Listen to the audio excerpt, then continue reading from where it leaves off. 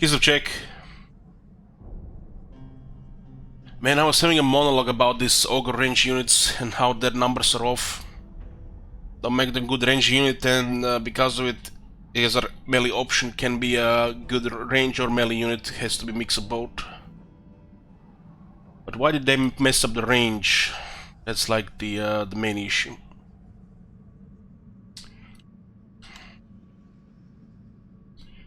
I'm not gonna go into it again. Goddamn disconnect. Looks like the time has moved 1 hour.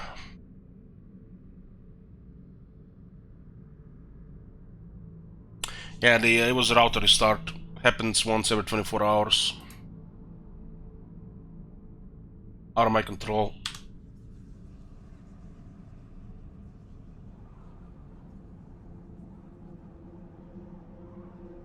The problem is, Goland is the unit has no range to be considered good range attacker.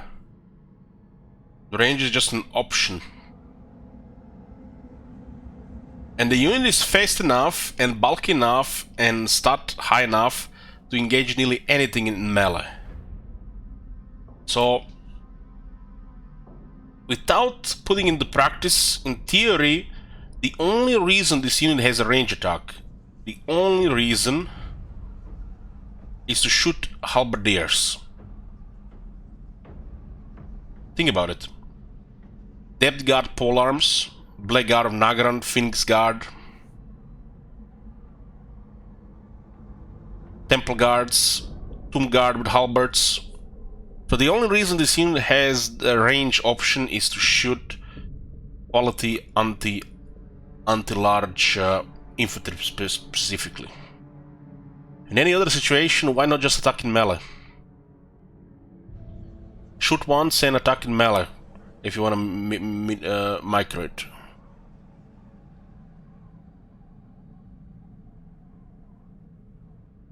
It's kind of like our Shapti Grey Bow that doesn't want to stay in range, because it doesn't have good range.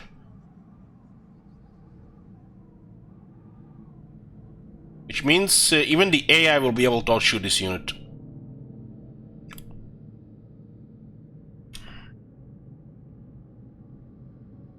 You can give these guys massive guns and then just balance the range depending on their melee capabilities. It will not work for factions like Ogre, units like Ogres. Unless there is a mechanic that actually helps them with these things, they're gonna be behind the range attackers.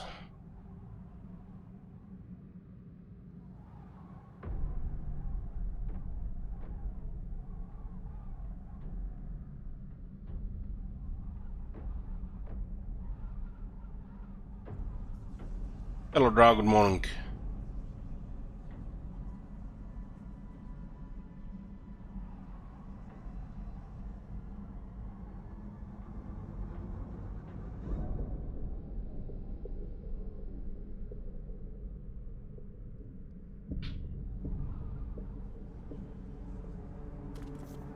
The tablet is ice cold to the touch.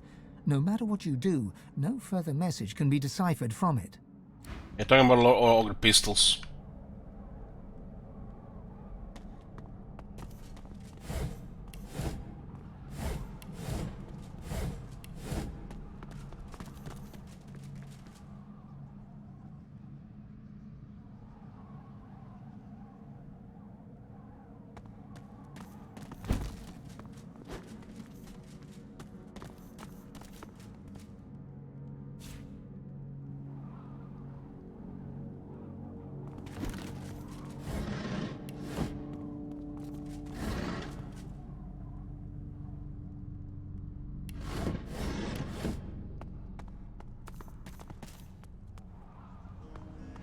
Well, we'll see how it works in practice, but in theory, mixing monstrous units where there seem to be like preferring the stompy stuff side of things, it's hard to mix it with the capable range units, which they don't seem to be in the first place. So it seems a little bit off. Not sure how they're gonna pull it off.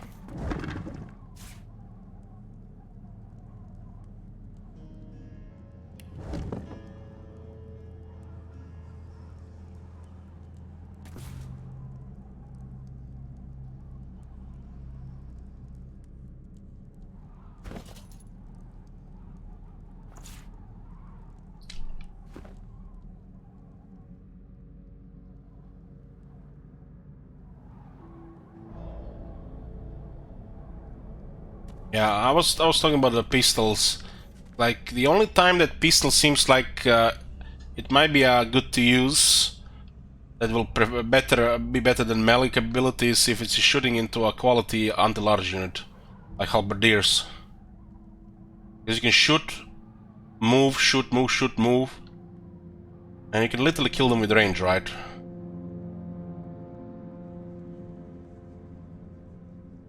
When they're weak enough, you just finish them off in melee.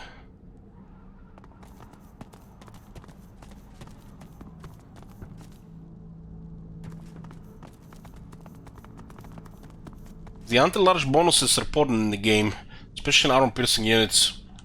Obviously, gonna have to prioritize focusing this down with the range. If the range doesn't do other things, who cares? Looks like it's gonna be primary role to just destroy anti-large attackers. Maybe they have some magic which lowers the enemy attack, so their anti-large doesn't do much.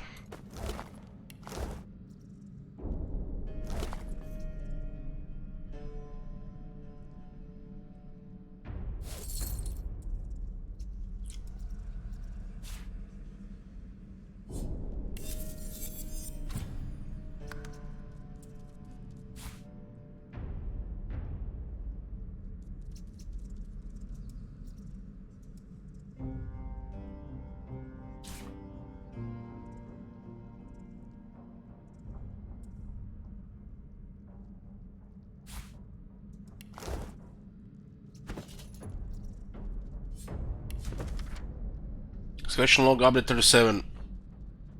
I finally find it, the Terran. Contingent of guys and whites immediately seized it and shipped it to Dallas. The overseers speak of medals of Lucian to be sent to us all. Inconceivable! This is eternal craftsmanship. I never held something so powerful.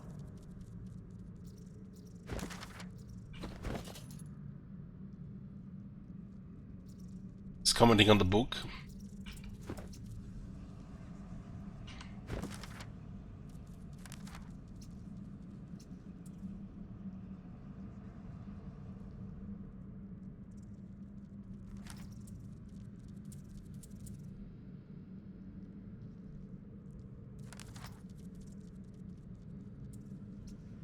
Magister found something called the Ethereum. They seem to be in a hurry to send it to Dallas. It must be important. The goal of Dallas excavation is in the Black Pits was the artifact known as the Ethereum. Ethereum.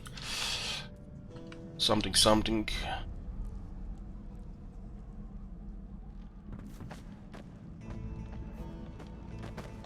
I guess this door is locked by this key here. Armory.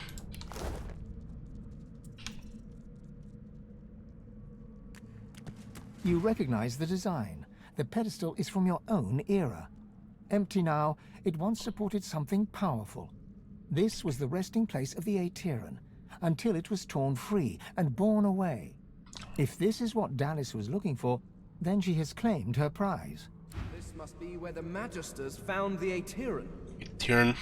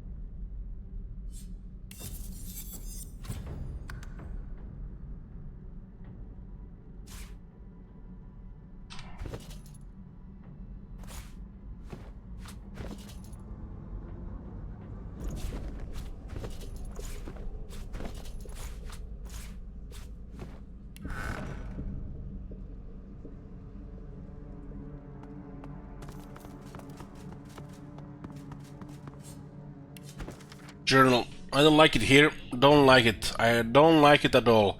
There's something humming, some fell thing. Something that close around at the edges of my senses, worming its way in. Today I saw a glowing blue light, and it spoke to me. I turned to tell my friend, and he was not but glowing light too.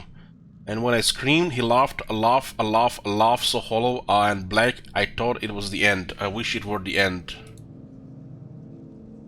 Well, sounds ominous. What's this? I found something.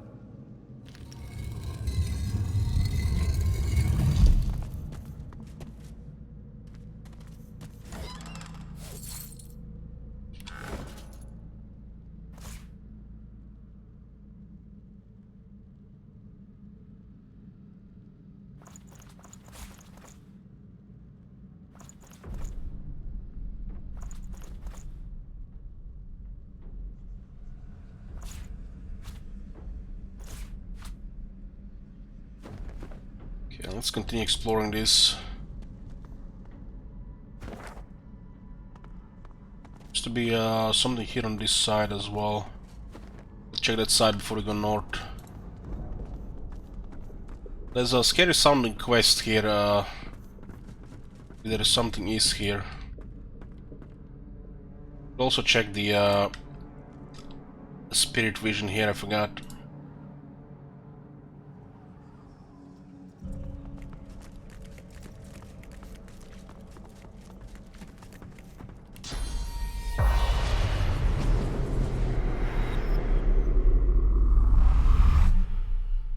So you still gotta get to talk with his spirit, huh?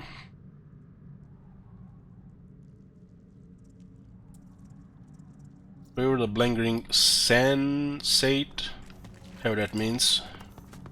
The spirit's memory, in its madness, dances in your mind. You are a sensate, deaf and mute, but gifted with an unnatural ability. Dallis seeks you out and brings you here into the darkness. When the blindfold falls, Dallis bids you find and free a secret power. You close your eyes, and you feel the presence of a hidden truth. You point at it and open your eyes. You are pointing at Dallis. The hammer calmly bids you try again, then steps back into the shadows. You close your eyes once more. Now the vault before you sings to you. You raise your hand to it. It opens to your touch. From the vault, you take a sword. It's weightless, yet it feels extremely powerful. More powerful even than Dallis herself, and yet fragile. A hand falls upon your shoulder. A blade crosses your throat. Blood pours. Dallis whispers, "Good girl," and then all goes quickly dark.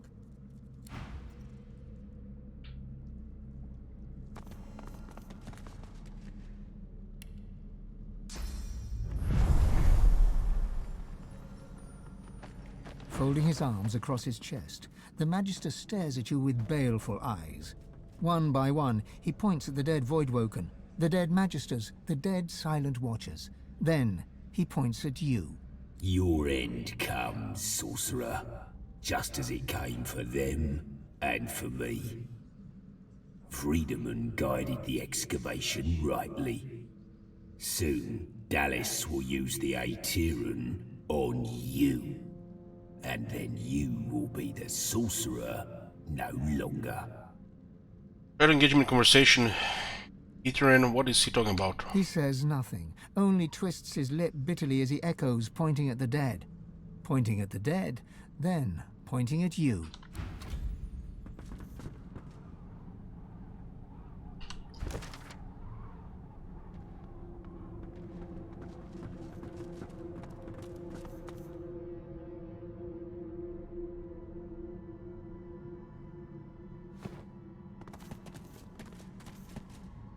I tried to warn them, but would they listen? I'm no canary, but I know bad news when I see it. And what do I get? Lying dead in a cage. Bugger 'em all.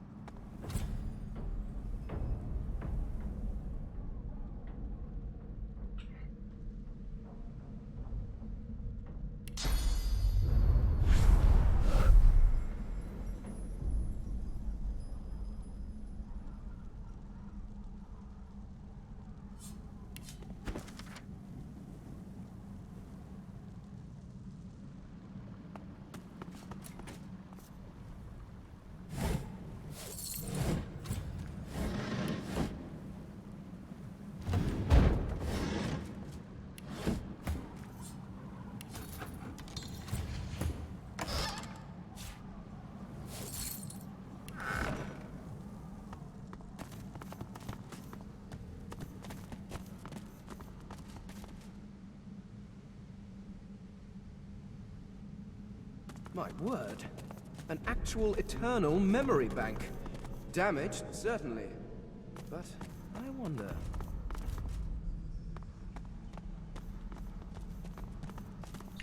You stare at the artifact in amazement. Even though it's broken and suffering from centuries of neglect, there's no mistaking it for what it is. Eternal technology. Looking close, you see that it may be broken, but it's not dead.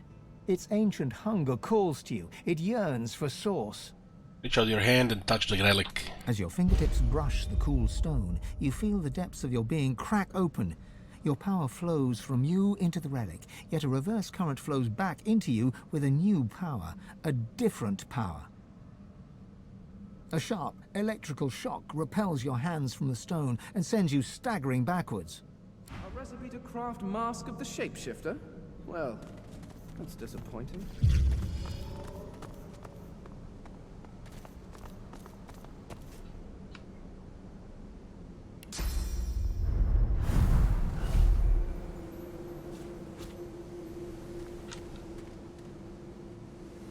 This is a strange area.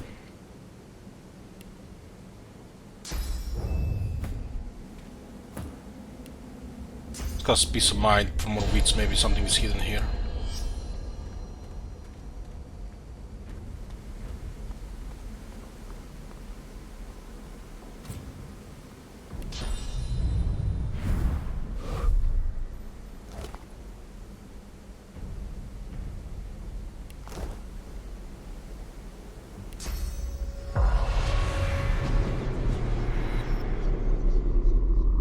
Hurry, she said, so I hurried, and hurried some more, tore me skin and muscles to shreds and got all but buried alive for the effort. Sounds like he was being worked to the bone. What was the rush? No idea. But gods know, Dallas had us on a tight schedule. Faster, we're getting close. Easy for her to say. She might be called the Hammer, but I never saw her walloping away at the rocks. She used to be a smart cookie, but she's gotten careless since that new advisor's been twisting her ear.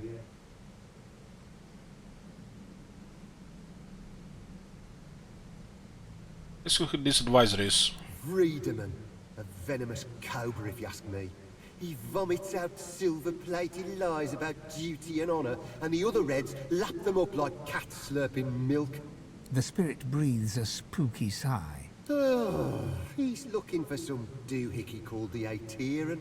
Supposedly sucks all the sauce out of anyone and anything for good. Don't know what it looks like, only that I never found it. Not before, well, you can see for yourself what state I'm in. All I ever saw were glowing gems and baubles. We'd show her a lot, and every time she'd look at that swaying shadow of a man and he'd shake his head like we'd brought them a pile of rubbish. Guess if any of these doodads they found a clue, the tablet of some kind. Maybe. I honestly don't know.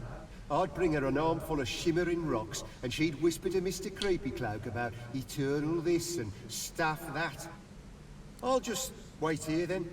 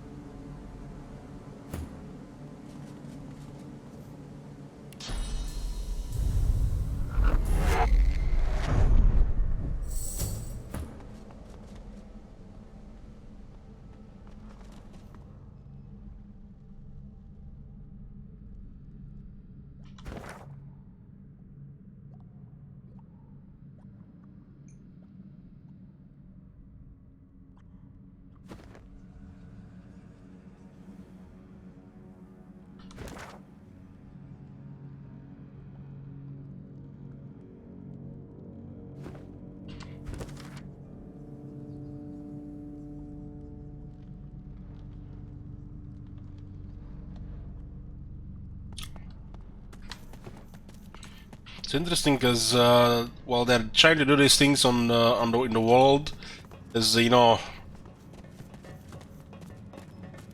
forces moving against them or everybody else.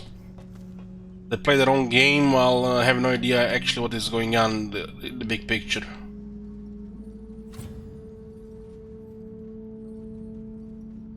Weaponized monks, possessed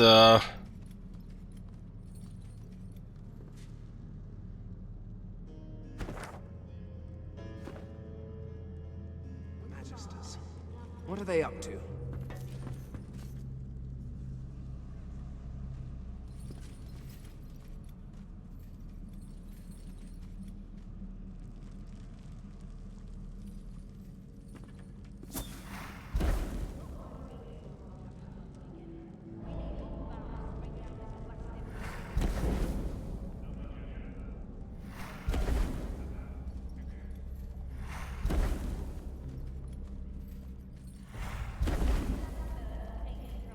You explode them all at the same time, there's much more oil out of it, I think.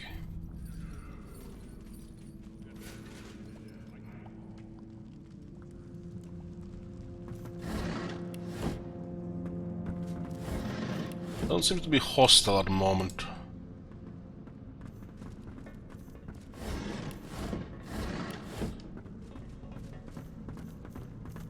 There's a lot of them down there. But I'm sensing there's gonna be void walking here in as well. Watch those torches, fools. There's enough oil in here to tear this place apart.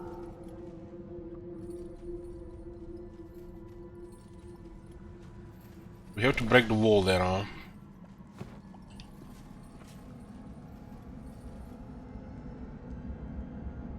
What word on getting this oil contraption working again?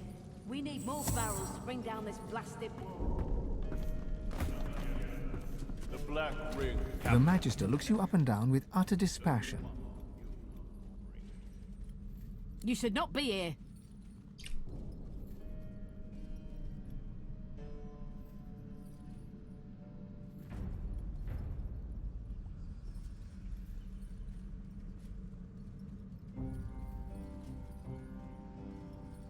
There is a fourth option to just attack them.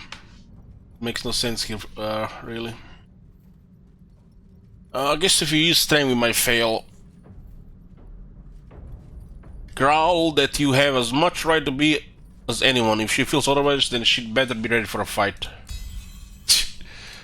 The Magister scowls, but relents. Touch anything down here, and I'll stick your carcass on a gibbet. Now keep out of my way.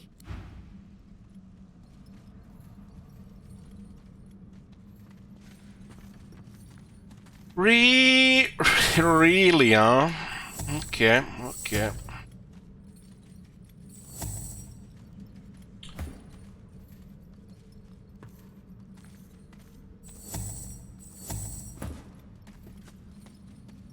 Keep close watch, lads.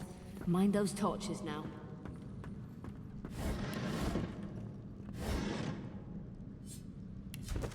Well-constructed poem of epic length here describes how frames of power and mystical frames, poem suggests one or the other or both, can be combined with a rune to make the rune more powerful.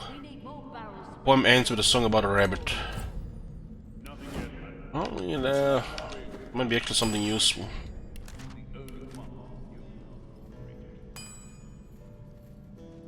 It's about mystical ones. We haven't seen any mystical ones. I would use this on small runes though, that's like a waste of a frame.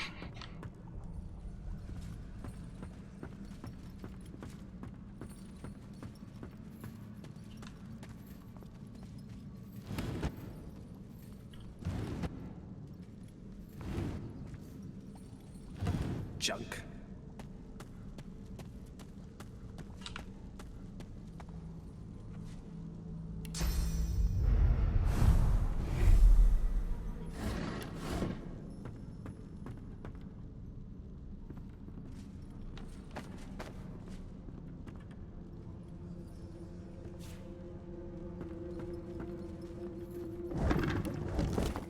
What word on getting this oil contraption working again? We need more barrels to bring Also down automating oil barrel creation. The only thing that I will save my life is the knowledge that these other puppets don't have yet, at least I hope so. Machine Star sequence, Ember, Sapphire, Emerald. He was a saboteur and paid the price. Do you want to meet the same end as he did? There's also an image of a garnet at the bottom marked out with a big red X. Guess I know what I need to do now.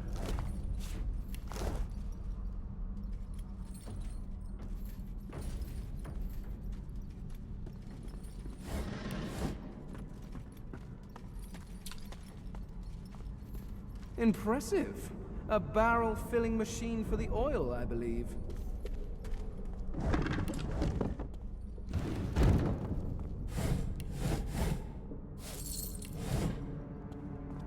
Keep close watch, lads. Mind those torches now.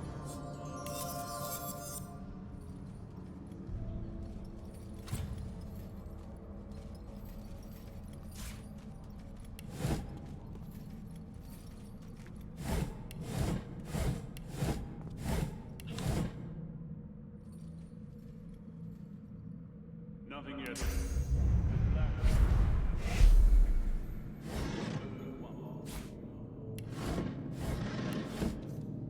He was a saboteur and paid the price.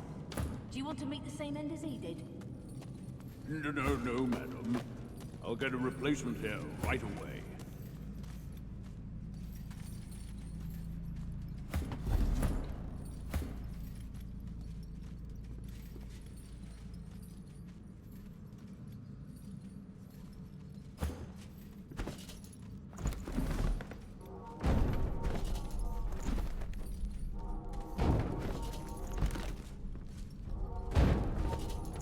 Watch those torches, fools. There's enough oil in here to tear this place apart.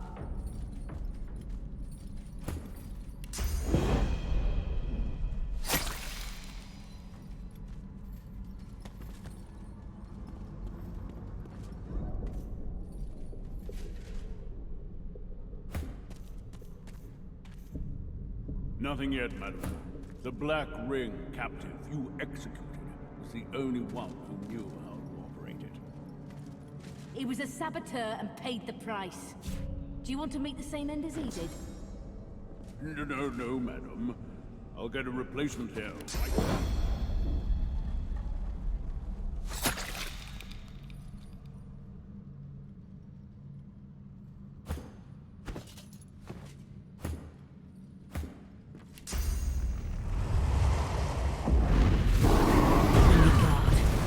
There's someone out there.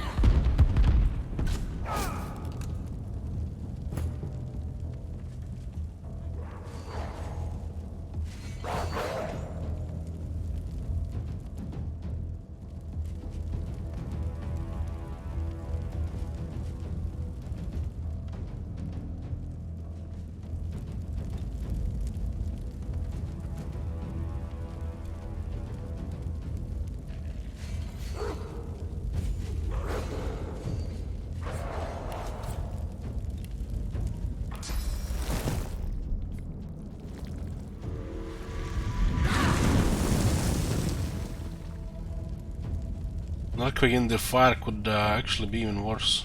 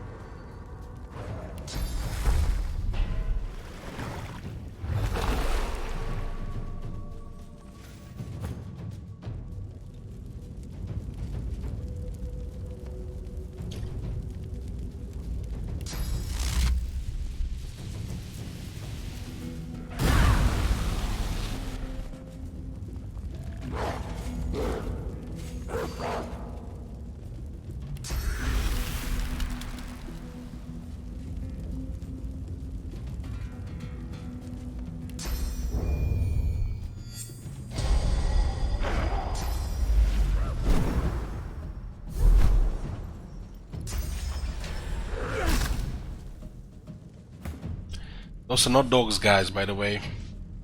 Those are weaponized, drained people. Nice back here. Nice back, I'll take that. Finally, this bullshit angling is working in our favor for once.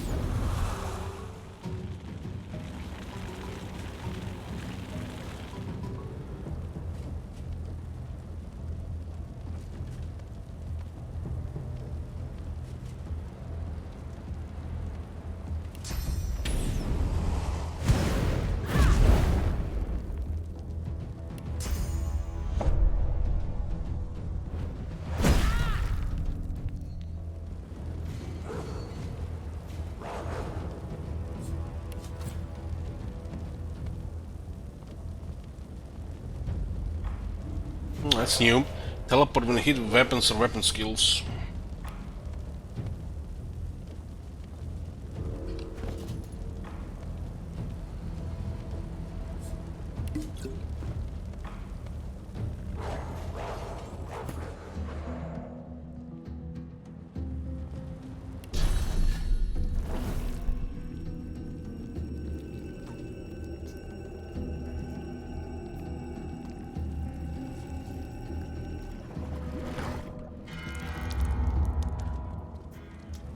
Bleeding, very nice.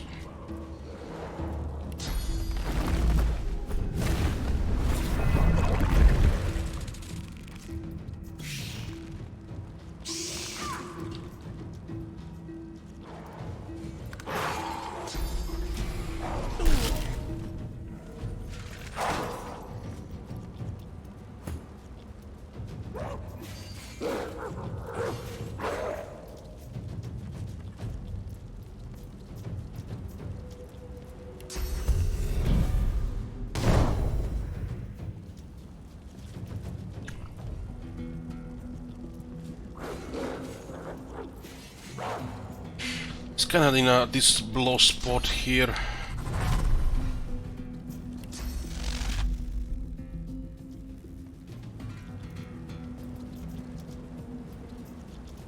Like this. Apparently this one was not in range.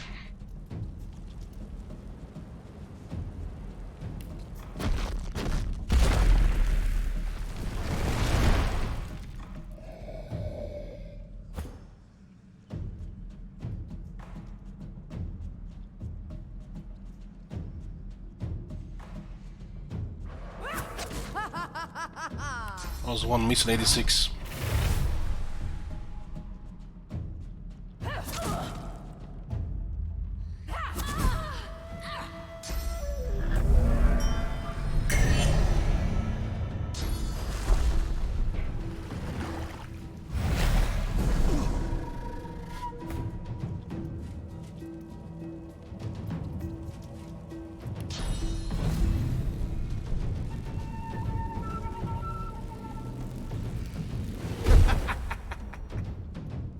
I don't think I ever heard him cackle like that before.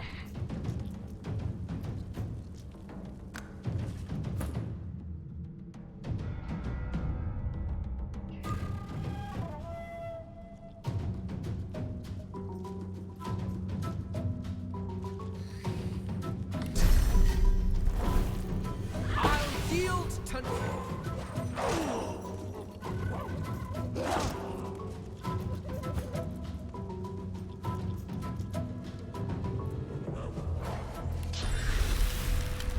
I'll yield to none.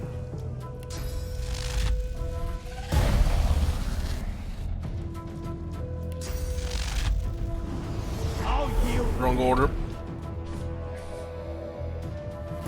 Looks like that dog cannot use the ladder. They have to wait for a jump. I'll yield to none.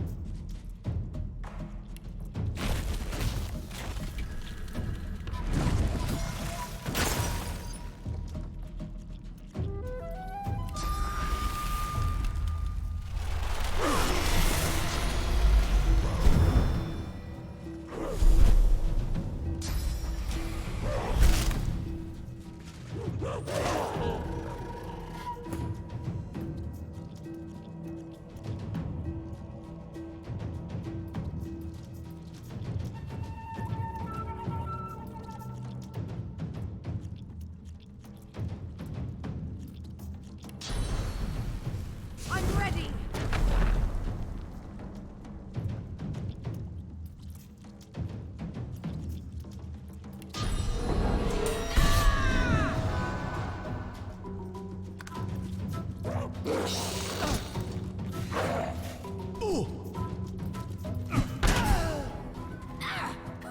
You're not trying to escape, are you?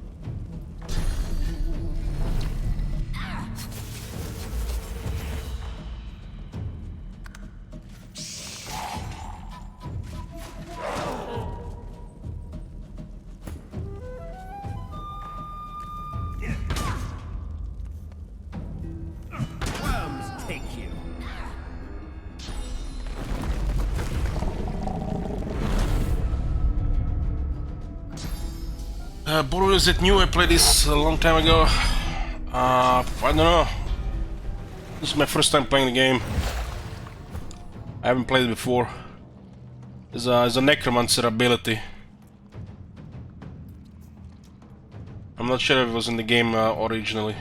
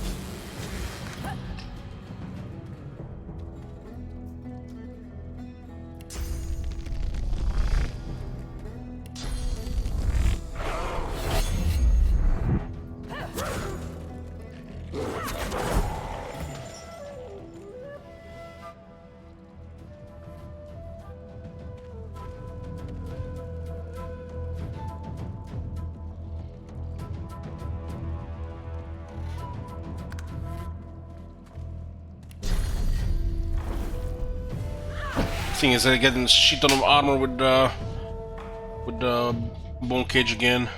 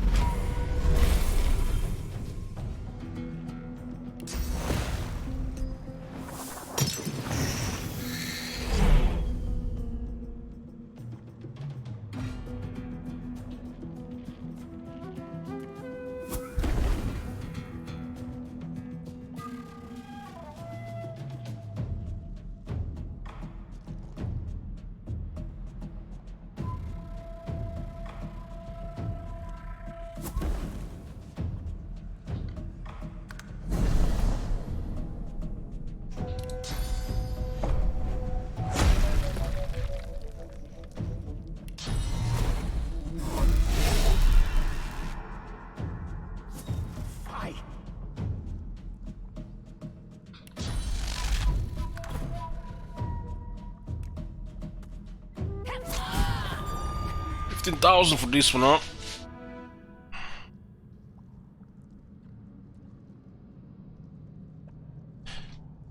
Okay, this is the last area before that, whatever it is on the top.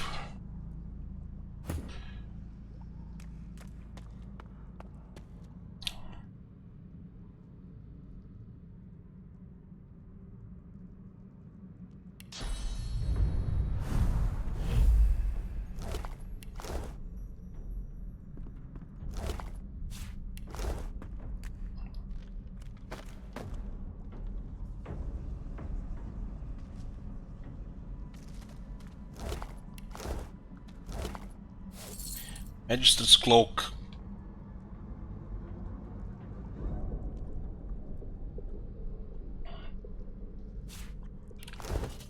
Sure what that's supposed to be.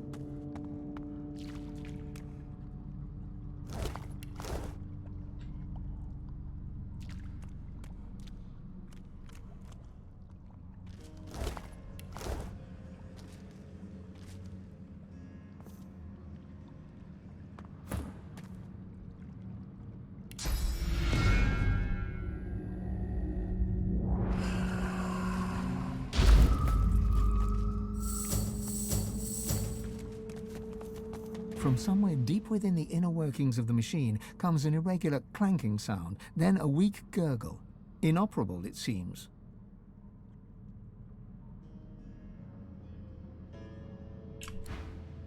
Why would we need to make this work again?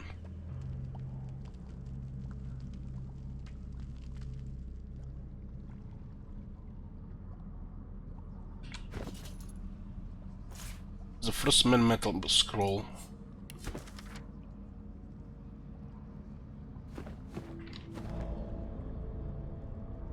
From somewhere deep within the inner workings of the machine comes an irregular clanking sound, then a weak gurgle. Inoperable, it seems.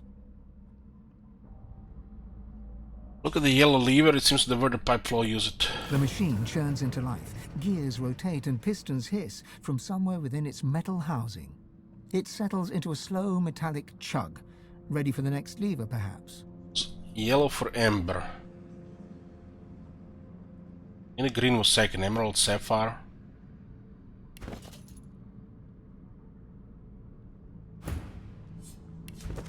Sapphire, emerald. Yes, yeah. Yellow, blue, green.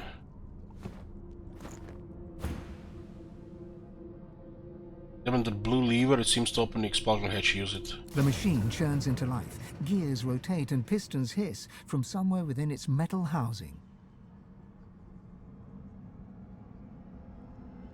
It settles into a slow metallic chug. Glance at the green ready for the lever. next lever, perhaps. It seems to be an oil release mechanism likely to the last used to be one to use. Pull it. The machine churns into life. Gears rotate. The machine rattles, grinds, and hisses for a protracted moment, building in intensity.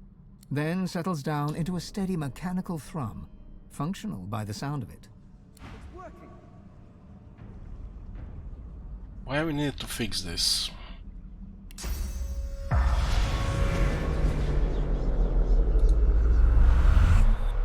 The spirit of a white magister scowls at your presence. Get away from me, sorcerer! Filth! The spirit meets her fate with an intense scowl.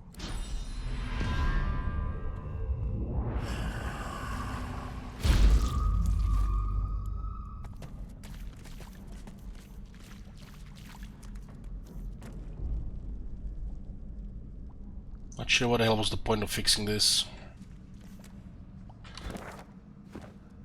Maybe we'll find out here. That's a lot of firepower to stockpile in one place.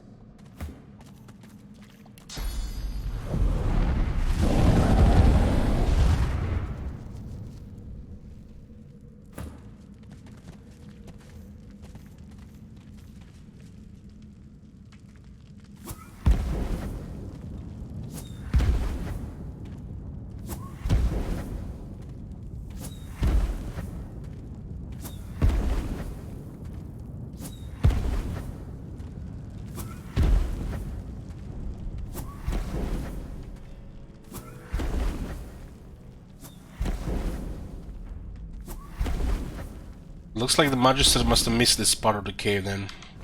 If they didn't go, if this wall is still here.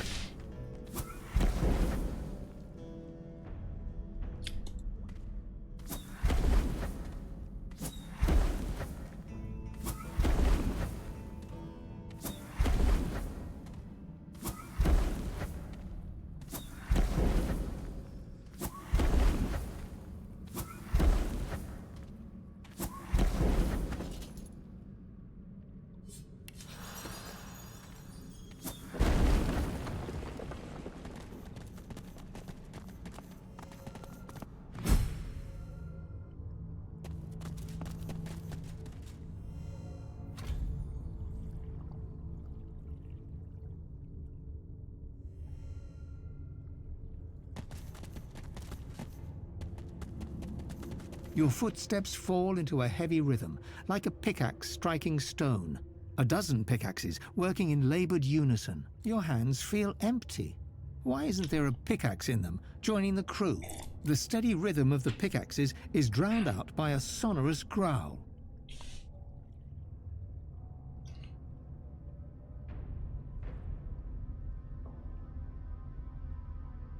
Admit you've been waiting for this to happen again, the voice of flame is here. A hot breath spills across your shoulders from high above.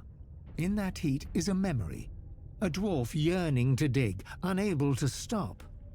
The archaeologist led his crew for months, digging for a beast's bones. His empress needed them to forge a set of armor. A single sharp claw pierces your soul and twists. Something jagged fills your hand, a potent rune of fire. This small token is a promise of greater things to come. Medium Bind rune the at this armor stage. set together once more, and be rewarded. Can you give me a large rune? Been vendoring those. You must wander far to find more of the armor. Travel to the Nameless Land and follow the symbols of the dragon worshippers. As the voice fades from your ears, a sigil appears in the air above you, a flaming arrowhead. The armor you bear surges with a cold pulse in response, seeking your attention.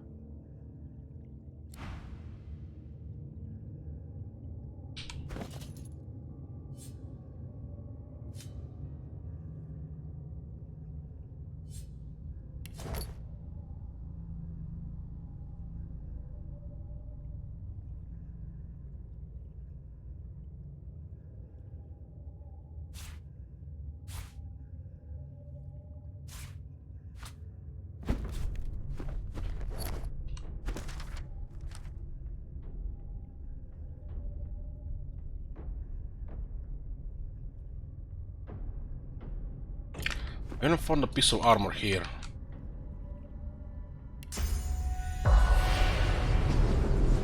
The dwarf's shoulders sag in relief when he sees you. Thank you, friend. Couldn't scarcely think before you took me back to that place. Name's Rufus, former dig site chief and archaeologist. Currently a dead dwarf. At your service. Very surprised he's very calm about being dead. Being dead's not very special. I'm more impressed he can talk to me. That's how he got involved with the dig site. Oh. Involved is an interesting way to put it. Bit of a story. But I suppose you got time? Damn cursed armor. Who strings a pile of bones together and lets it eat people? The chronicler winces, then tries to hide it by standing up straight. Empress paid me to dig up the bones of a dragon called the Devourer. Said they were the key to her ascension or something. I found what she wanted. She made him into armor, and when she wore it, well, said the beast started talking to her. Guess when bones start talking, it's better to leave. But the next thing I know, I'm a soul chained up to a pair of shoes. Suppose that'll teach me to be greedy, eh? Eh? Wonder if he has any idea how to escape the armor. I wish I knew. Would love to be in the hall with the rest of my kin. But I'm a man of action, not magic. This guy's been following us for a while.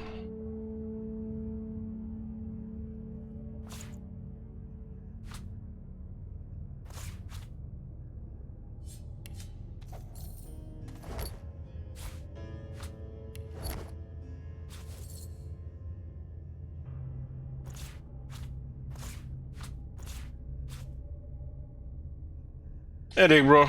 Still up.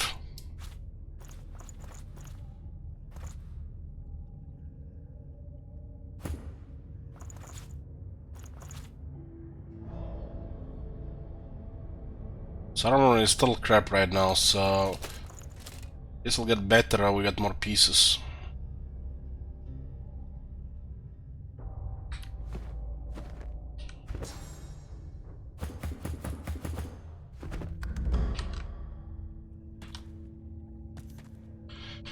Well, there's more stuff here.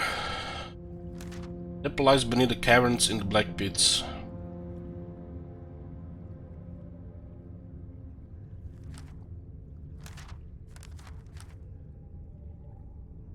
I'm still finding a tablet for this one.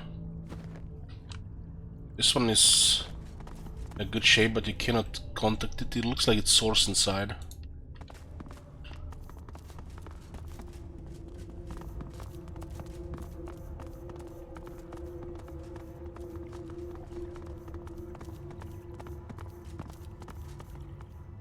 This looks like anything unlike so far in the game.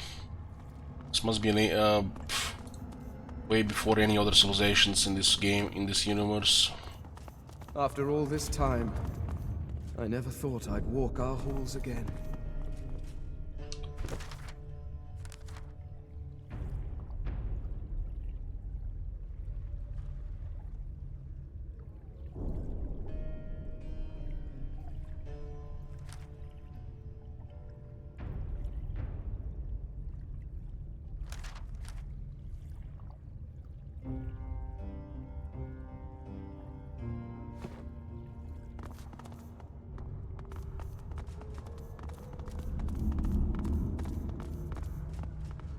Kinda has Necron vibes.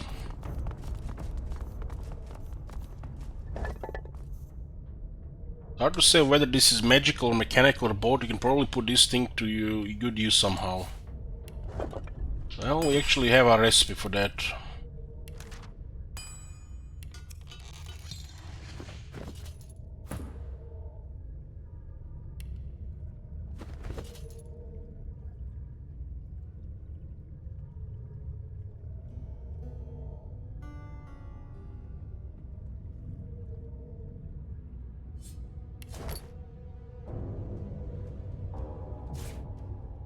I wonder if the level depends on what level you crafted.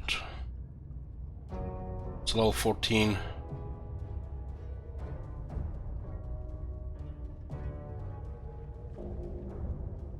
Armor of the Eternals, common. Huh. It's a lot of air resistance just for one item. Immune to stunned, inflicts stunned contact, immune to shocked. Reflects air damage. There's a lot of armor though.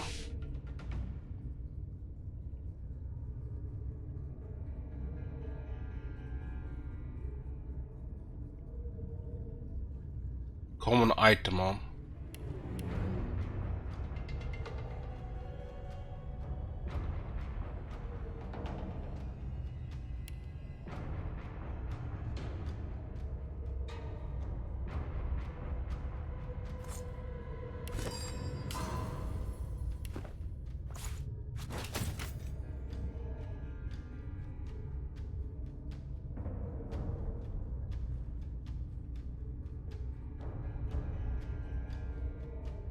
Inflict stun on contact, I'm guessing only if the enemy has no magic armor.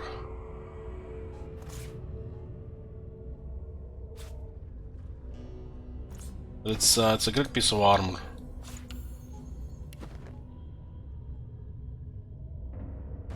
Just armor alone is pretty awesome. A little bit more movement. Immune to stun and shock, that actually helps as well.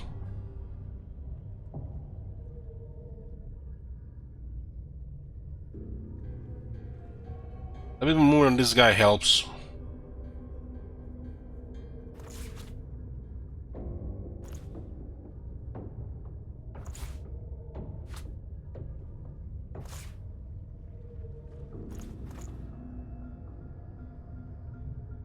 Won't be able to use mend metal until we get +1 geo.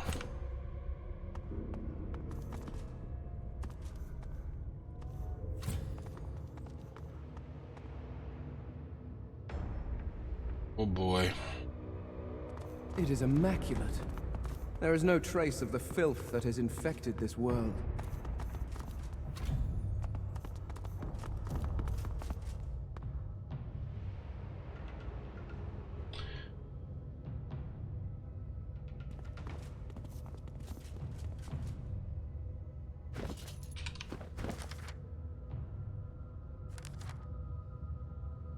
On an ancient temple of sorrows deep in the caverns of the Black Pits. Temple spell is magically blocked, there must be a way to deactivate it.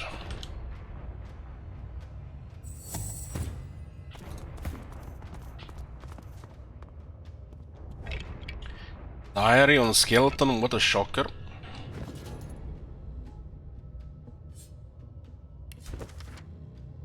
Here begins the account of Wolfram. Lead archaeologist Captain Arius tells me there may be something worth excavating in this curious cave. I've hired a gaggle of locals with shovels. They insist this cave is haunted, but it's amazing that the ghosts you can chase away with a heavy purse of gold. Incredible, I've never seen craftsmanship like this. What was it, a tomb, a temple? The pillars to the seven suggest some religious purpose. There is more. Hidden behind a barrier, the workers are grumbling again.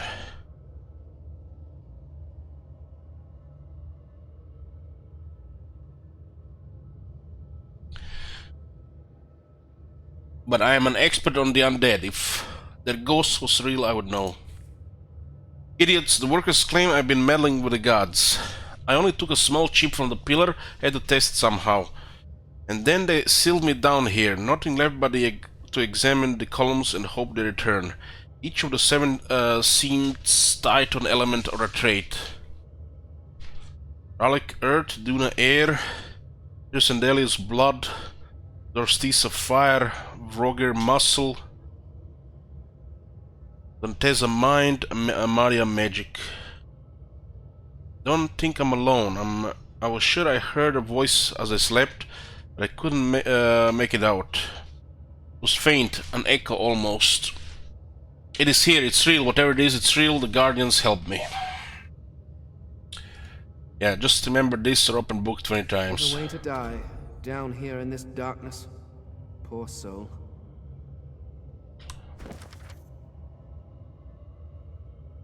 Okay, it's in the quest log here. Here in the underground darkness, Wolfram heard a voice in his sleep. His helpers were fearful, we should stay alert. Wolfram... Archaeologist Wolfram linked the god pillars to the elements. So we got another puzzle here. The curious sculpture comes alive as you reach out to touch it. It thrums with power and throws flickering, dancing shadows against the walls. The carving is covered in eternal glyphs. They surround a gently glowing stone that makes you think of the night sky rolled into a ball.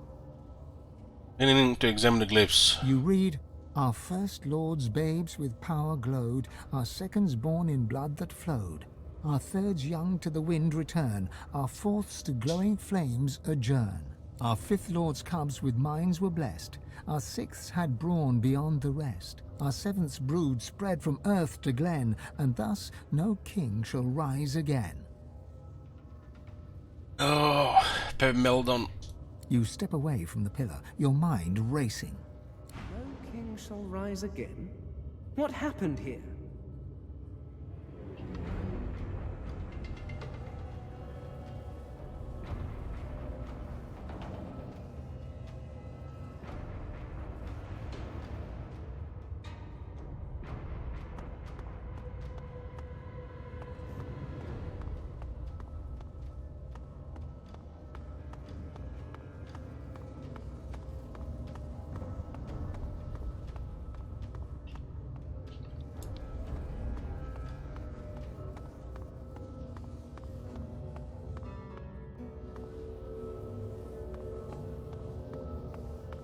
Lady Amadia.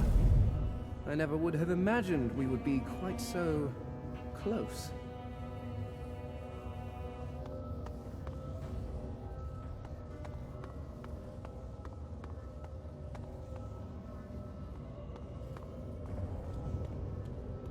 Lady Zor Stissa, I must commend you on your reptiles.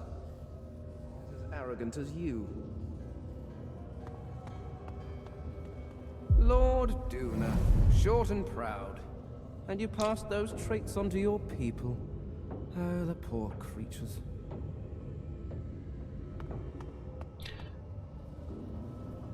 Hear him, Marconis? Do mortals really call him the poet? I have seen better meter scrawled on outhouse walls. This can be it, just click one on each and be done with it.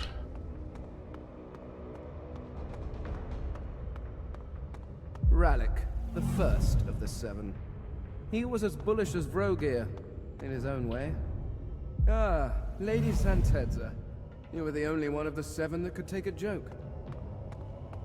Lord Vrogir, a champion... Well, that wasn't right.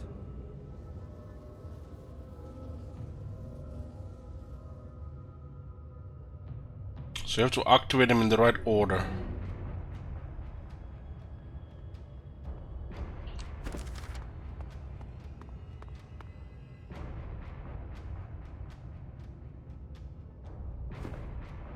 The sculpture is covered in eternal glyphs. The only visible ornament is a deep-set stone that Rest firmly upon a glowing rock. Something shifts within the sculpture, and you're knocked back by a sudden burst of energy. The glow from the columns surrounding the barrier fades, and the room is still. The sculpture is covered. You read, "Our first lords babes with power glowed, our seconds born in blood that flowed. Our thirds young to the wind return, our fourths to glowing flames adjourn. Our fifth, our seventh, you step..." Okay, so that's the clue.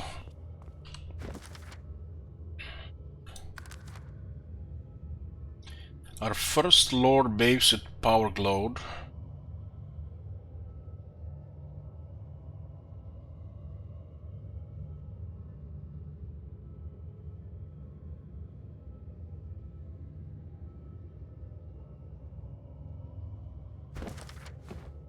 What happens if I click this one first?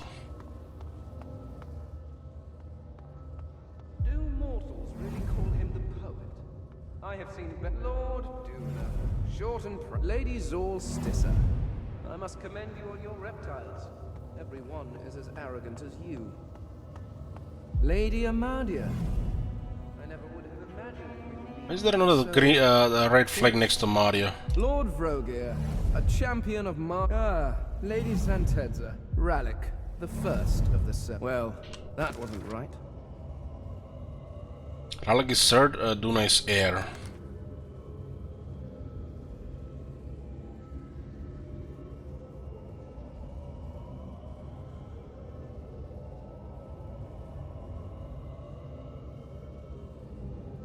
Our second's born in blood that flowed.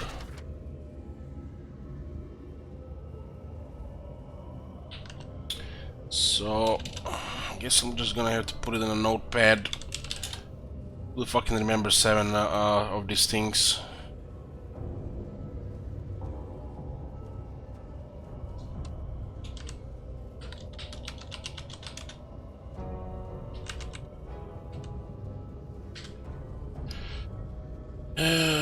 So, Tears and Delius, I guess it's second, because it mentions blood.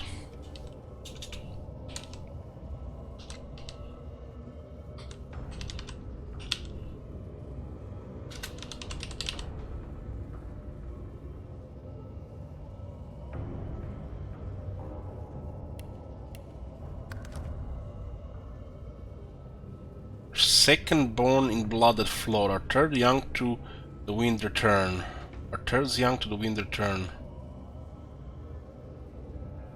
Third is Duna.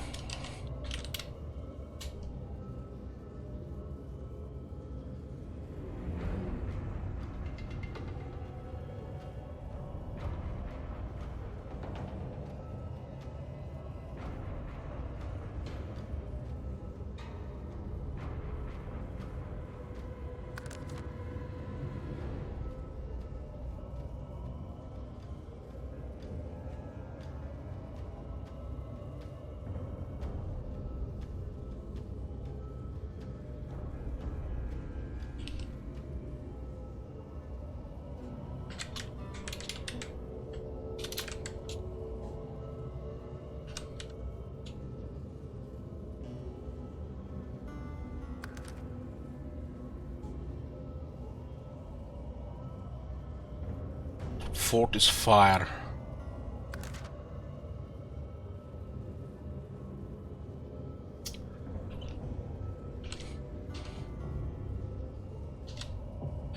This is gonna be pretty straightforward, but it's 7 to remember, so you just have to, you know, start writing down.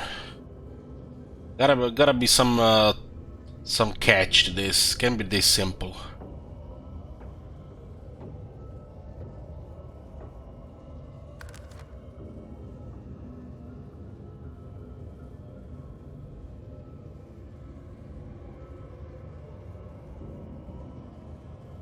Fifth, mine's blessed.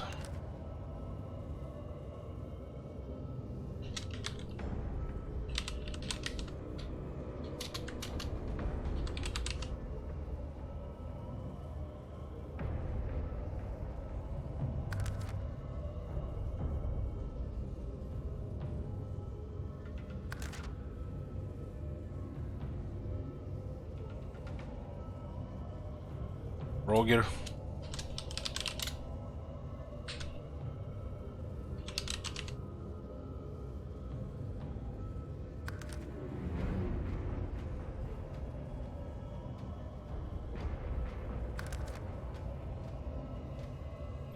Ralik.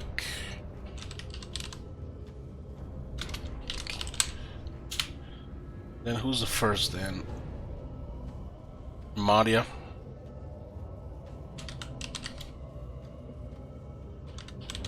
Maybe that's why There's no red flag there because you start with her. Okay, let's try this now. Get you over here. Go first with the Maria. Magic.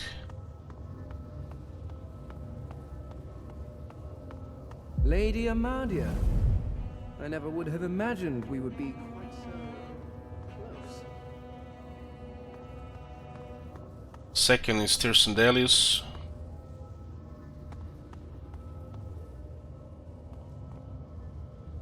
Do mortals really call him the poet? Duna I have third. seen better meeters. Lord Duna, short and proud. Solstice And over you pass those next. traits onto your people. Lady Solstice. I must commend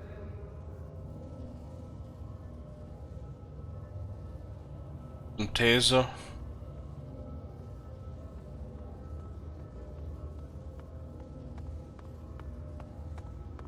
Ah, Lady Santedza. Roger. Lord Vrogir, a champion Raleigh. of martial challenges, less so of mental challenges. Raleigh, the first. He was as bullish as Vrogir in his own. That's it. We're through.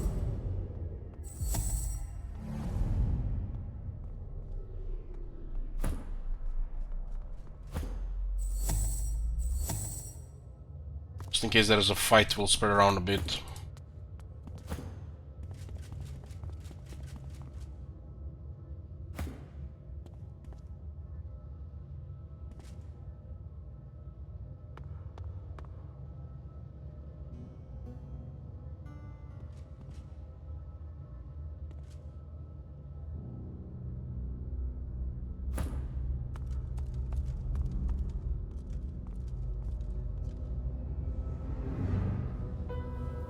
This looks like a Necron tomb.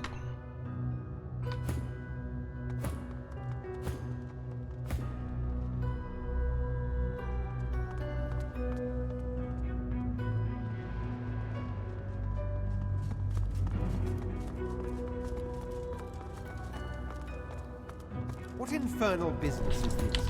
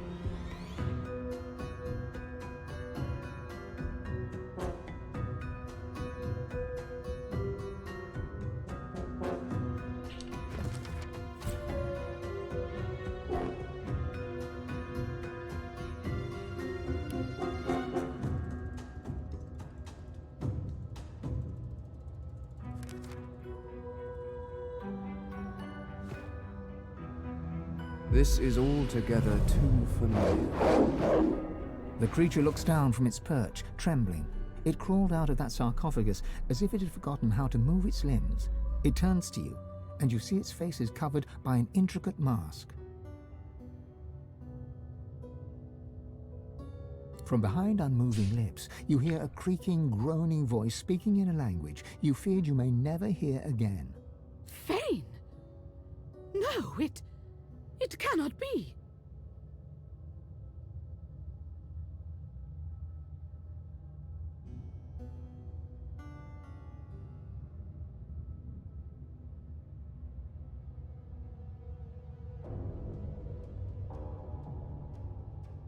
Staring in shock, she's speaking the eternal tongue.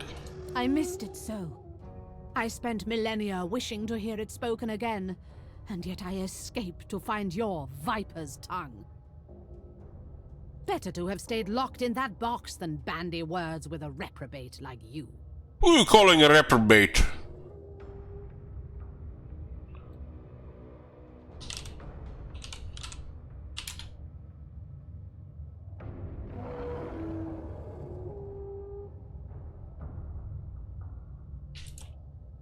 Deep inside, you can feel Amadia stirring. Something about this has her unsettled.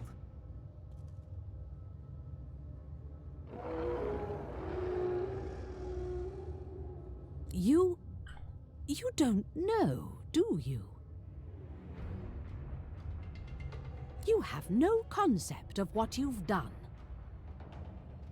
Did we destroy the world?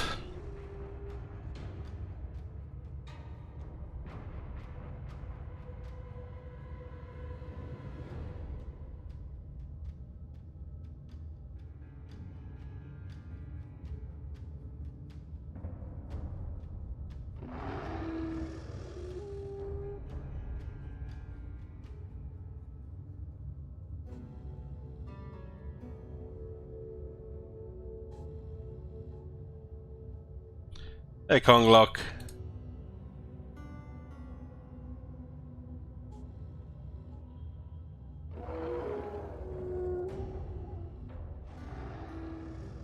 You feel a cold terror settle into your bones. What is she talking about? I am talking about the war.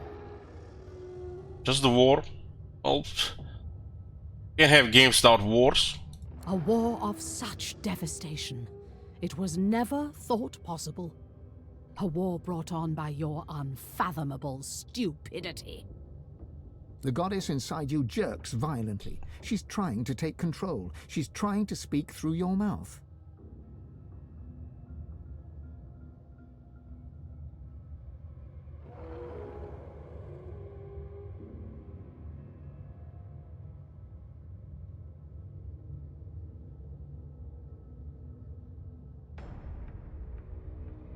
Ask what happened in a quiet, cold voice. Despite your best efforts, your mind returns to that day, eons ago. Your discovery of the Veil of Creation, your appeal to the king, his refusal. Your turning to the Seven Lords, the king's displeasure. Did you think nothing would happen? Did you think the lords would be satisfied to leave that power untouched? No. They seized it. They rebelled against the king and declared themselves gods. You feel the goddess Amadia lash out defensively inside you. She's not happy with this.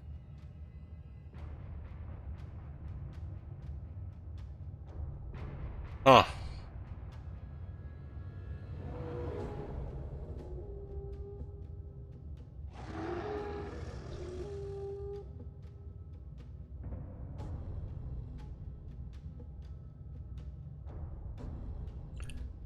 The man to know how she survived if everything descended into war.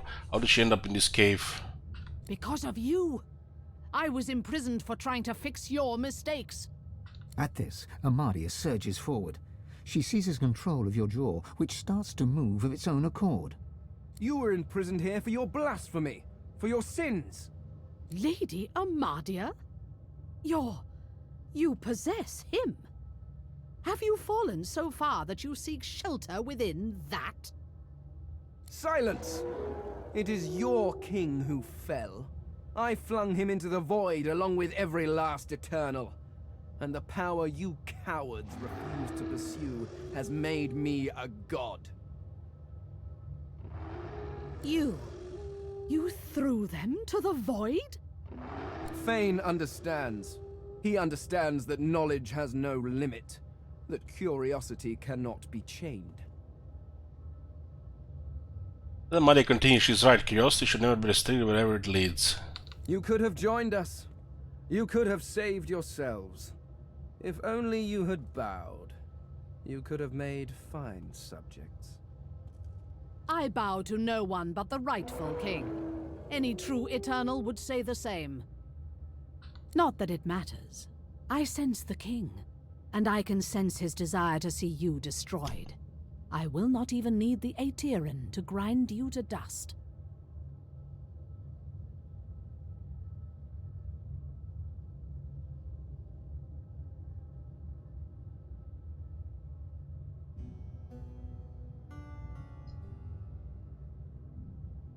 Feel Amadia tense at the mention of this Aetherin. Let her speak. Where is it? Ha! Of course you never found it. You always lacked imagination, Lady Amadia. It was hidden in these very caves, beyond your wit. Although I can feel its distance, it is in the hands of another now. Perhaps they will use it to purge the 7 traitors of all divinity, as I had hoped to. You can feel a cold fear settle in Amadia's heart. She retreats inside you, curling up defensively. I have spent too long alone, and now loneliness is the most I can look forward to. Thanks to you, Fane.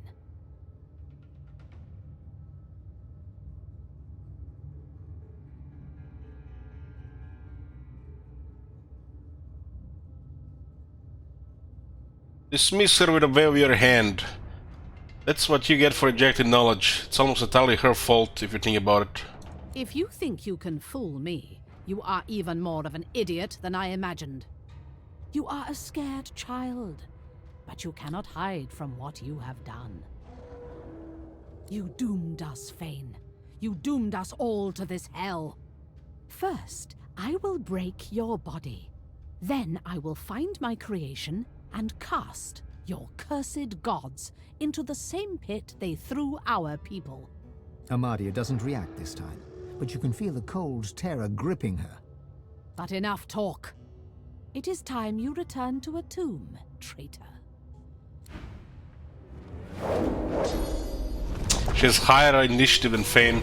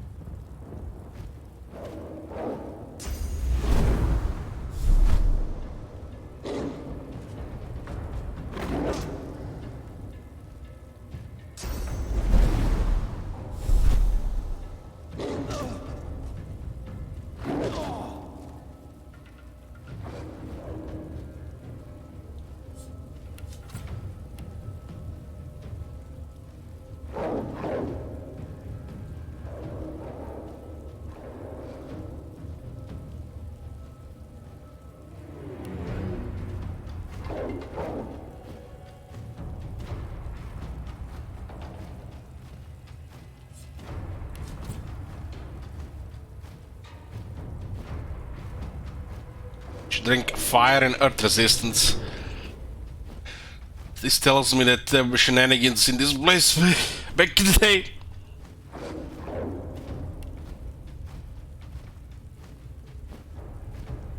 This wolf seems to be doing the most damage. I mean, look at this, they still nearly ganked the beast. They always conveniently jump around.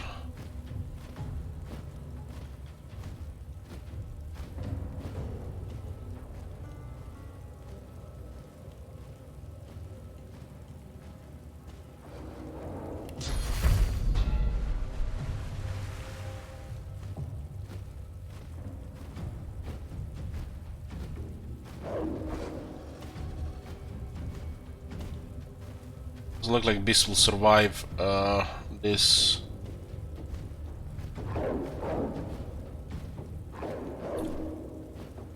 Looks like these things are weak to magic.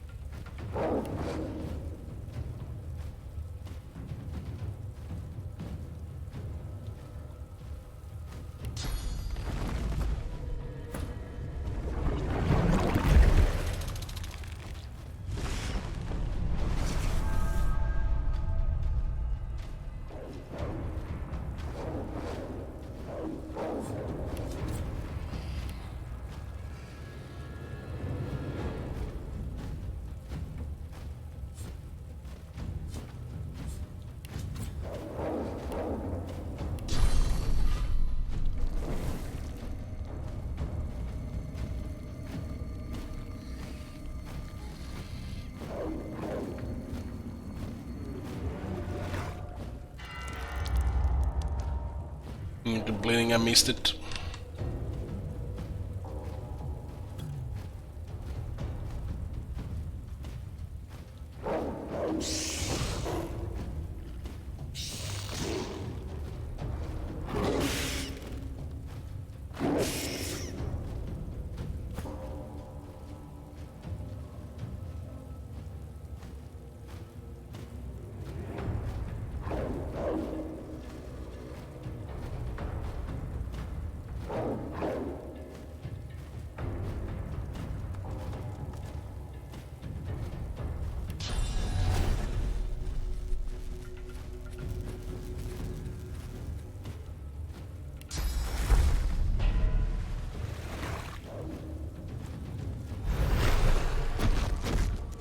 I think you can survive 1200 damage there.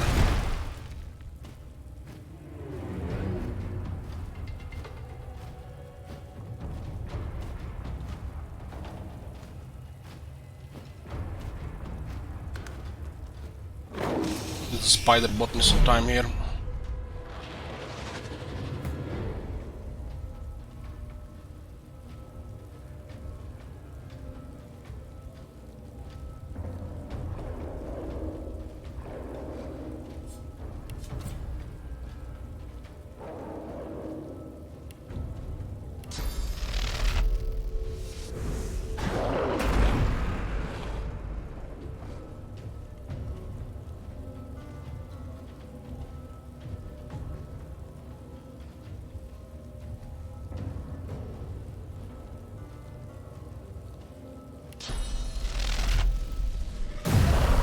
Well, they got blinded. This could be enough.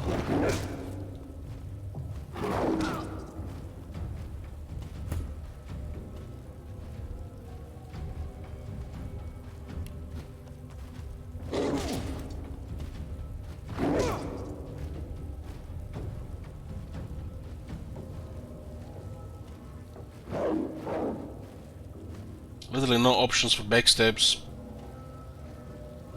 That's very awkward.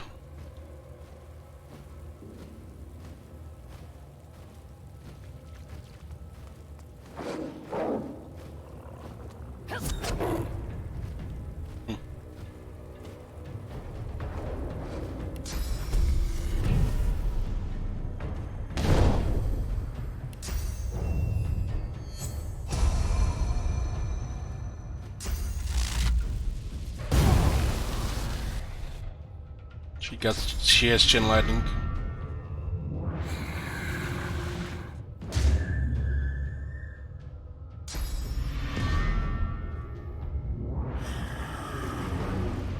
She also has Source Vampirism. She's draining Source at one cost. No cooldown.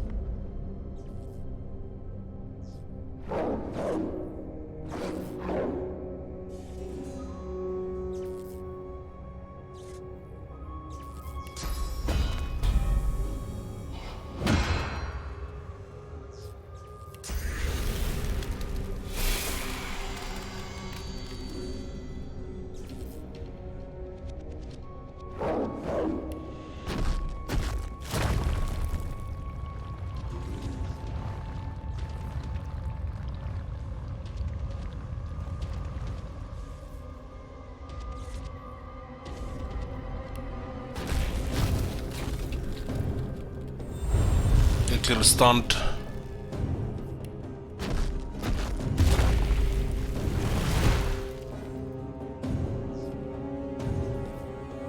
I'm not sure there's enough to survive here. They can just switch on him immediately.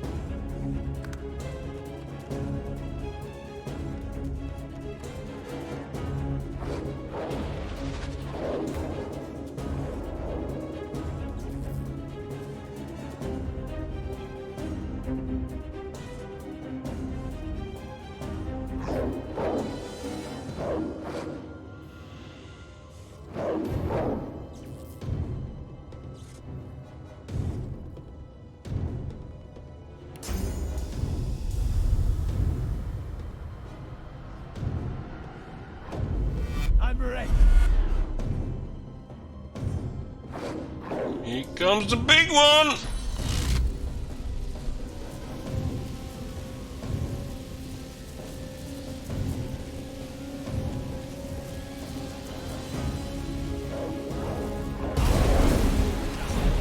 Silly doggos.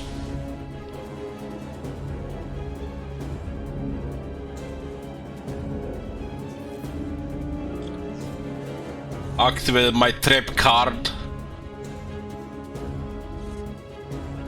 It does look like they cause some damage when they die.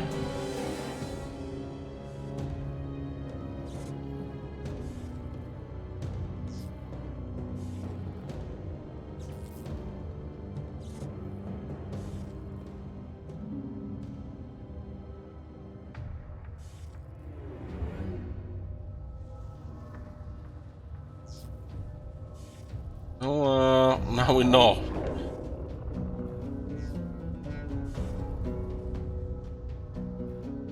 Ben has barely survived there.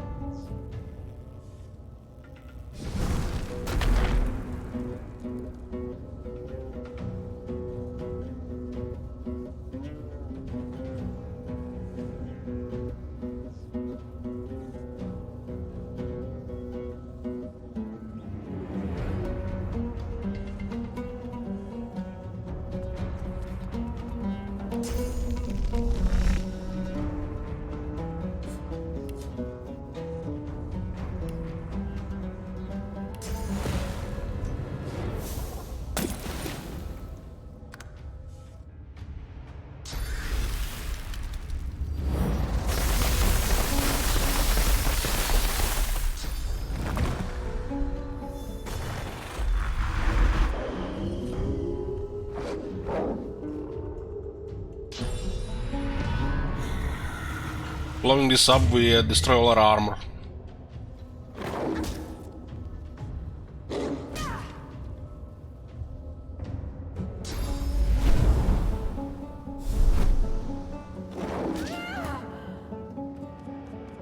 It's such a high dodge, but she failed to dodge every single time.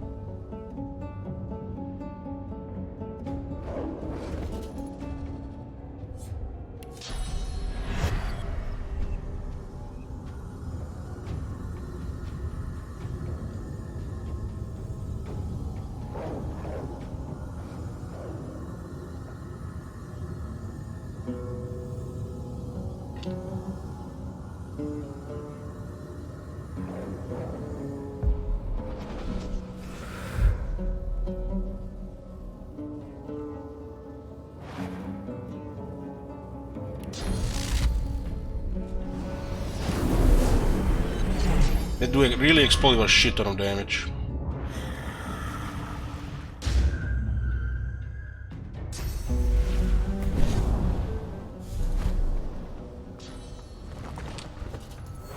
Fen was only in the combat, man, I haven't noticed. I'm waiting for Fen to act and like, what the fuck?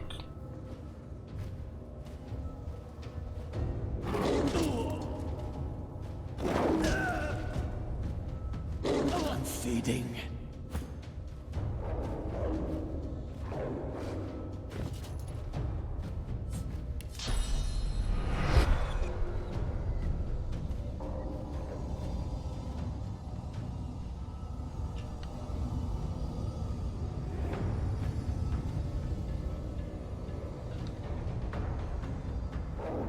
Prepare yourself. This dogs hit way too hard. And the way we explode, they were exploding with water damage as well. That was a nasty surprise.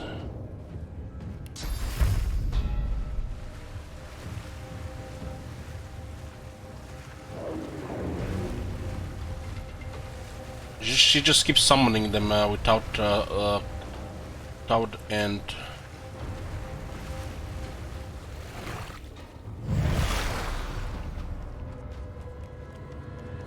That explosion there with lost magic armor hurt too much.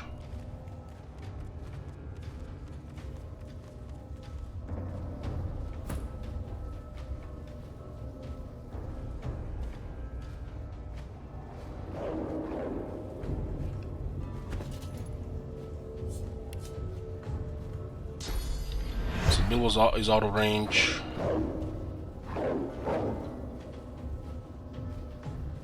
Well, only these dogs hit very hard, but they also explode magic damage.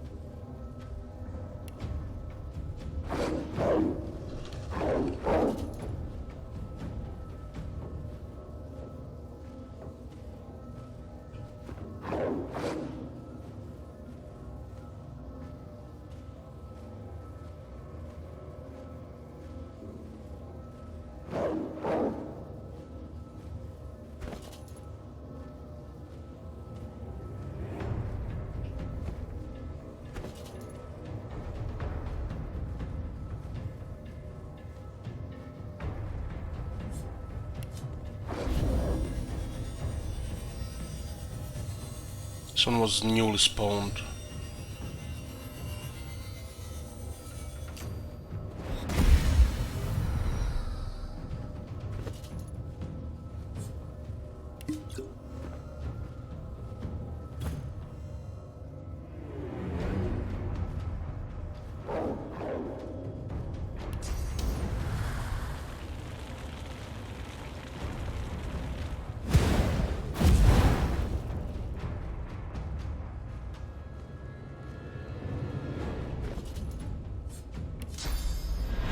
Still out of range, goddamn. Moving her down there after that, that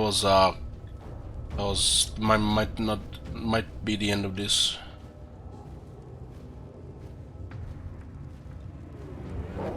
The amount of damage she did was just beyond ridiculous after that explosion.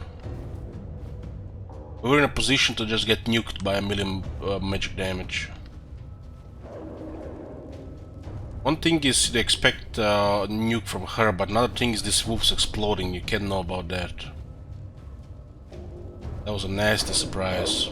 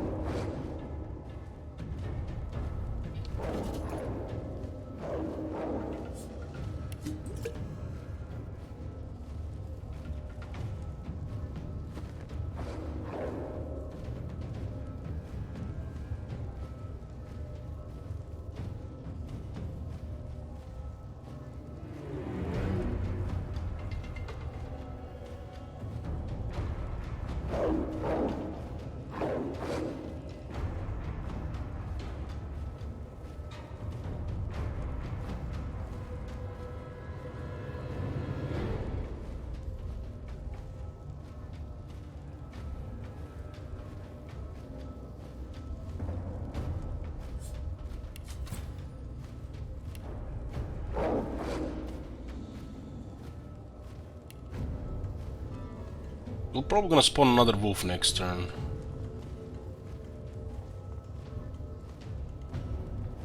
The wolves do massive damage. When you try to kill them, they explode in your face as well.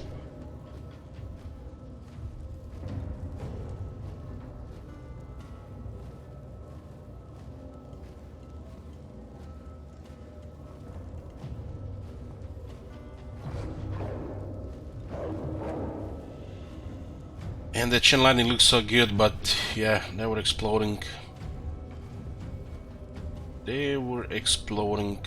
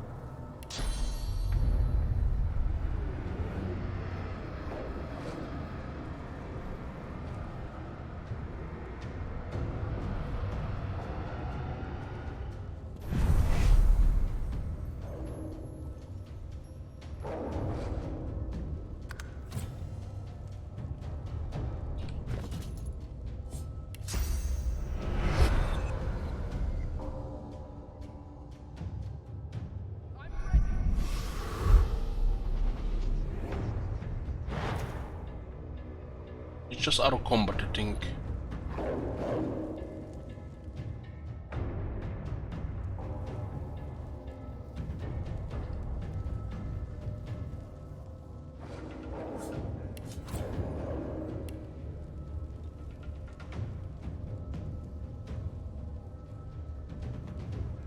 They really made this encounter to get you fucked with this exploding stuff.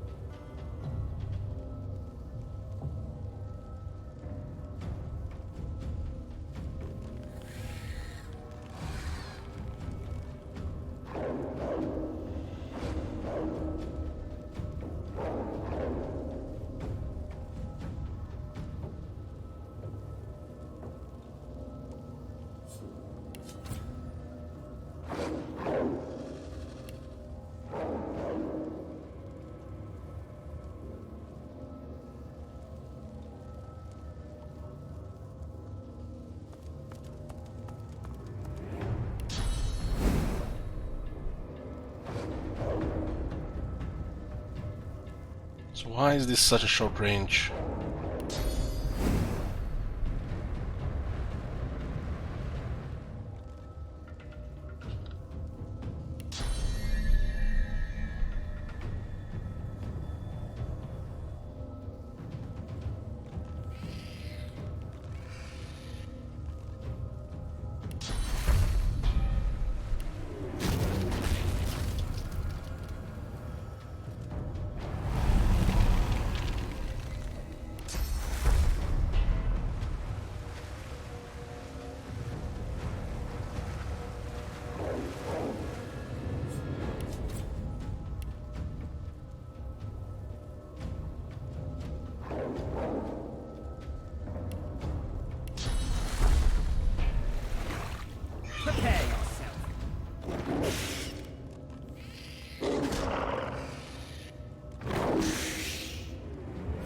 Forgot she's undead for a second.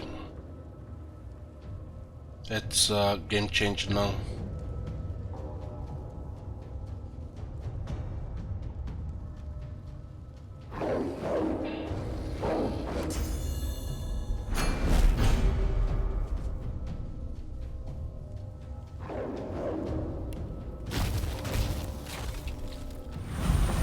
Need to stabilize a bit here before we push a little bit more damage.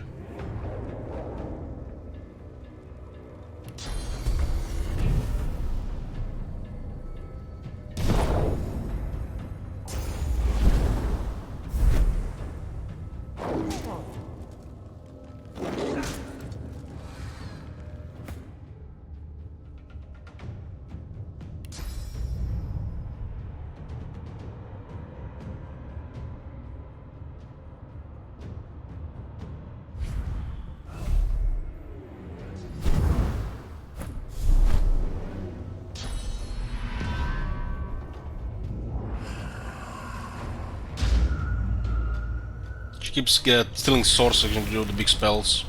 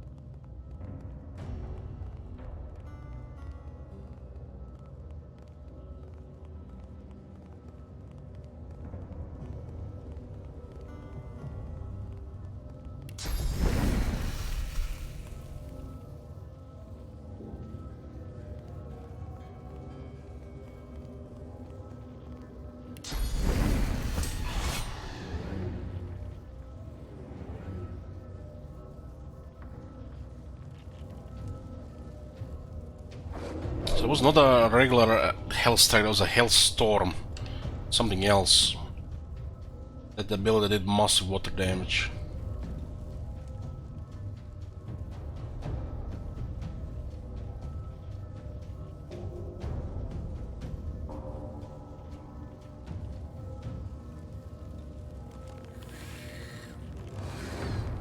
Even this fool got frozen.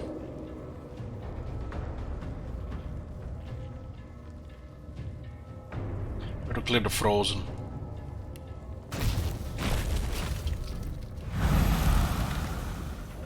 We have her, just need to go push more physical damage on her.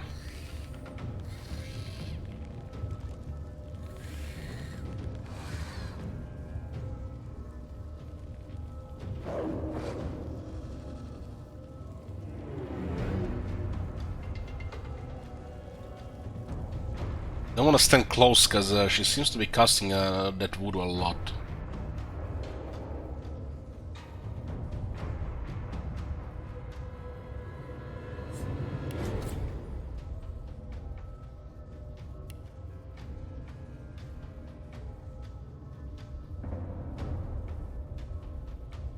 I guess silence actually seems like a good move against her.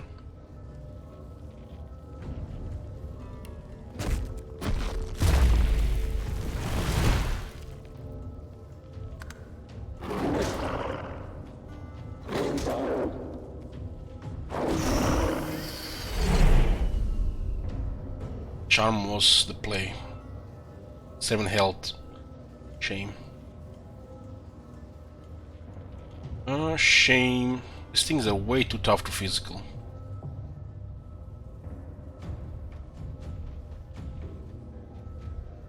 We'll join there in the gangbang.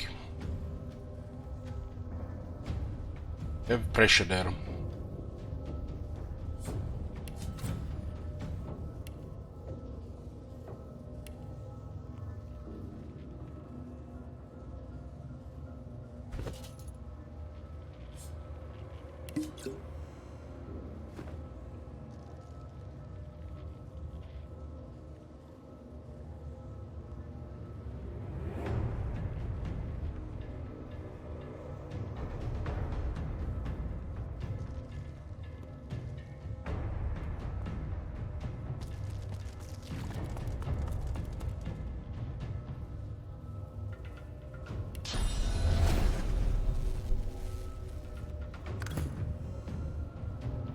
Okay, he will be dealing with wolves.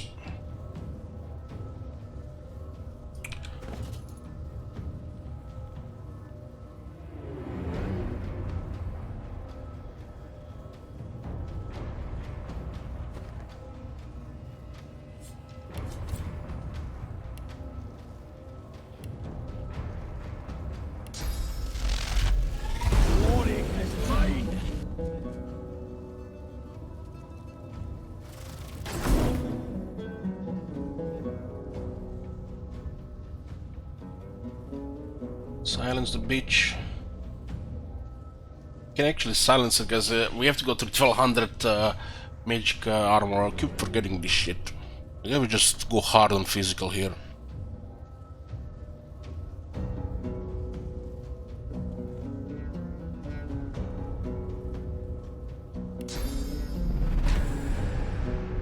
I'm ready.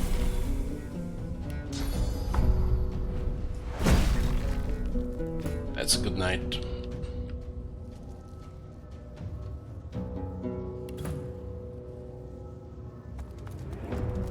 Where are your wolves now? Where are your wolves now?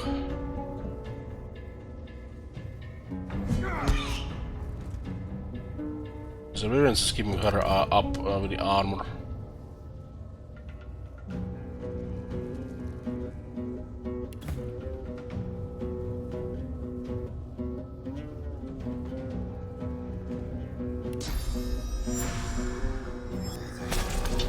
Did you want a grenade? Yeah, I love grenade.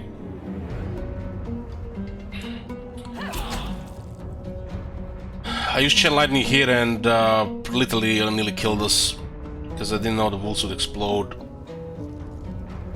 But it looks like charm is the way to go again on this fight. I have several ways to charm.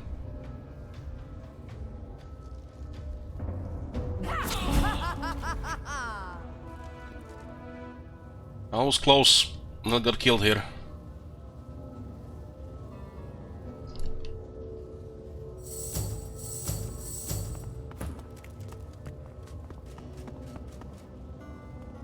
We only managed to charm one of the wolves. It looks like I could have actually charmed all of them here. It looks like it was a possibility.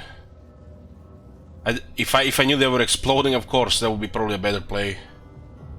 The air suddenly feels thick, like it's grown musty after concealing a lie for so long. Let's go to charm spell summoning. But grenades can do AoE charm. You can charm a group of enemies. It looks like the play there was to use a weak AoE lightning attack, air attack to get rid of their magic armor, and then charm all the wolves there with a single grenade. Those wolves would butcher everybody, all the rest of the enemies.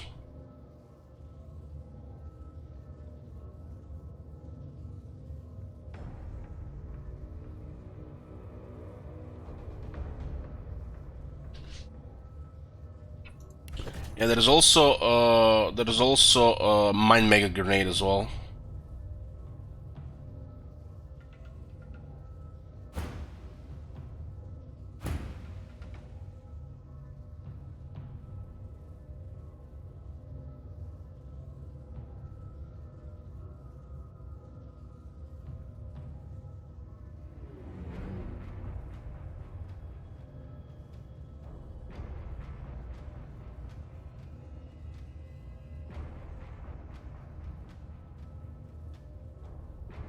Lied to me, but of course a fallen eternal would say that perhaps the gods had their reasons. Their tale is one of scholars becoming gods.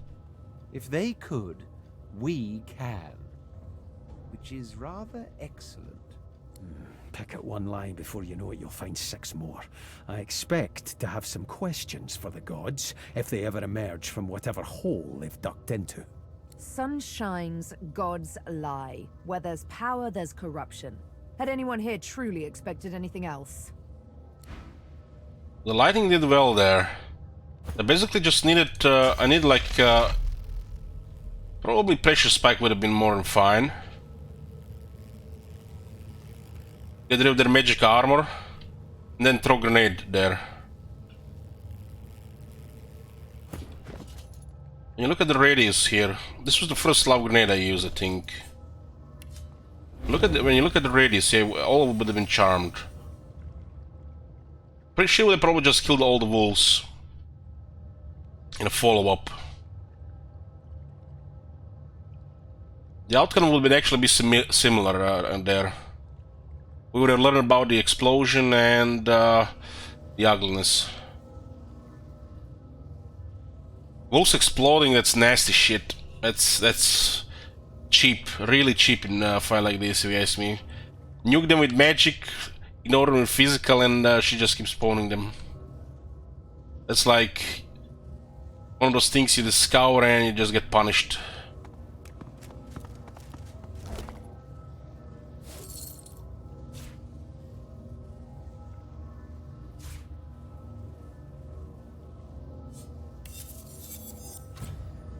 She was a level 14, huh?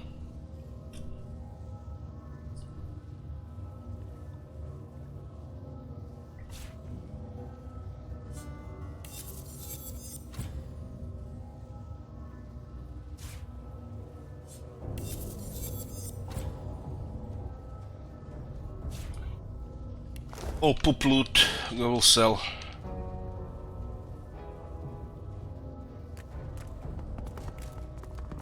She seems to be really weak to physical.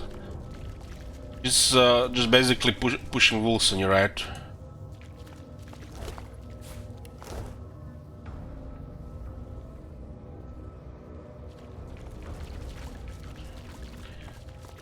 When the shit hits the fan, charm play always seems to be like a, you know, a crutch play.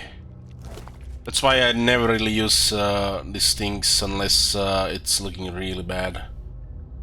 Because you're gonna need them for a situation like this.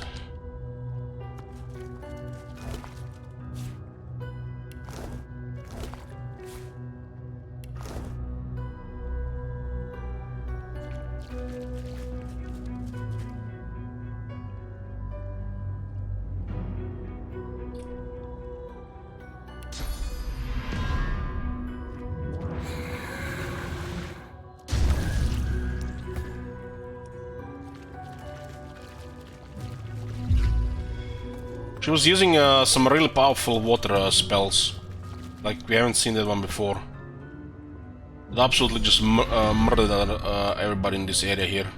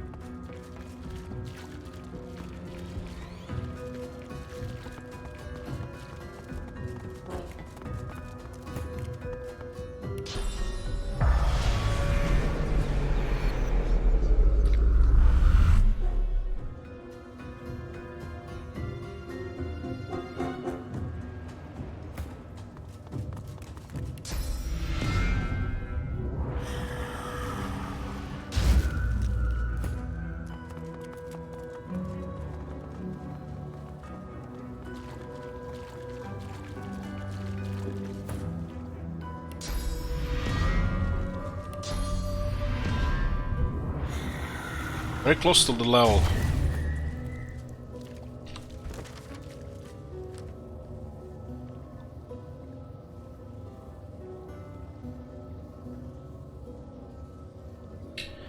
My research on the Veil, the Seven stole my people's source and went to war with the king. After I failed to defeat them, the Seven cast the king and the Eternals in the void. Ether blames me. We just missed a massive chunk of the lore of the Seven Gods and the Eternals. This is the ancient temple. Apparently, our character Fane is one to blame what happened to the Eternals, the Empire, whatever they're called. We fought one of the Eternals. The only other Eternal is that the God King, which is I think the Void.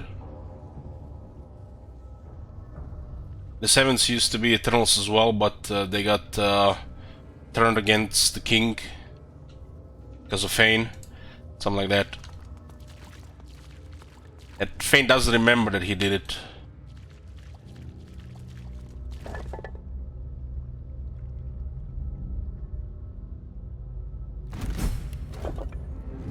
It's for Riker. I'm not sure we're gonna give that to him.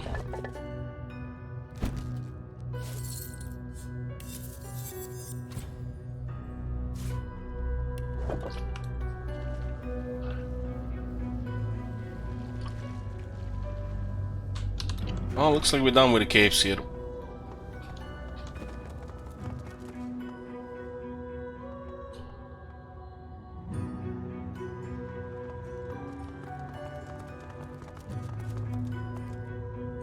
Where did you get your third source point from? Hanak. She removed our pet pal and we lost a talent permanently. And I learned again, so we are 2 talents behind on Fane.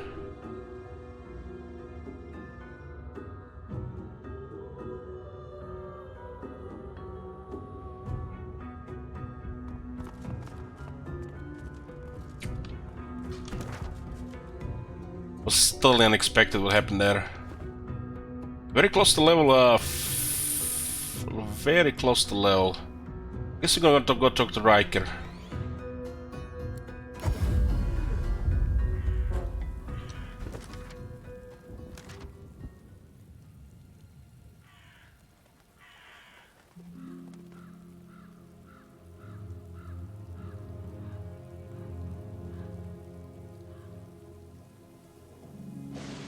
Looks like there's no more pieces here.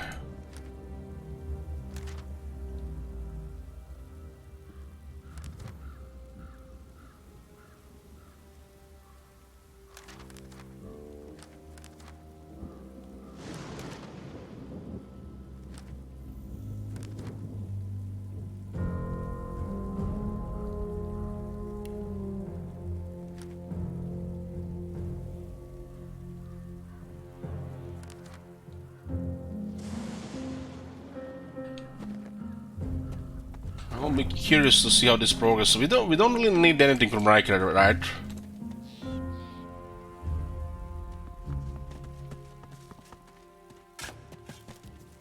The spirit gazes down at the healer as he respectfully examines her remains.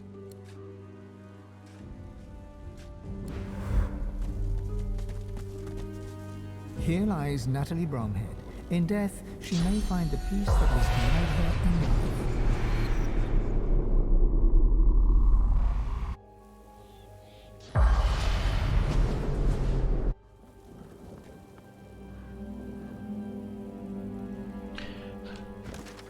This Riker seems to be like a bad guy, but there's more to it.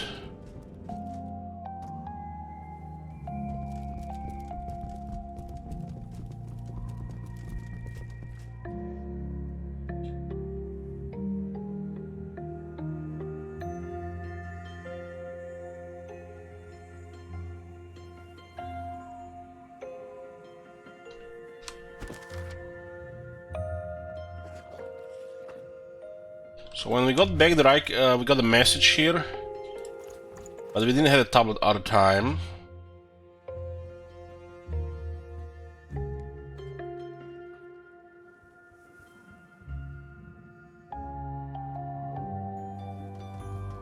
Battle of what?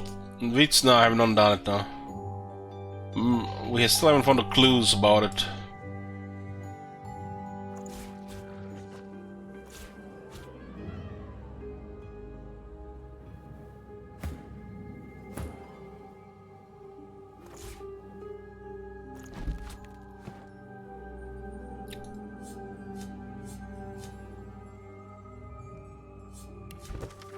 But walking, I no doubt your terminal tablet in hand forgave my presumptuousness, but I've read my underchamber for arrival. The entrance is within whispering distance, Riker.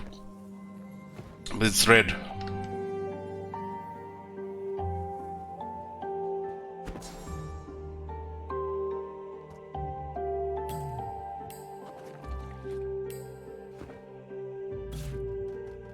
Okay, before going there, just a short break, boys.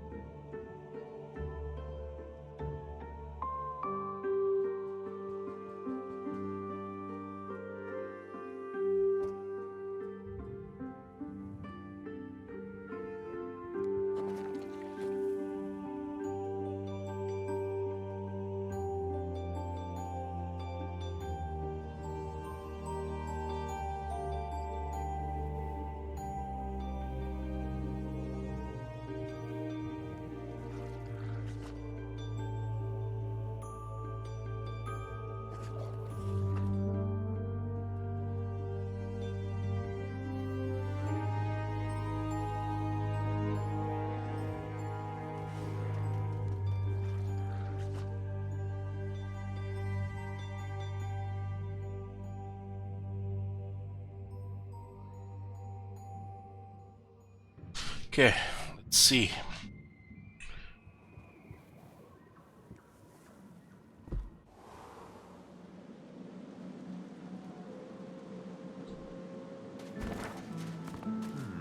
I hear something scurrying around.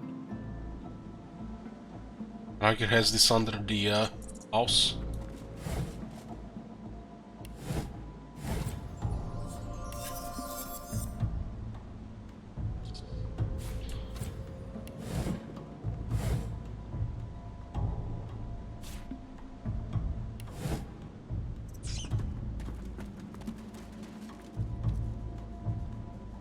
Or of a good dog. Yes, who's a good dog? Who's a good dog? Good dog, good dog, good dog.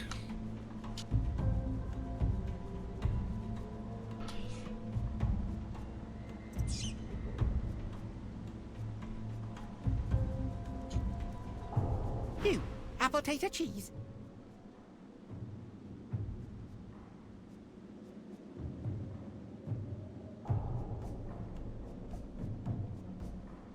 Hungry, see, tell Rat you'll drop him some food if you get a chance. The rat's tail twists and untwists. His ears cock and uncock. Food.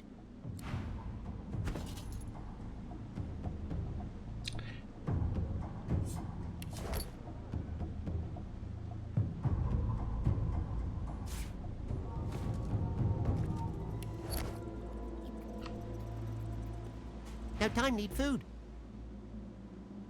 Just... There's a few amount of cheese.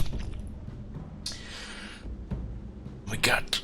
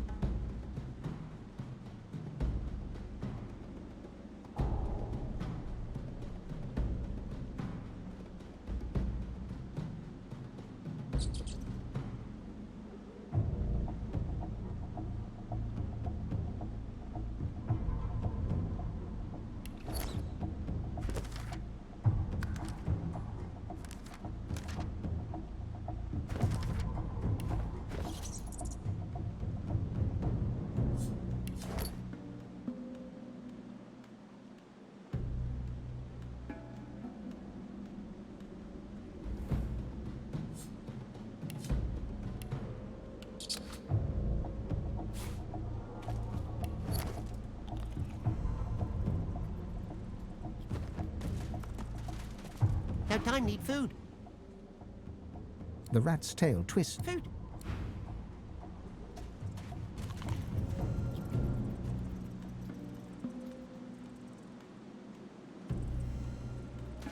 Can't talk, hungry. What the hell? How much the hell does he want?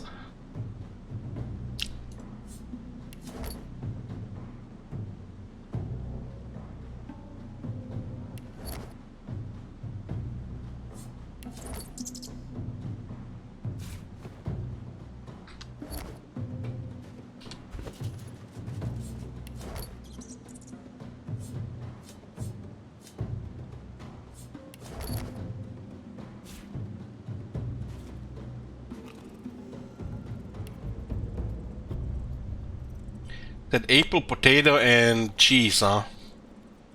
Don't have any potatoes.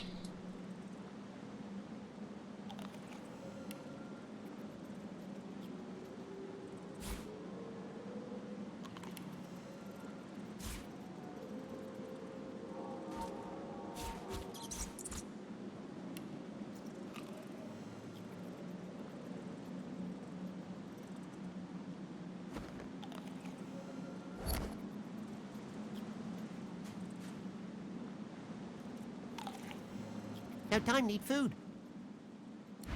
Maybe he's just trolling us.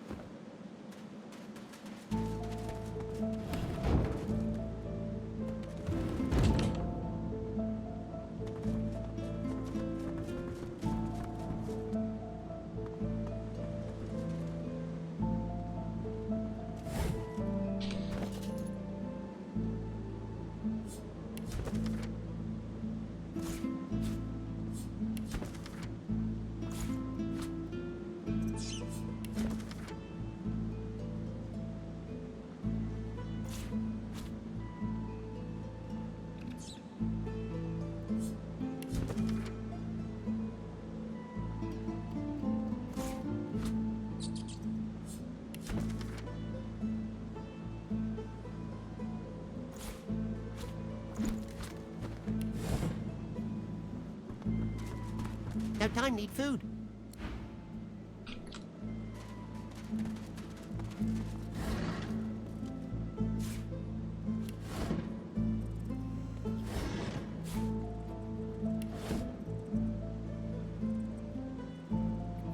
Can't talk, hungry.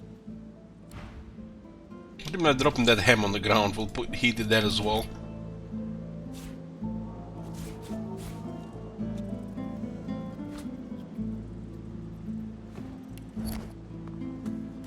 Can't talk, hungry.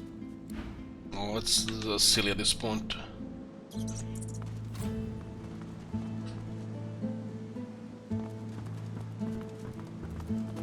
The turtle looks up at you, slowly. It looks down, slowly. It looks back to you, slowly. I wonder if those two pieces of rotten body parts from the place in the Black Pits, we could have offered to the turtle on the beach who kinda was asking for it. Lucky in life, unlucky in love. Well, this is an odd place for find a turtle. Who is her owner? Used to be the ladies. Was there one day and wasn't the next. Riker now, nice guy, gives me beats. I like beats. As already, she's in love with someone that doesn't love her back. She lets loose a long sigh. She inhales. She sighs again. Oh, Rory, the rat. He's just over there. Don't blink, or he'll flit right past, like a rat. He's Grace. I'm Gruel. I'm too slow to give him smooches, and he's so smoochable. Wow.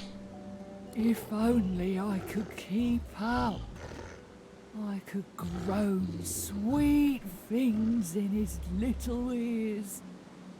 I could tell him I love him.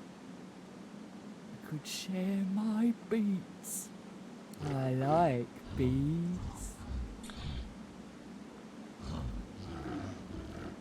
Offer to talk to the rat for her, maybe you can butter him up. Oh, how kind. But I don't like butter. You could try carrot juice or some kind of nectar. The rats like nectar. Maybe cheese juice. Is there such a thing as cheese juice? I never heard of cheese juice. Oh, that's too bad. Because then you could cheese juice her up. She grins at her own joke. It takes a good minute for her mouth to reach a full smile. Betty the turtle lives a sad and lonely life in Riker's cell. Betty the turtle is in love with Rory the rat, but he won't slow down long enough for her to tell him.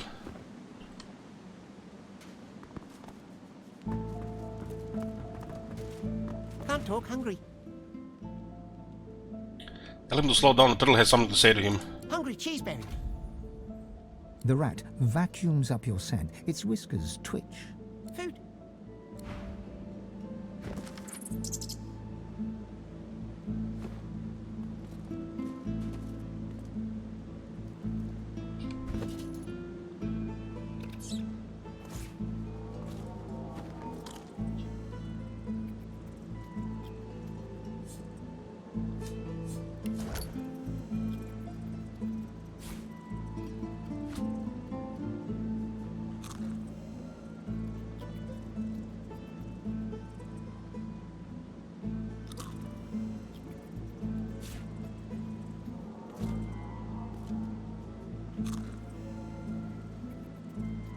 Maybe something specific, or maybe you'll just have enough.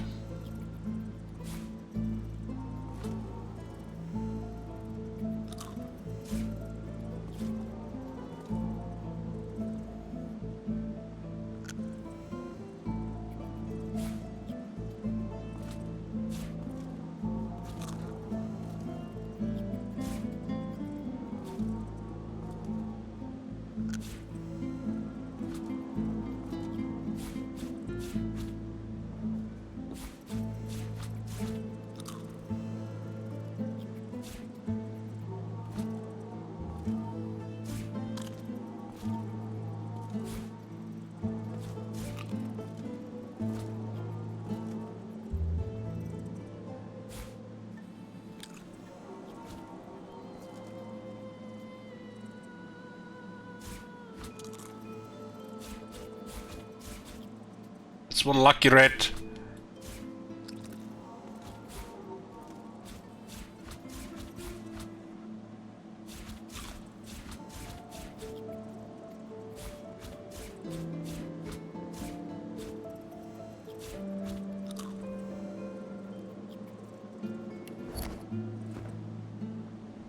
No time, need food.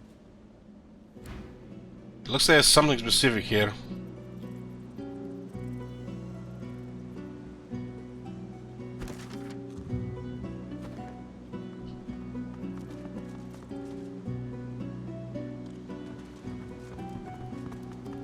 The turtle looks up at you. Slowly, it looks down. Lucky in life, unlucky. Suggested the roaring might be still for a moment if you had something to nibble on. Oh, he does love a good nibble. If it meant he'd stick around, I'd lie in a bed of apples. Maybe you could drop some victuals next to me. They say the way to a rat's heart is through his... I forget. May the soil under your feet stay ever slick.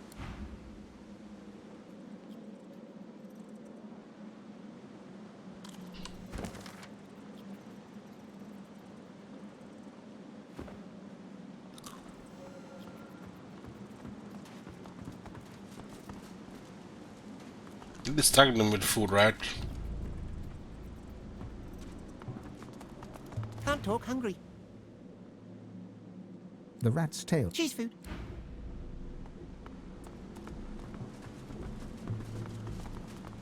The turtle looks up at you. Slowly. Lucky may the soil... Maybe we need to just lead him there.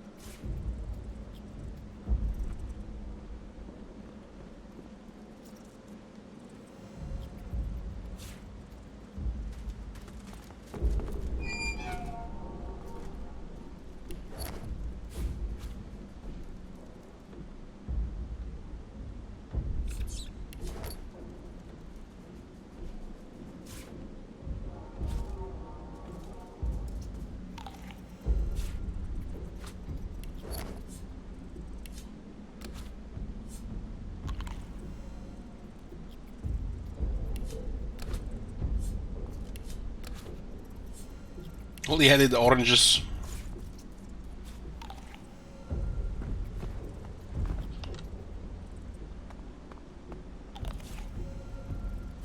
Junk.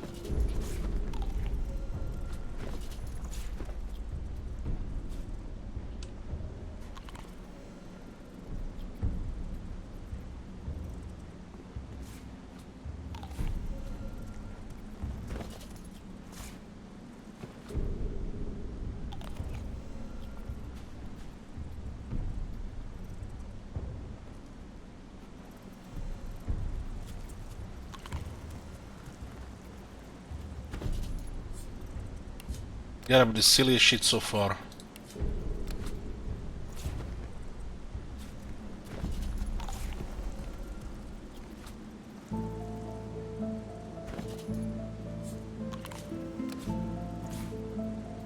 We're planning to get to Riker here, but we're playing a matchmaker here.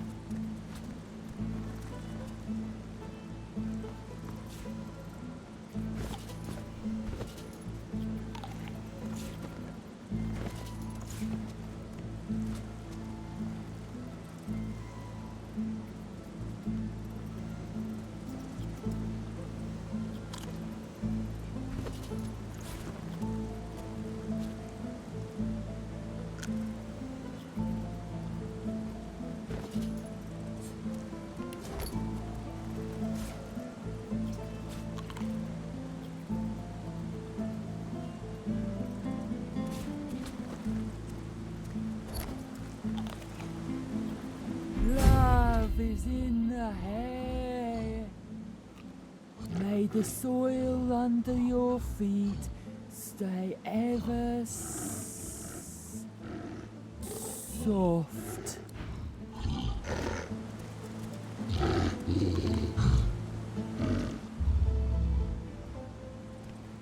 Cuddles for days.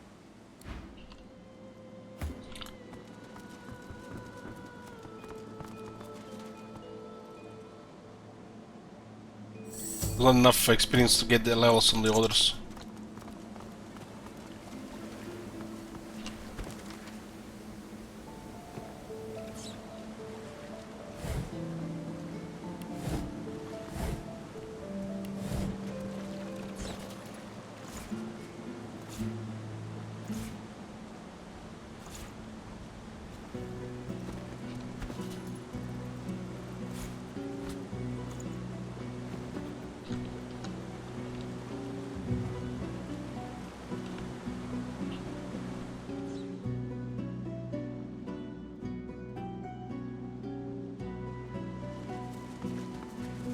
I was supposed to be here, but I don't see him anywhere, so what the hell?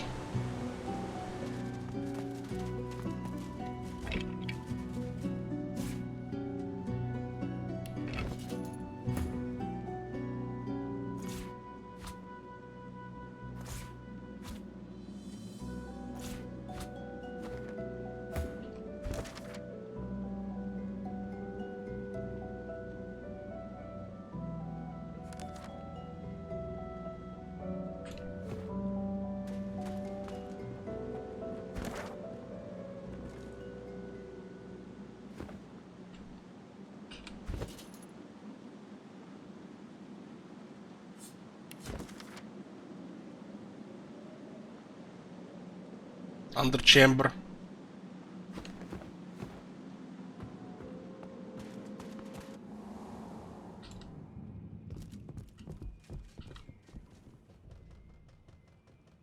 Guess it was this area here.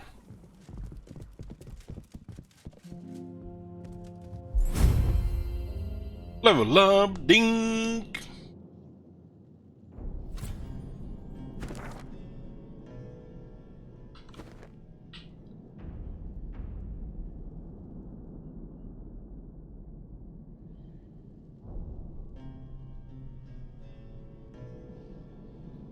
It's level 50 now.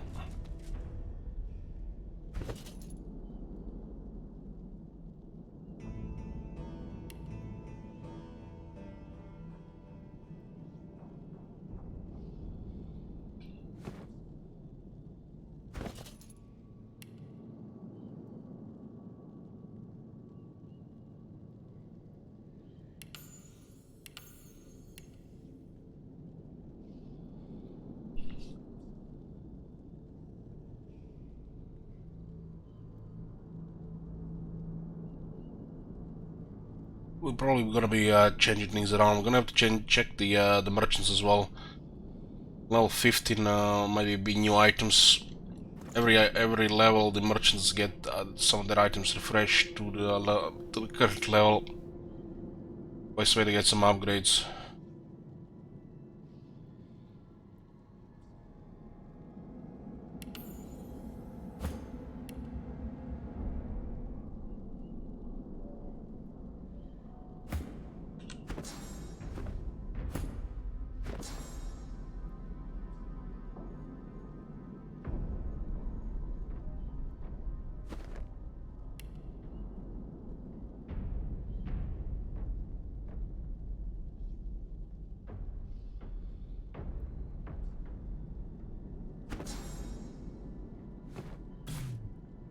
It's fine. If we get it from the gear, it's so we're gonna learn it.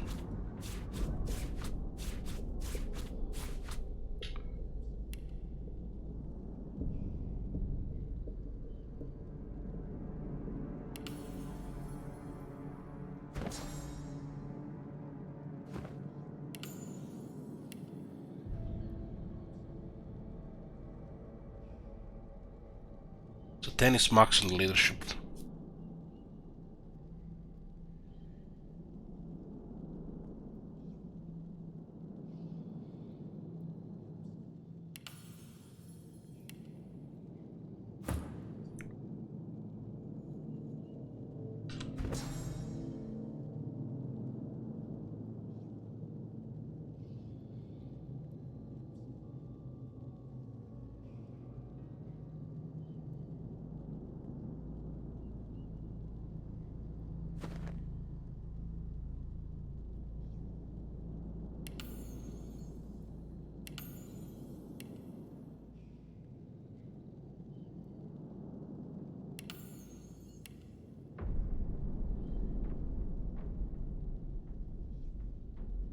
Getting this 200% in warfare.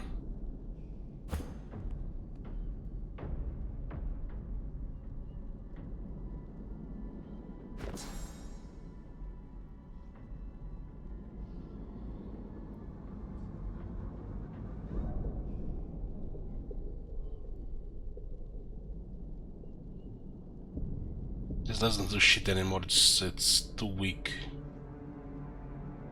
It's just an option.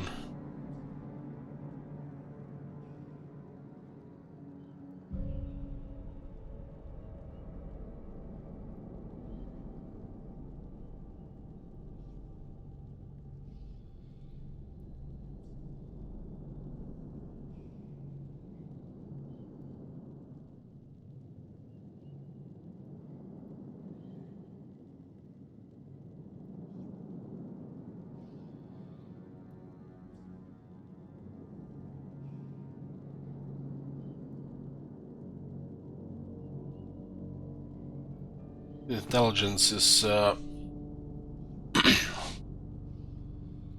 actually quite a bit of damage again only on the level alone.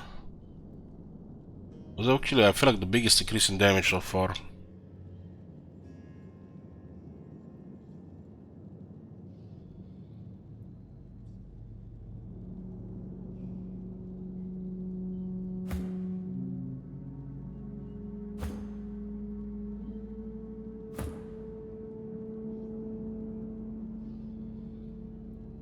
$1337 HP.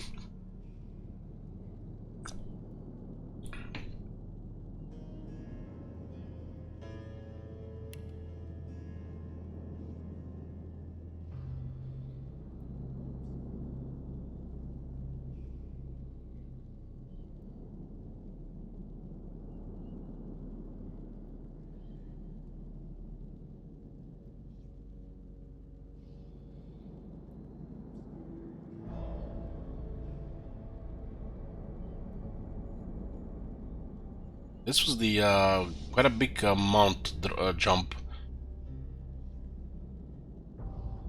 I think that 3 levels ago we got attacked by the Duna boss. Certain stuff.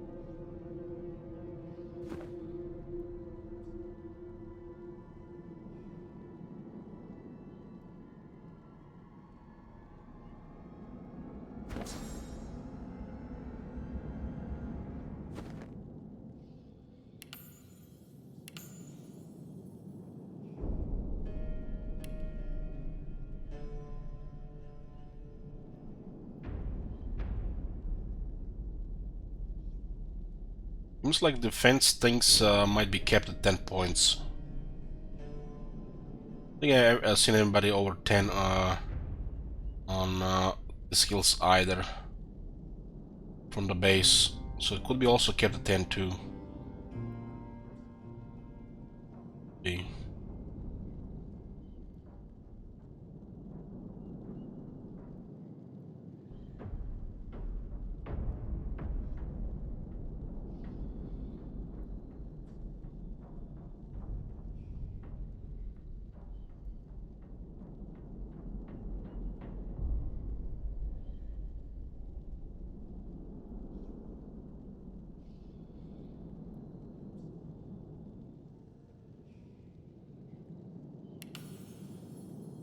See, 19 hydrosulfurs down.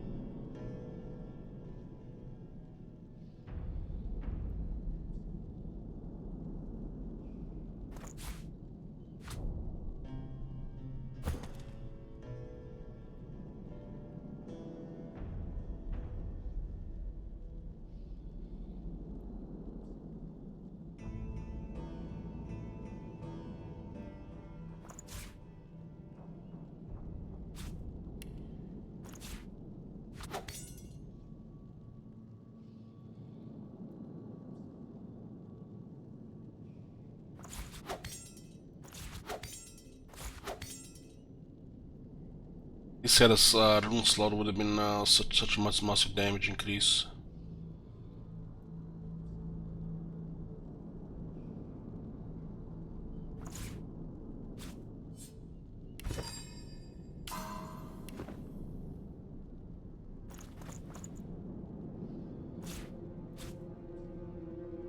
Oh, let's see if we get any upgrades from the merchants.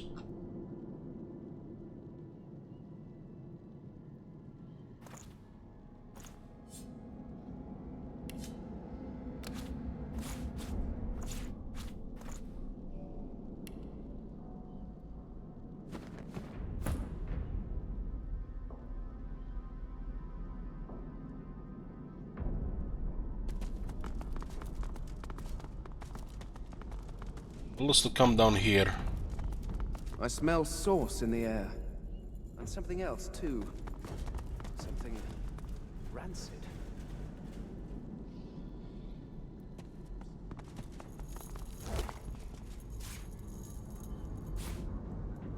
Guys, some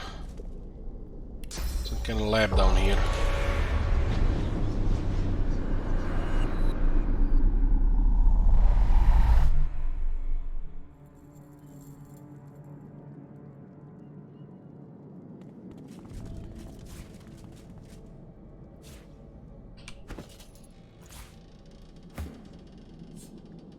Ugh, this flesh.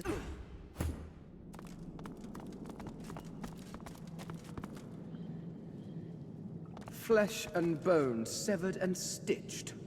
A rather sordid brand of necromancy. Holy shit. It's a pile. He's creating them here, right?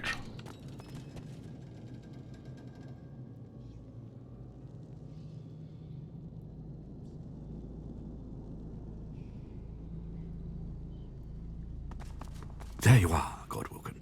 I'm eager to hear your good news.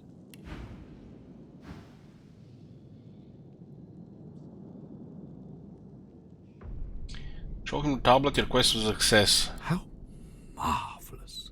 Riker's lips tremble impatiently as his eyes dart to your pack. Show it to me. Let me see the tablet. Riker reverently slides his fingers across the tablet. Exceptional. Truly, the bond can be broken. Our bargain is almost complete. I will teach you what I know. You will be bonded to the source. you will channel it in great volume. Simple as that now. So we went to him, we wouldn't have lost a talent on Fane.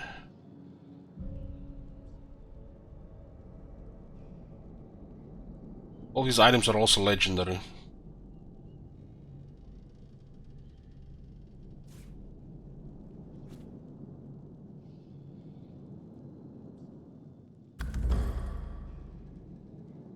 Riker closes his eyes and spreads his arms, then recites a series of syllables in the eternal tongue. I call to the souls of the dead. Your remains, the stone garden's eternal burden, descend from the hall. Surrender your source to the vessel before me. Riker's voice grows even louder until his words echo from every crevice in the chamber. Swan and Rince, Crossley and Locke, Quincy, Keller, Harkwood, Haran. An essence yours no longer. Souls and source come forth. I'd like to finish the ritual. Cross to the void, so that he might awaken. The words wrap themselves around you, then slip through your pores. You feel as if you could skate upon water or leap among the clouds. You are no longer less, but more.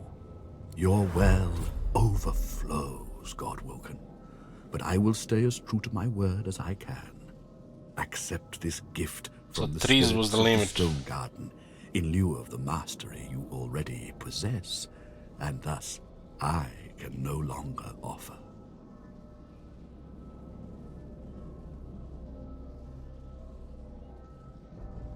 There's nothing more he requires. Now that you mention it, there is one other promise I need to keep. A shame it has to be this way. I was just getting fond of you. So he turns on you anyways.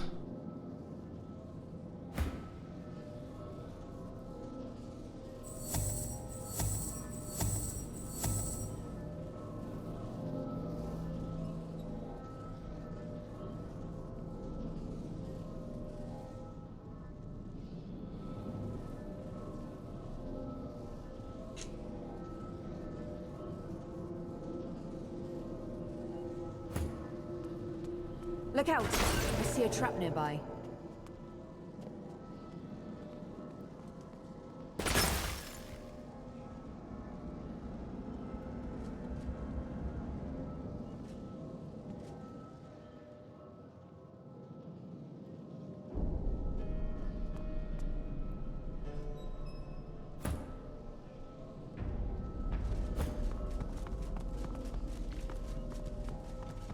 Careful.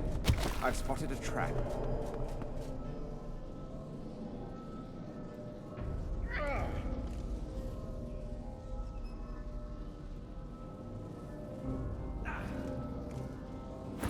Careful now. Well, if we dealt with him first, we would not lost talent on Fane. What can you do? So the Fane has a small handicap. Instead of wasting one talent for Pet Pal, he's now wasting two.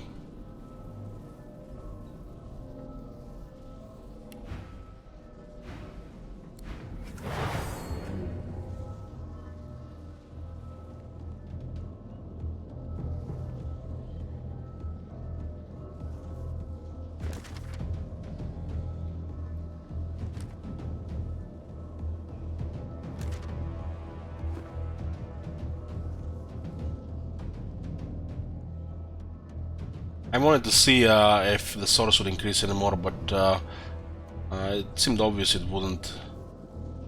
It was definitely not a good thing to help him.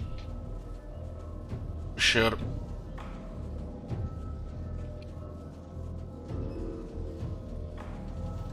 I hope you can do a lot of these things first time, you don't turn out the way you want.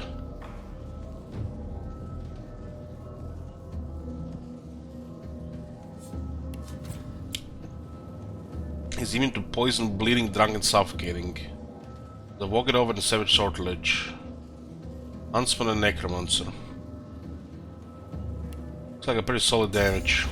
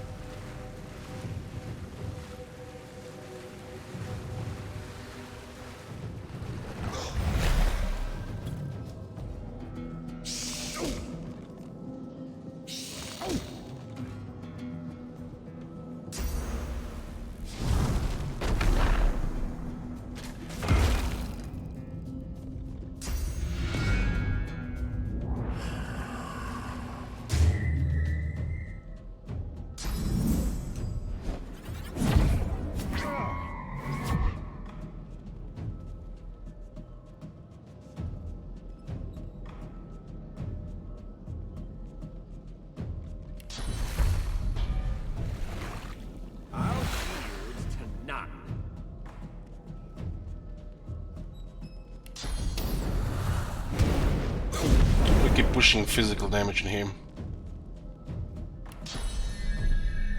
Glory is mine.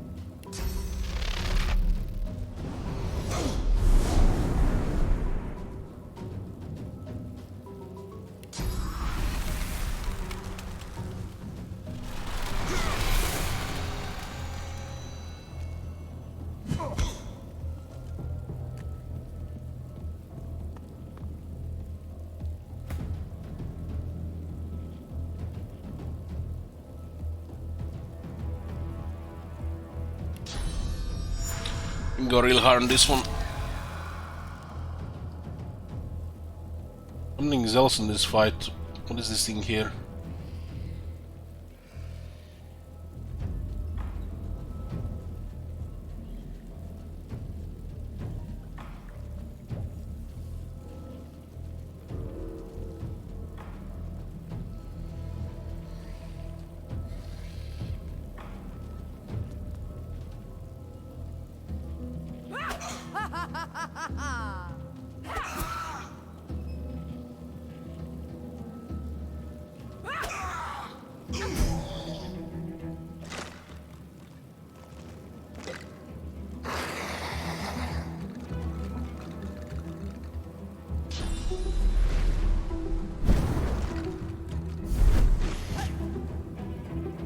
What the fuck is this? You're not trying to escape, are you?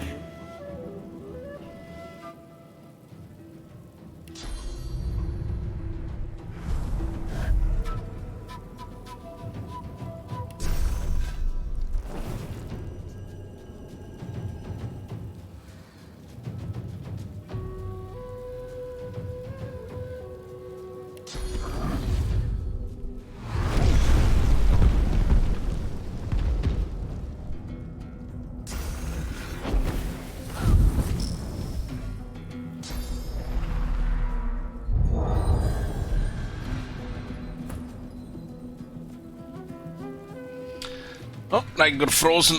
That was a nice rain.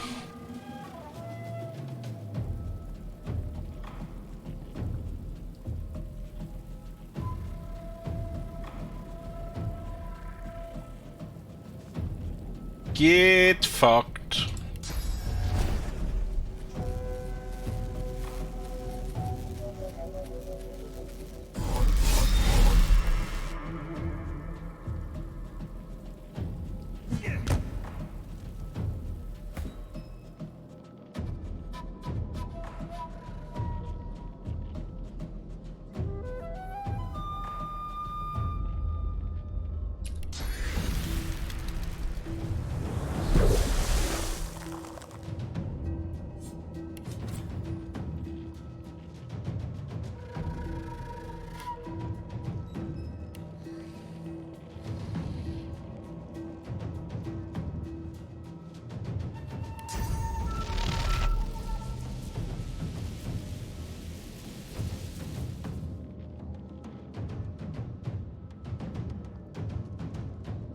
Probably got frozen by the cursed ice, right?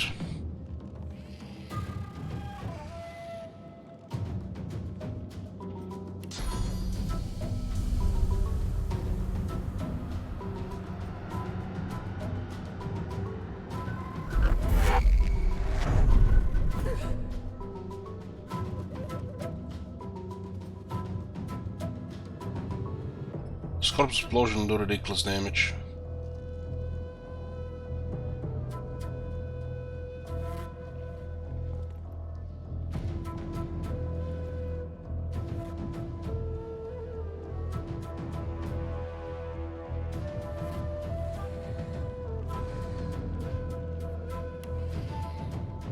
It's actually pretty bad.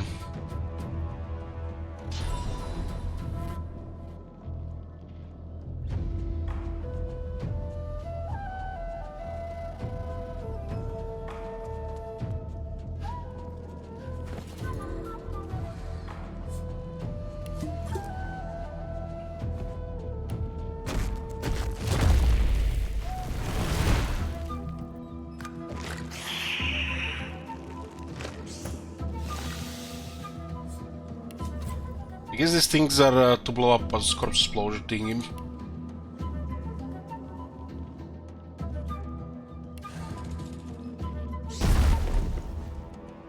Instantly frozen.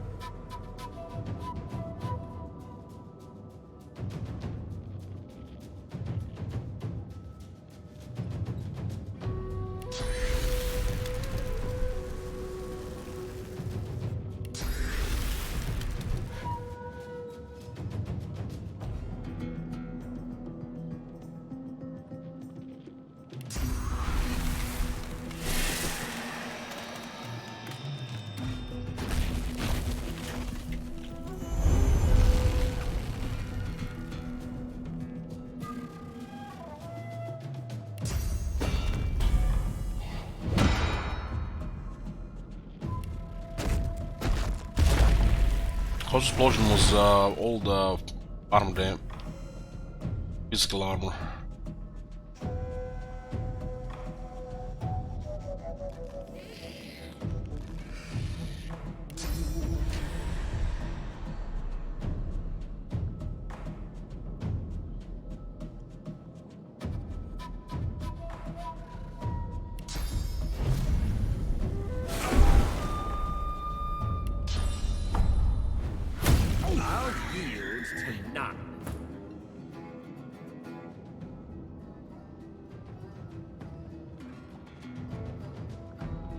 Frozen again.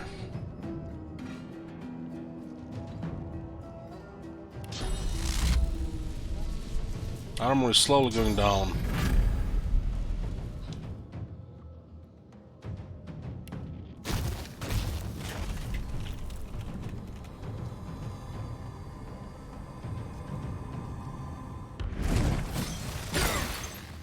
It's pretty awesome water resist.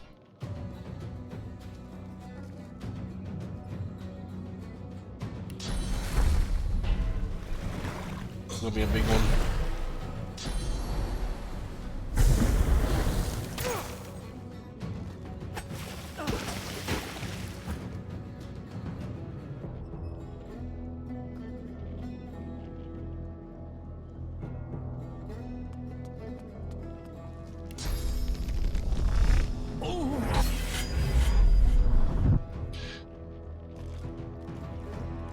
God damn it, what the fuck is that teleport? Oh, he turned off. Don't need your arms, friend.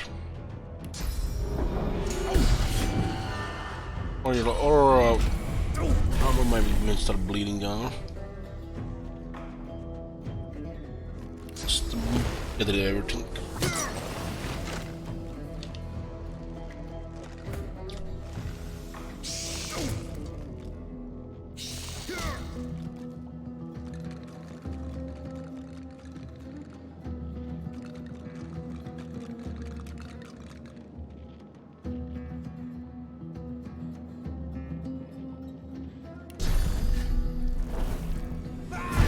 Crit. Double cross. I'm a wanted man.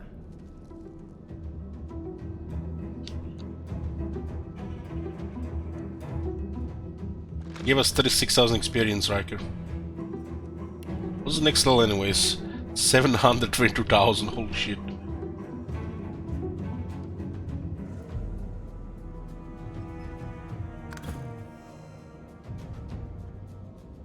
Still fighting here. Most servants have turned into ash. This thing here.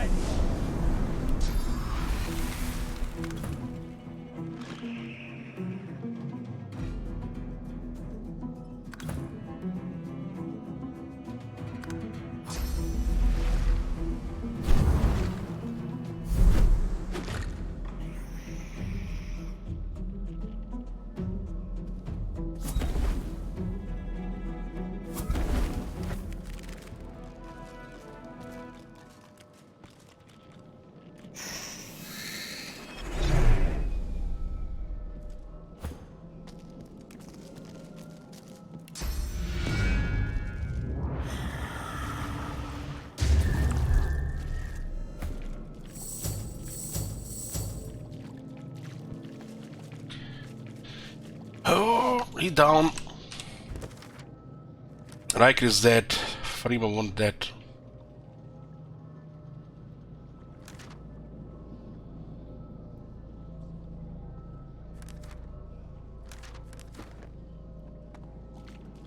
The spirit's lips curl into a sneer. I bet if I could see your face, you'd look incredibly pleased with yourself. But you shouldn't. You're too quick to act, too green still. Your bond with the Source may be strengthened, but you are hardly prepared for divinity. I've nothing left to show you, and nothing left to say. Take what you must, but my remaining memories and masteries, they are mine alone. Eternally.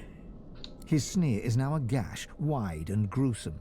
You can barely believe one spirit could harbor so much contempt. Drain his source enthusiastically. The spirit offers no resistance, but instead spreads his arms as if to welcome his fate.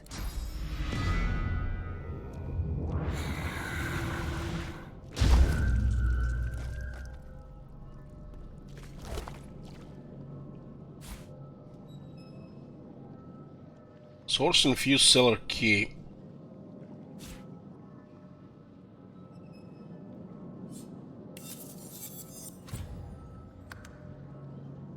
Well, 14 Warhammer.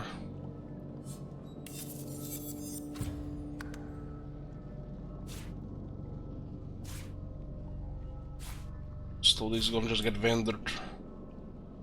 Ancient stone tablet. Back in our possession.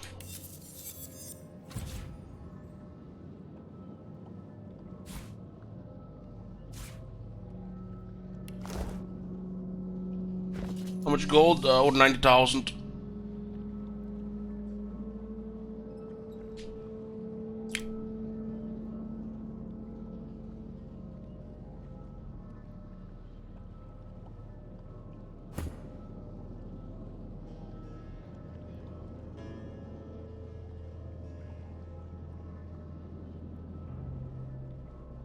Intelligence on the shield. It's interesting.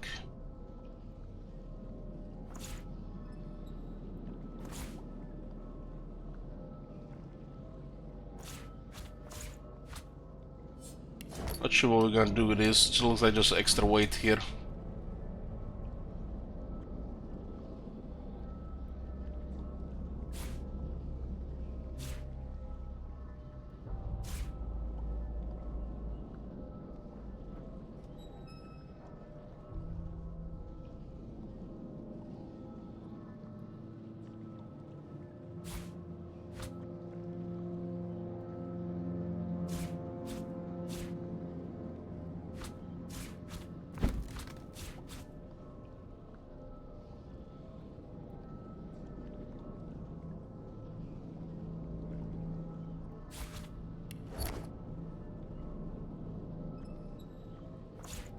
Second one. Did he give us that because oh, we couldn't get both three?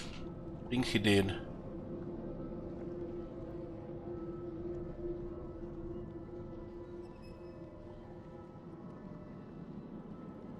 $34 initiative. 17 here. Having this roll of initiative and a shield is amazing.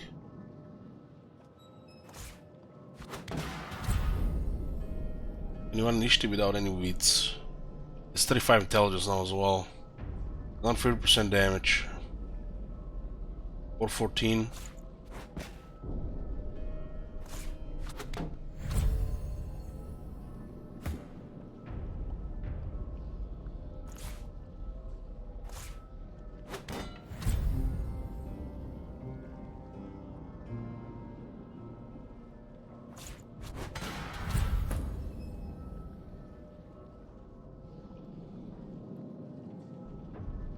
For level 13 this shield is awesome. Can't even imagine how much would be on level 15. That would be beyond ridiculous probably. It's in all good stuff as well. I'm curious to see if we want to find any level 15 legendaries from vendors.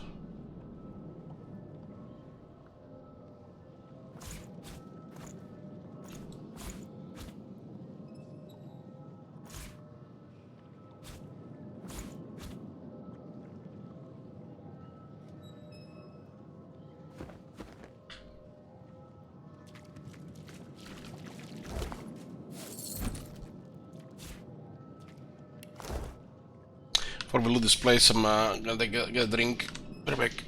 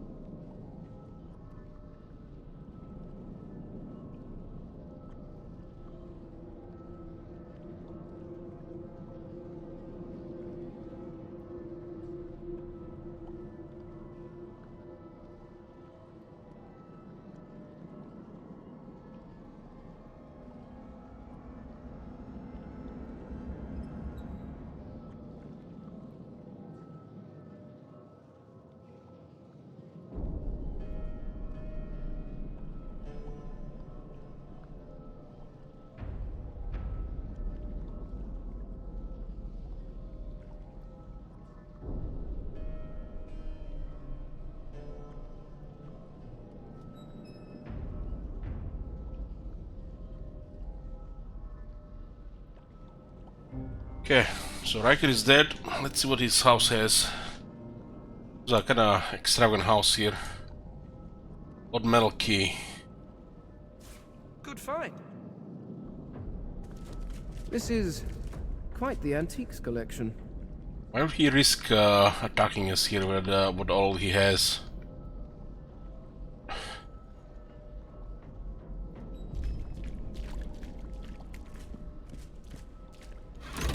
Ah, I hear a door opening. You see yourself in the mirror. It's quite a sight.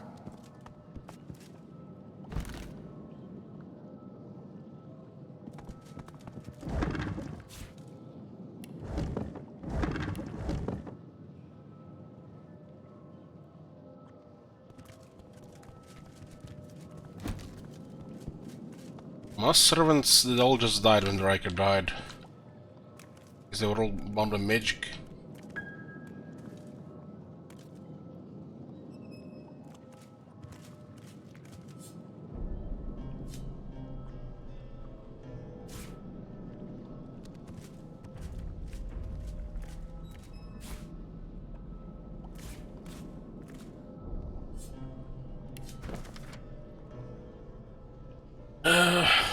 Into the Deep. My adventures of the mine of Krakskar. Rubenos Longbeard. The author says he traveled the famous mines and claims to have met many dangerous creatures of the deep. Strangely enough, he doesn't seem to mention a single creature that you have ever heard of. The editor's note at the end describes the book as dwarven social satire. That one.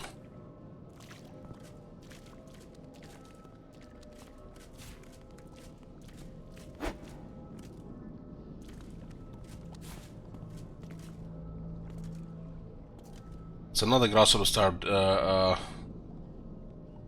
here.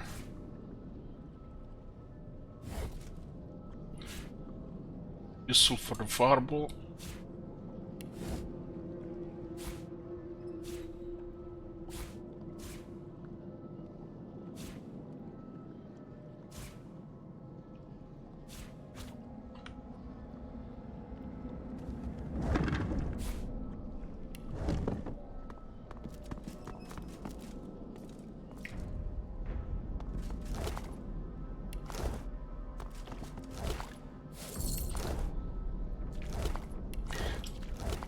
That not necromants either attack these mushrooms on the site makes you wonder if it's something to do with Riker.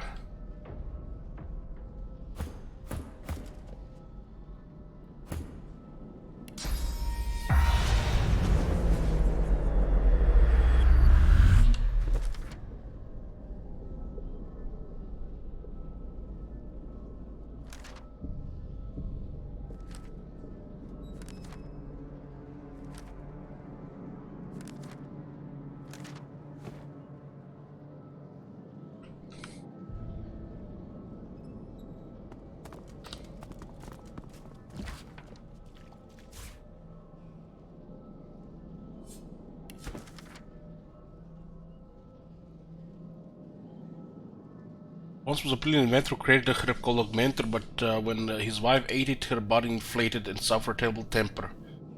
This well-known limerick, after which the inventor tried to change the composition of the plant so that it wouldn't enlarge people anymore. However, it did retain its amplifying abilities. It's now often used by bartenders to dilute drinks without actually watering them down. A good brewmaster knows how to make his work with potions too. Medium healing potion.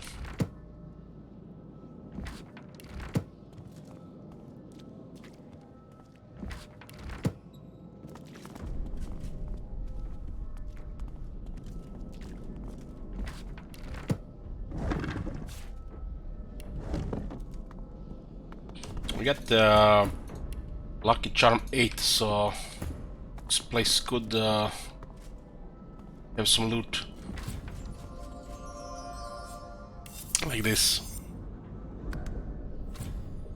Level 12 item though. It's useless. We can have access to level 15 items now, we just have to find them. What's that?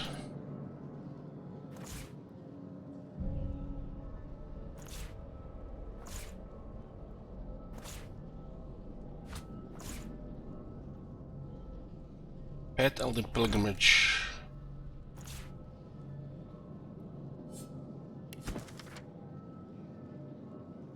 Yep. That book.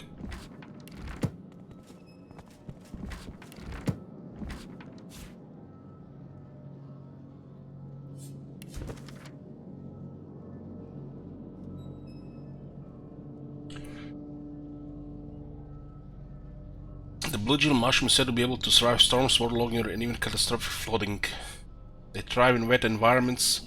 The effect made from these mushrooms is known to duck back, leaving the drink resistant to water.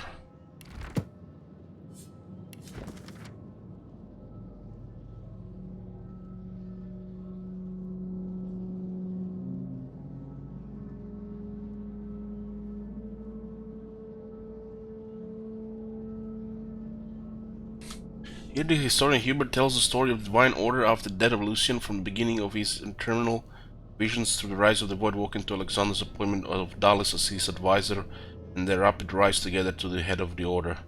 Alexander as the God Walken, the one chosen to succeed his father.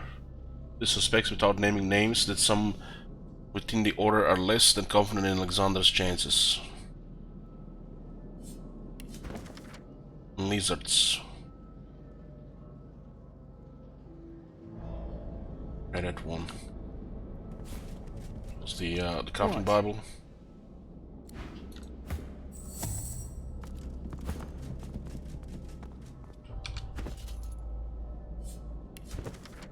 We're to the 7.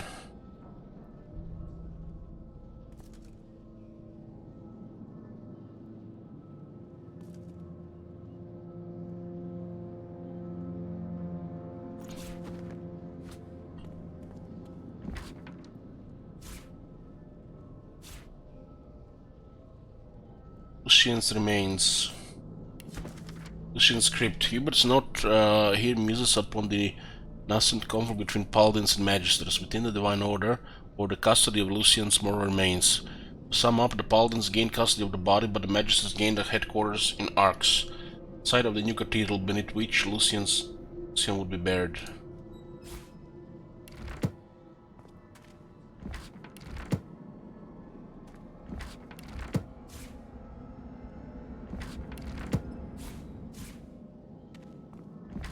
Yeah, there's an impressive amount of stuff here.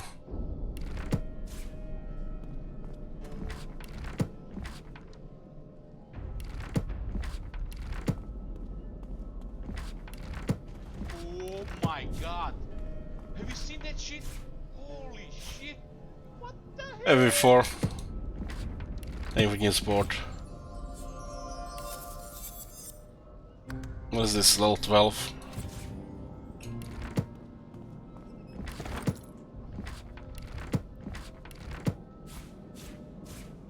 So many books here.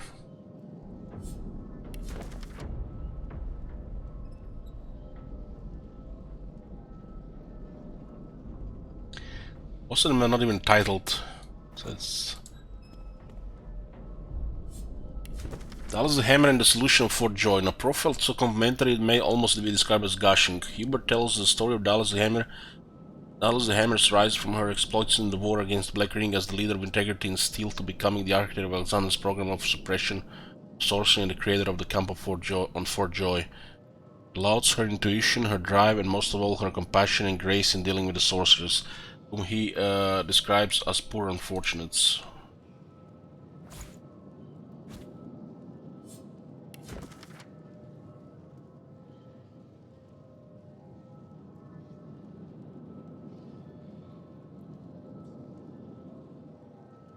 Dwarfs. In a long and occasionally rambling tome, Hubert waxes lyrical about the Dwarven kingdom and its increasingly large diaspora, whose existence and at times precarious situation he blames squarely on the Dwarven royals, all the way back down to the royal line of Tutanex himself, and their combination of reckless hubris and feckless strategic incompetence.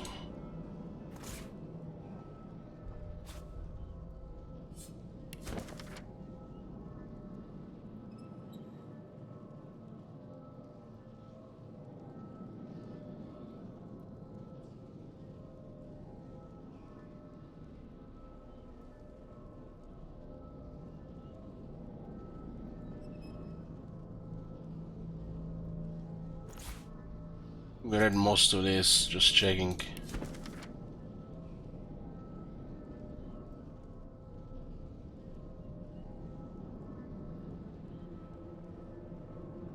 All may not be as it seems. The ability to change from one form to another has been the stuff of myth and legend for as long as people have told stories. While he does not rush to judgment for Colonel Hubert, the idea seems potentially heretical. He does, however, seem deeply fixated on the possibility that a man, and it may be noted that Hubert is indeed a man, may spend time as a chicken.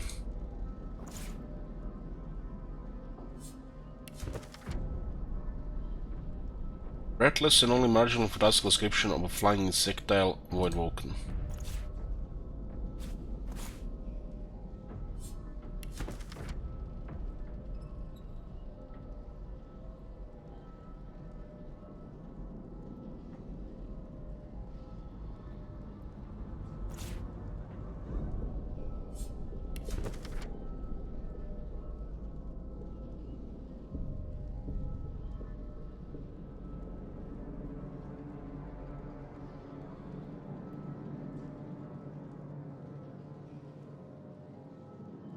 That is not the end. The handwriting is recognizably Cranley Hubert's, but the spidery script betrays a certain nervousness as he describes the dark art of the necromancer. One suspects the scribe lack the stomach for discussions of the transmogrification of flesh. The reader may imagine the writer's skin crawling as he talks, the dead returning to life, or of the living going to rot.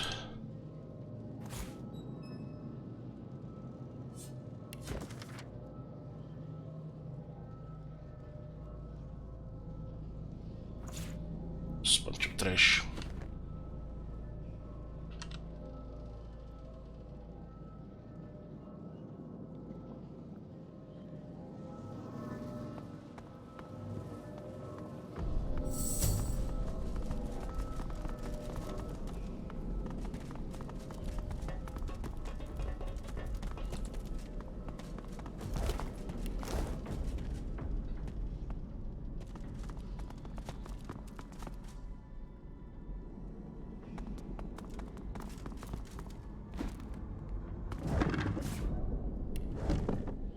This guy was creating those people, patching them together and then using source magic. Your loyal dog laps at your face as you fade into void. Would that you had the strength to do more than pat its head and whisper, "Good boy." He was, the only soul you've had reason to ever trust.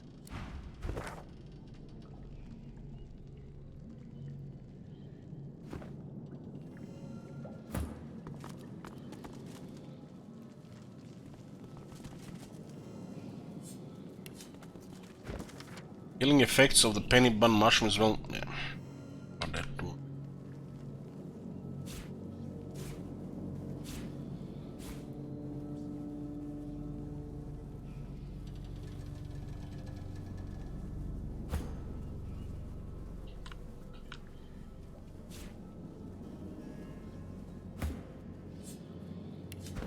Here I will tell my complaints about the poor conditions in this prison. Yeah, it's like a repeated book.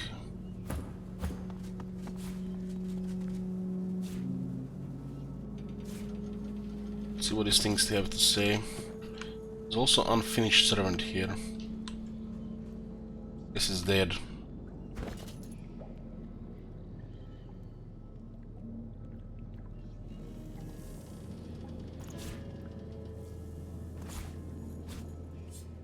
You lie back on the riverbank's edge, eyes closed, waiting for the fish to bite. This is the life. You open your eyes to take in the blue skies, but another sight awaits. A gaunt elven face, sliced by a chilling smile.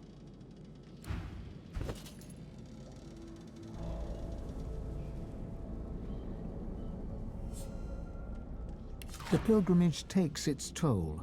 You've walked upwards of 20 leagues, yet Arx is 40 more. You sit at the base of a looming statue and sip from your flask, grateful for a moment's rest. You kneel and pray at the stone cross. You know your words go unheard. You know you speak only to soil and bone, but you aren't praying for him. You are praying for you. You feel tough wood and tougher steel under your claws. You gently sing a song in the old tongue of the lizards, and your chest creaks open. Welcome back, Consul Zara. It hisses as you reach inside, pulling out your fire whip. Fire whip, huh? Pyrokinetic.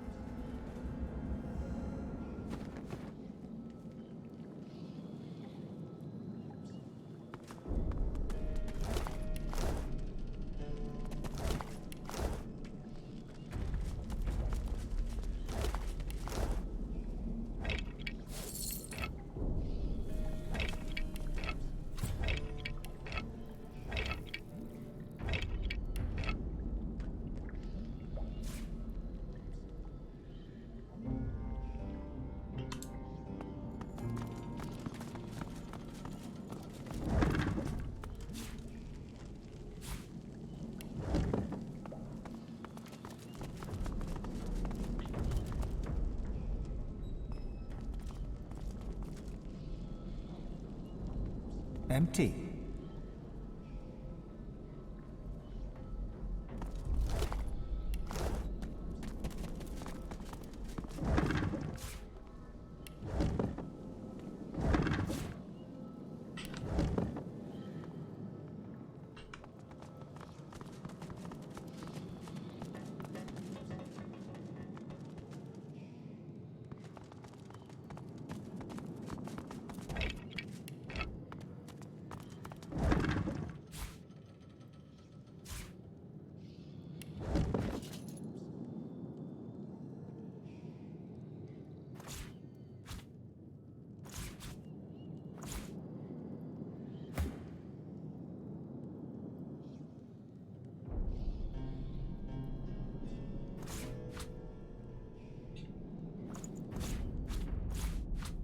When you're adding items by summoning another Lord Master, they pick up all the glasses and then for glass from the other characters, even if they have one in the inventory.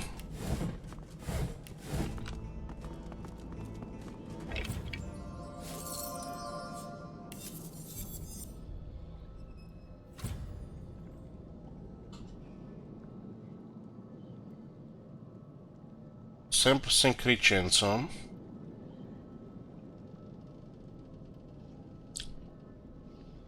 A poison one.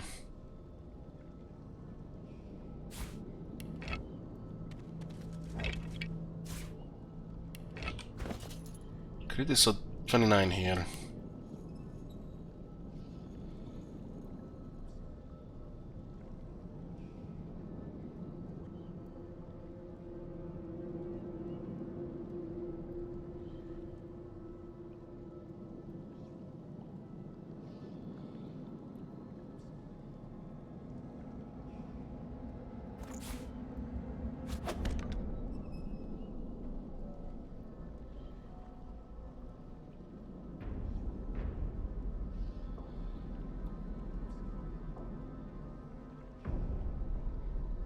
It's 3 dodge as well. I'll use it. Stat stick.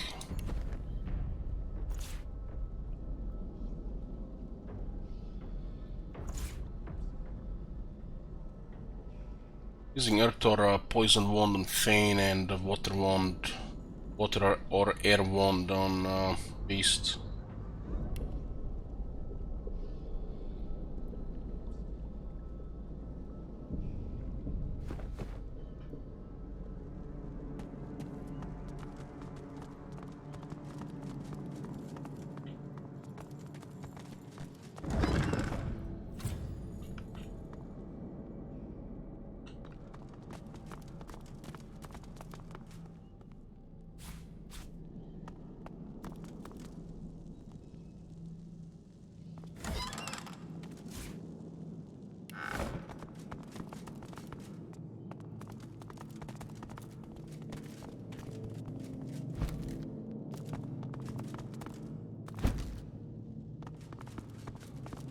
think this area opened. All this knowledge hidden from inquisitive minds.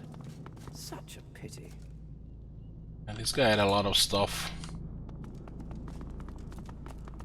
Another Face Reaper here.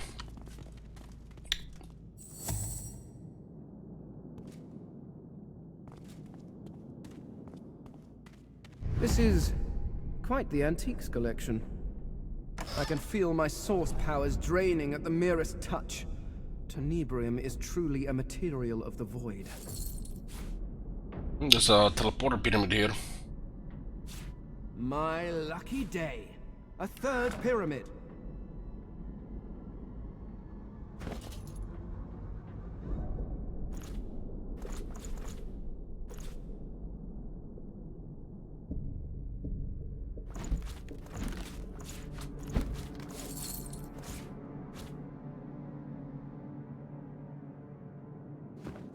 We can give one to each, right?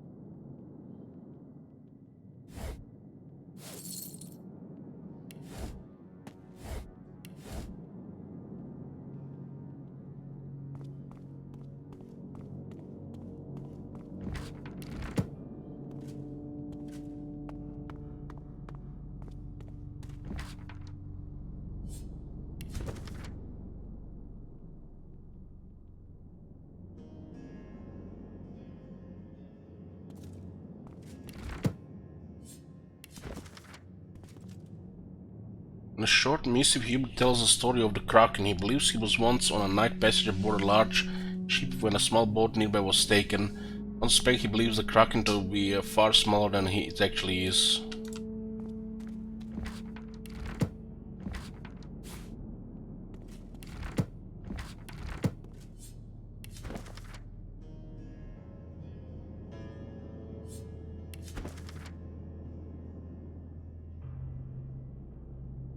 Is this a turn now?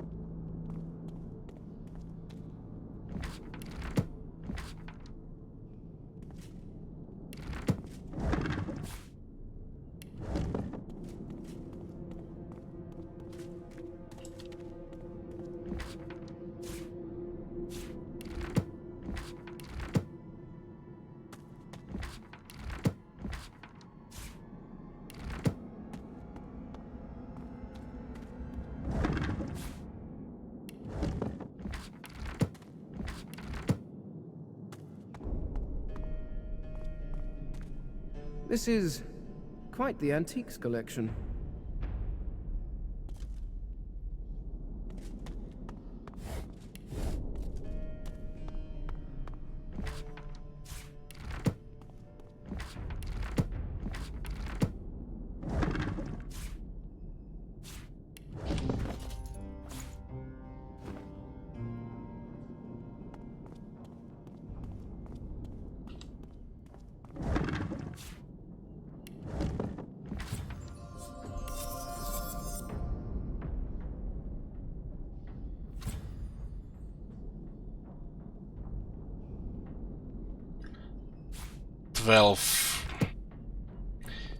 Not much promise, level 12.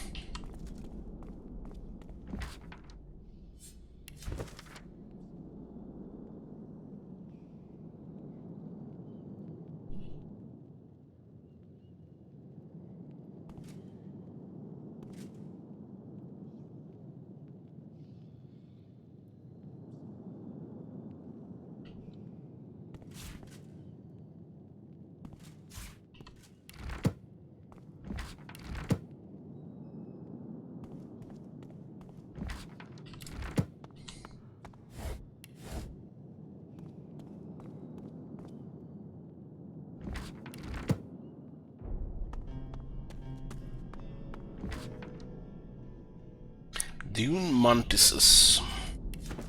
Breathless and only marginal plastic description of flying insectile wood walking.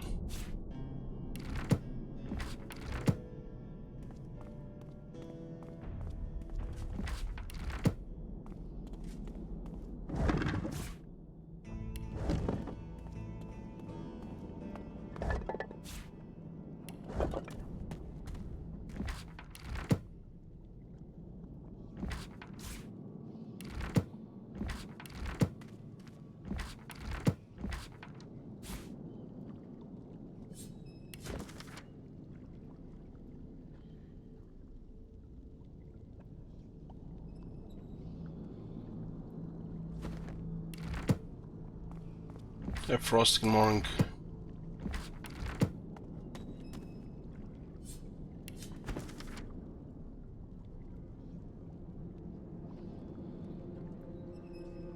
Adventurer's Field Guide. Back in my days, adventuring was about survival. You made your own food, your own weapons, and you rested under a starry black sky. And if you made your own metal armor and it squeaked a little, you simply used some drops of oil in the right places and you were good to go. Nowadays you see young guys flaunting the swords they got for their 16th birthday, and 2 days later they buy a new one. And what good will this consumerism do them? None. They say, I survived out in the wilderness for years with the same equipment, came back richer. Oh, and I for one did come back. One of these things in the first Divinity regional scene. Summons and summoners, witches, familiars, demons, hell beasts, the long forgotten wizards, Xenolin and his 7-foot invisible chicken. Hubert lists many examples of what he considers to be a summoner is doing. He believes that the power to summon in some way connected to the source within you and your ability to master it. Hubert admits he does not know if the chicken was 7 feet tall or at 7 feet. But postulates that even the fact that the chicken was invisible, the question is academic. Margot for Second World. In a tome so short as to be likely unfinished, Hubert recounts the origins of Lucian's Day. Short day of mourning for Lucian's passing in the year 1233 has become a day of hope for his return.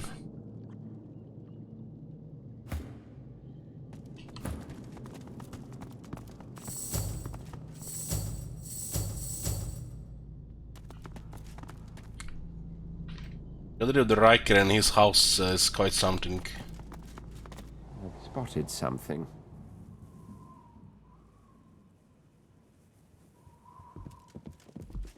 The salamander turns away from you with...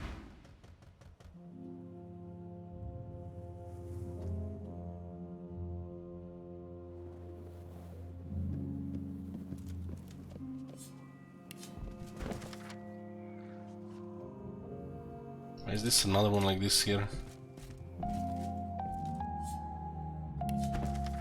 So once of the Stone Garden, a metal was.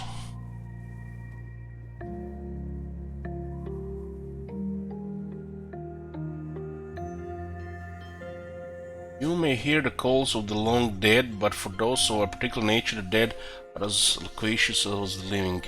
Those so blessed and cursed are drawn to the Stone Garden Graveyard, where they might learn the ways of the ancients and beyond. One such mystic was Magnum Oaks, who gained expertise in both traps and purification. It is said that his own stone garden sepulchre with a fossilizing mist to petrified metals from invaders. Actually read about that one. I've seen that one. And this guy has all kinds of artifacts here. Unusual relic indeed. This is quite the antiques collection. This is quite the antiques collection.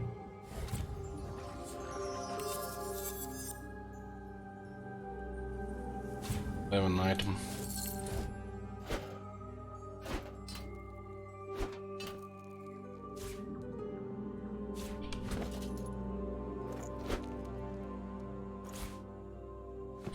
Well, we'll be rolling in gold.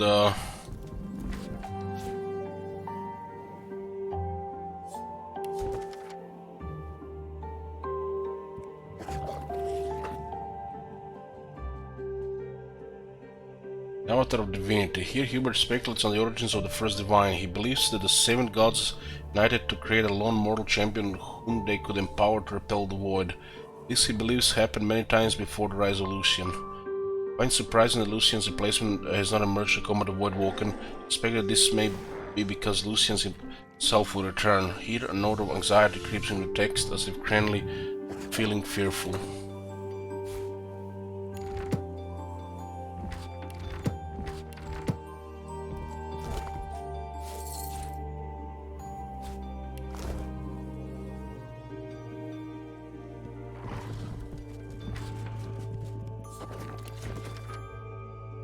This code is known by all, followed by none. The most interesting part relates how you should refrain from drinking intelligence potions, telling the dangers of addiction. It also contains a detailed recipe for how to brew them with the glossary trying to illustrate the potion's dangers. You happily copy the recipe over to your little recipe book. It's in this one.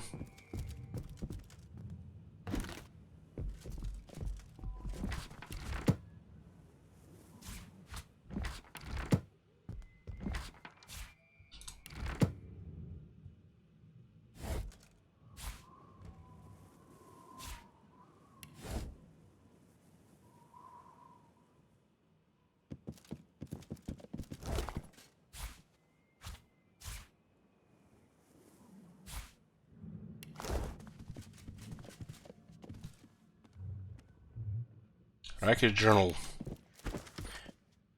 At last I think I've discovered a method of keeping my home and gardens in good repair. The inhabitants of the stone garden are just lying there anyway, why not put them to work? They raise from the dead easily enough, but my word, are they ever a fright to look upon. I have fashioned some garb for them that will keep their true faces hidden, hopefully holding some of the smell also. I must confess to growing fond of my silent companions. They never argue back, they hope to work at the slightest order, and best of all, they keep the riffraff out. They're worth enough to be picked up and sold. We'll be visiting merchants since we got level 15, so why not? Yeah, usually 40 gold. 113 for this one. We got level 15 recently, so we can check the merchants for level 15 items. When I was a little boy in the deserts of Mest, I spent a lot of time wandering around alone. Once I found a pebble, small and bright and green like a fish's eye. I never saw a pebble like it before or since. I have seen its color in colors with clamp and sorcerers. I brought my pebble home and showed it to my grandfather. He was a paladin, but very old. He said to me, "Now that is something, young one, that is completely new kind of matter entirely." His eyes glistened with zeal as he found a way to expand my discovery into a sermon on the void and its seductive evils as usual. A wiser child would have cottoned on to the fact that one could often trust the first thing out of grandfather's mouth, the thing said before any filter kicked in. But the second thing the lecturer pieced together by a fraying mind, those words could be disregarded. No matter, the seed of discovery was planted. I cherished that pebble, childhood and lessons into divine order and the life of a soldier. It stayed with me always and gave me hope when there was none to be had from the world. It assured me that I was special.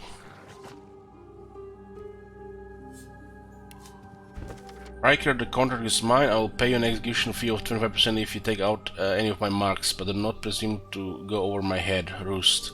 So R is roost. Okay. Roost.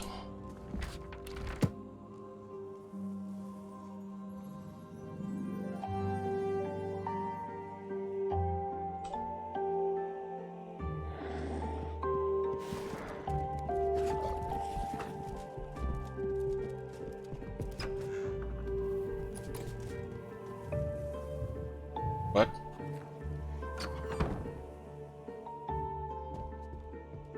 It's open, but it's locked.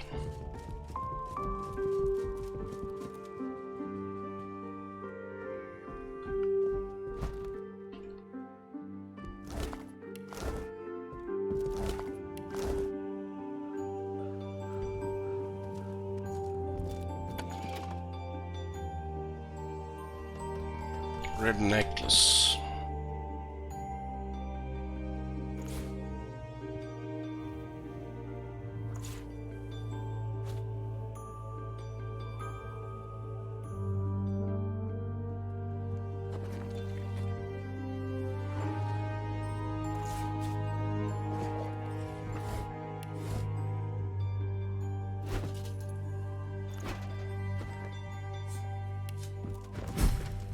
Even times those walking in and out, Lisa Dreamer spotted outside the gates. Ignore her heads in the clouds.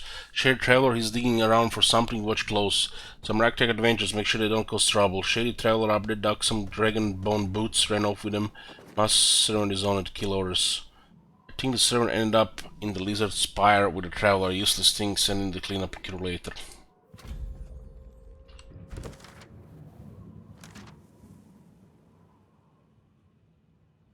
Things are totally out of order, not as polished as the rest of the quest updates.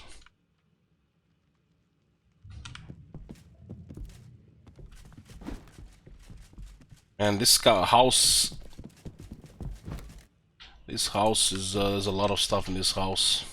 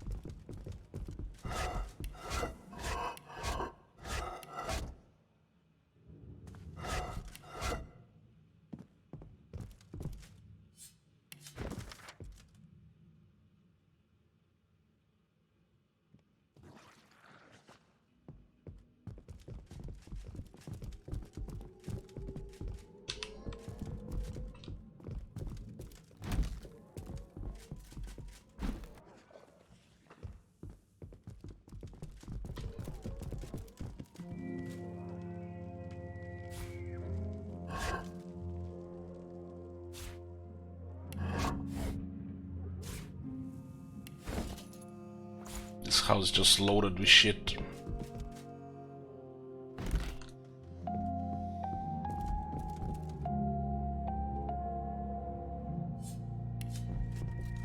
Yes, some existence volume 2.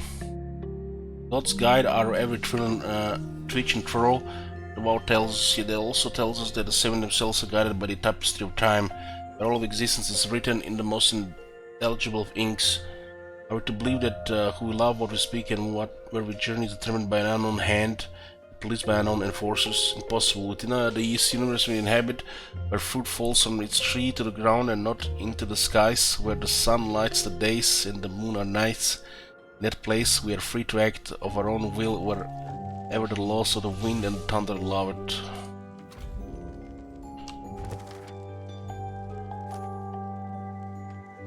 We read the Essence of Existence Volume 2. Now we found a book for that quest. So Riker's house. It was not just marked as a book, it was actually had a name.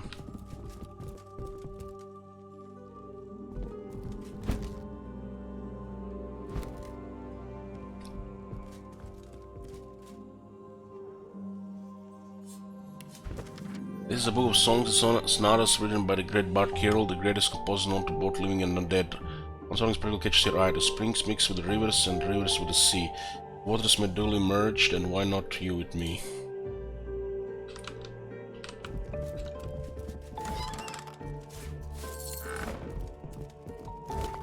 And there's several paths leading to the top.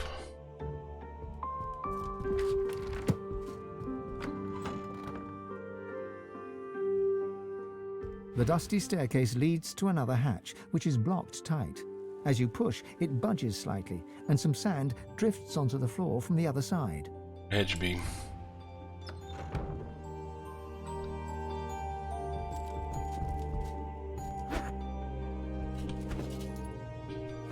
Holy shit, these things are so extravagant costed.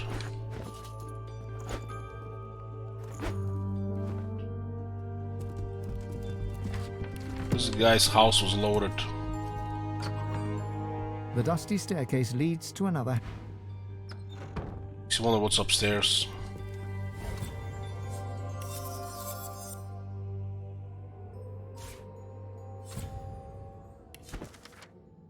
Star Dry rulebook describes a set of rules for archery contests, specifically detail on how contestants may not consume boletus, mushrooms, or potions containing them. In fact, it contains so much detail that you think you could probably use it to create a boletus potion.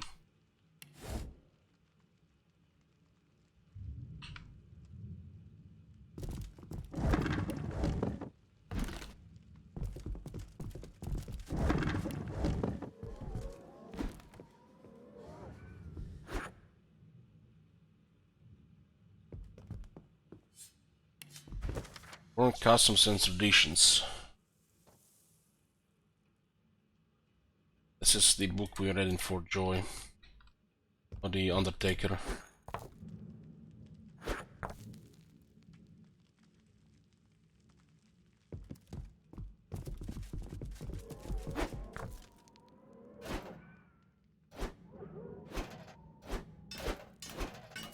It's all gold, made out of gold.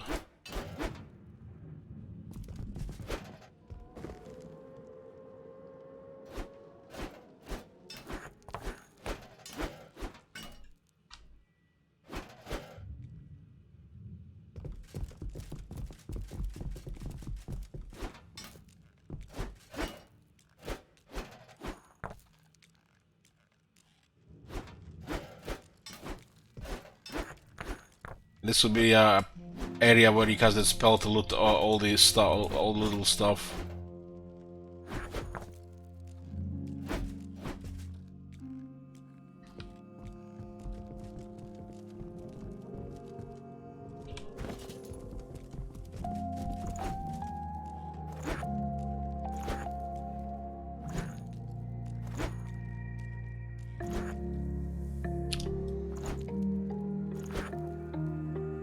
Things are not staking out because there are weapons. Hilarious.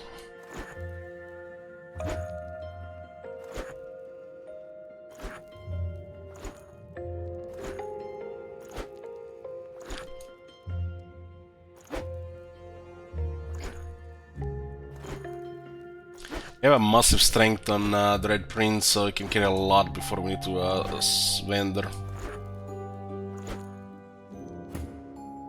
400.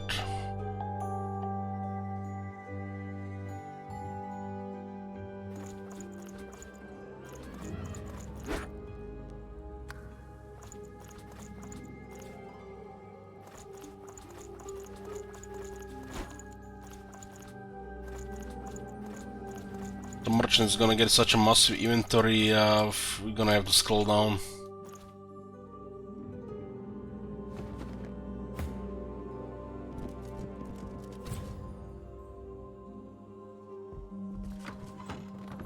The dusty staircase leads to another hatch, which is blocked tight. As you push, it budges slightly, and some sand drifts onto the floor from the other side.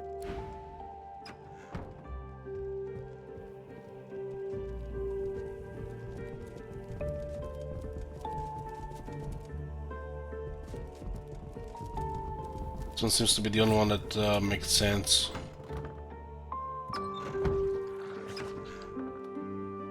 I'll need to get clever with this lock.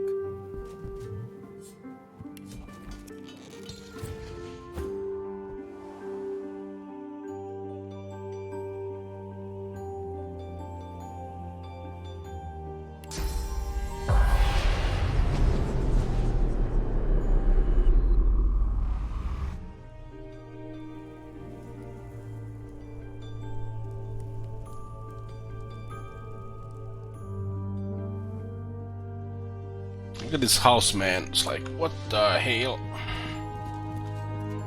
If you think the master loves you more than he loves me, then Dot, you're a bigger idiot than you look. Master's the master. Master knows the dog is better than the cat. Master says good dog. Does Master say good cat? No. No, Master does not. See? The cat gives the dog a long, languid look of carefully disguised contempt. Then she sighs and turns to you. Settle an argument for us. Here to help. Dog's body here thinks that because the master is grateful for his, meaning the dog's, mindless devotion, he loves his dog more than he loves his cat. I, on the other hand, know full well that it's the master's admiration for my general bearing, demeanour and intrinsic greatness what is most indicative of a state of actual love. He near worships me, he does. Master loves his dog. Master thinks his cat is cool, not the same thing. You're a moron. No, I'm not. I'm black-brown. See what I'm dealing with? Come on, settle the argument. Tell him he's wrong.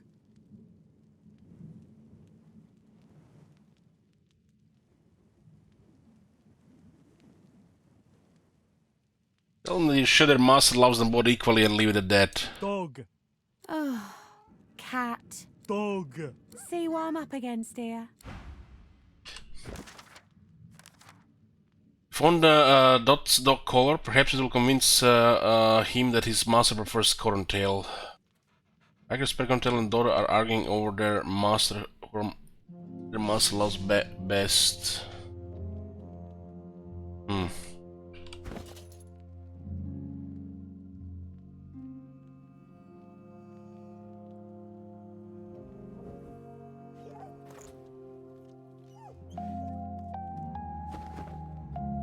The animals argue. Dog. Oh. Dog. See what I'm up against? The animals argue. Dog. Oh. Dog. Can't win. So how do we then complete this quest?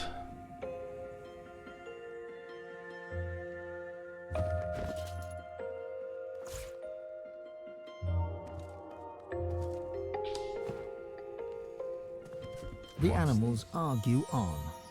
Dog. Dog. See what?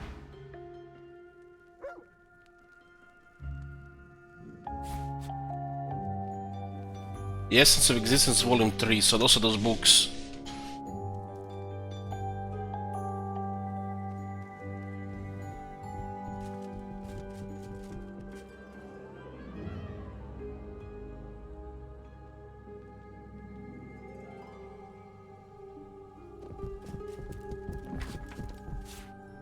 This house is really loaded with shit.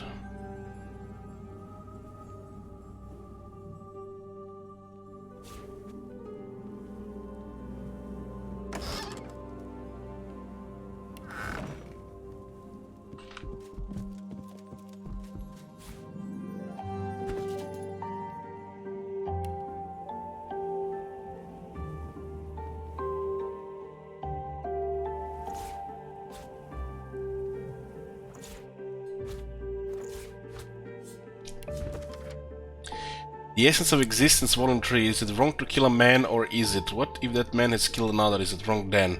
If yes, then what if he has killed two others, or three? How many shall die at his hand before we can put him to death with a clear conscience? It is wrong to steal, but it is wrong for a poor man to thief bread from a rich man who stores loaves in abundance. How empty must a thief's belly be before we forgive him for his crime? How full must the rich man's granary be? There can never be one law that answers the question of what is right and what is wrong. There is only a river of justice steered by the impulses of men and women, gods and goddesses, chance and nature.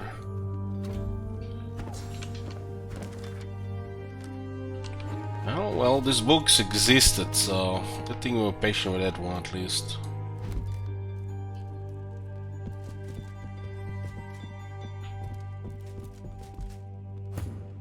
The cat and the dog appeared. Oh. Oh. Oh.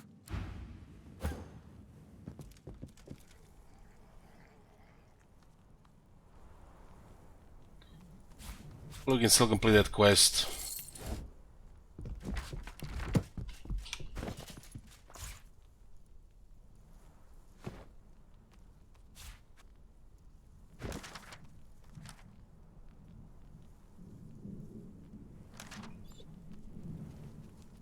Found this one in the basement. But now we can't give a different response. Hey, Rumi.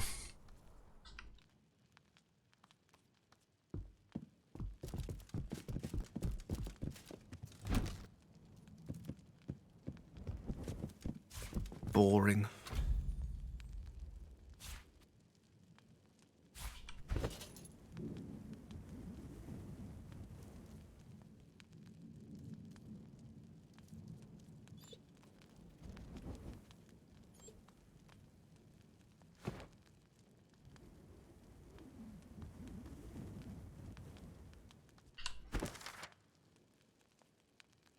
Found Tail's toy ball. Perhaps it will convince her that her master prefers Dot.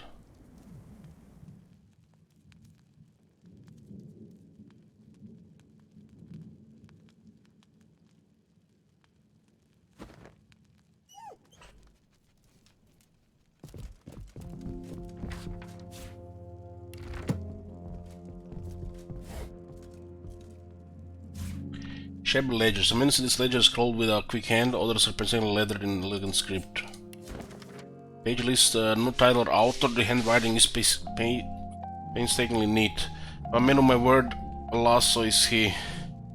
I have prided myself on being my own man, but the spectre of mortality proved my weakness. I allowed myself to be seduced into the covenant. I gave myself to him as his servant, as his warrior. In a rich existence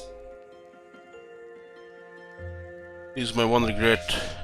I'm sworn still soon, however I shall be unsworn, the key that will free me from these shackles, soon to seek entry, and I shall be a most hospitable host.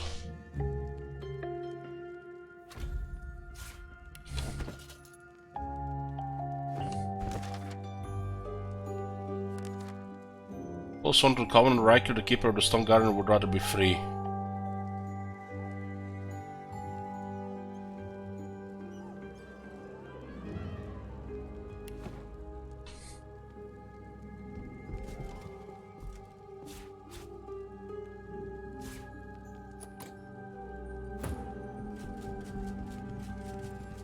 Maybe that was the desk key for this one.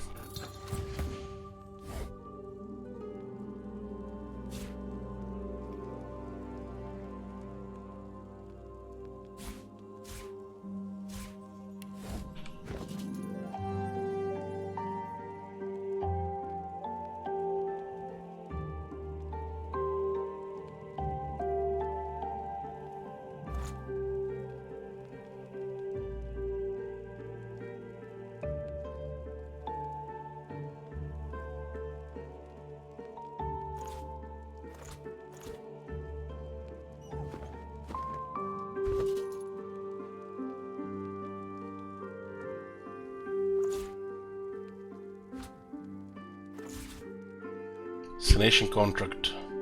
Undertaken out by the lone wolves, no god walking is to be left alive.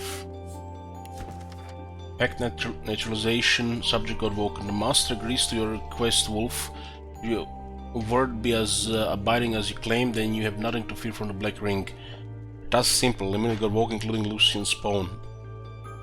Should the weasel make squeak, we won't dictate your methods, nor will we reveal our motives. Extermination is your only concern. Hey Gal, good morning. Black Ring does not tolerate failure. Payment will be offered immediately upon proof of fulfillment.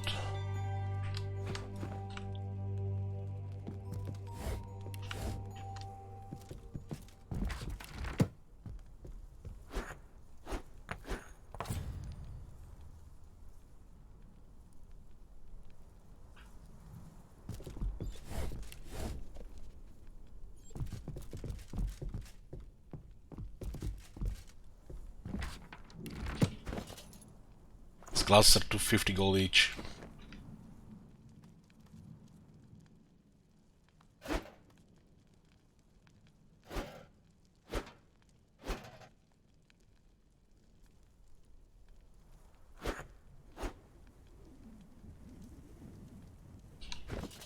This guy had a shit ton of valuables in the house. It's a massive house. I had to fill it with something. Would it be look empty, right?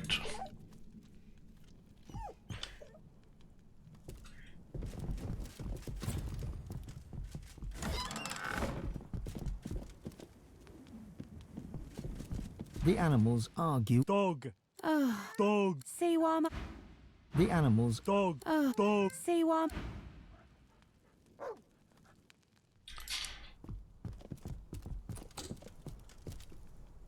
So why does this thing doesn't update?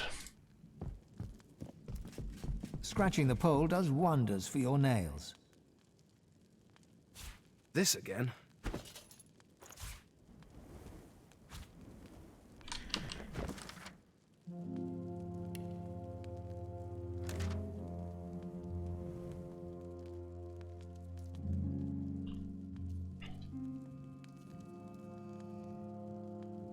Is this bugged? The animals argue. Dog. Oh, Dog. oh, you're... Is it because we picked the side? The animals. Dog. Dog. The cat and the dog still. Don't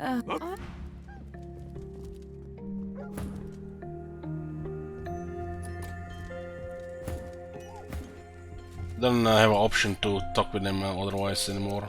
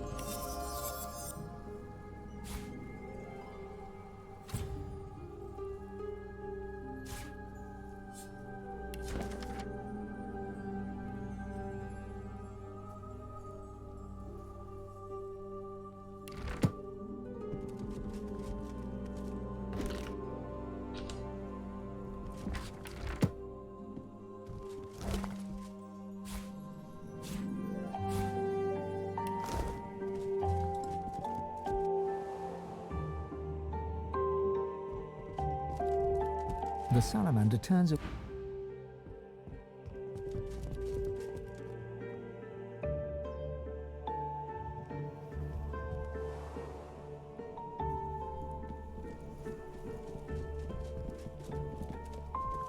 This door is locked tight, but there's a sliding hatch at ankle height. Grains of sand drift from beneath the door and form the tiniest dunes. Peering in, you can barely see as your vision is limited by a cobweb draped across the hatch. You think you see an empty room carpeted with sand. It's quiet in the room, too quiet.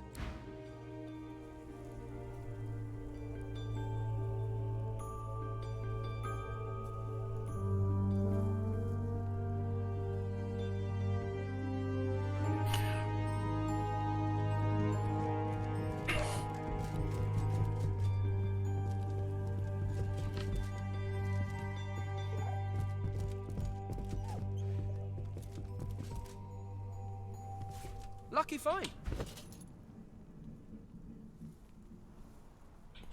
Master bedroom. This can be the master bedroom.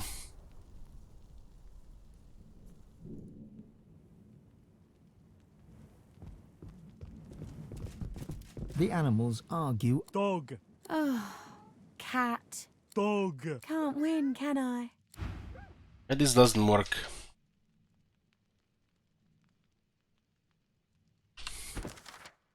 Popularity contest. Is it because we already said both? Or did it bug? Or we're missing more items?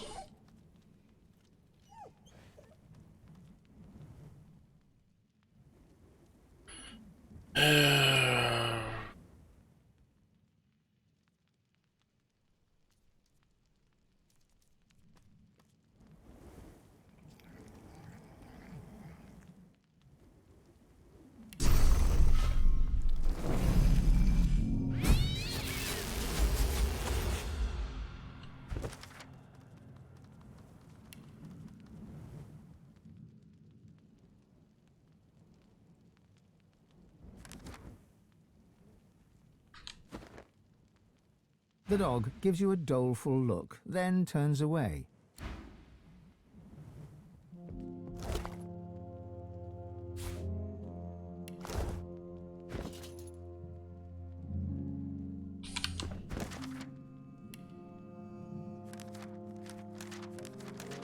We picked both and the quest did not resolve.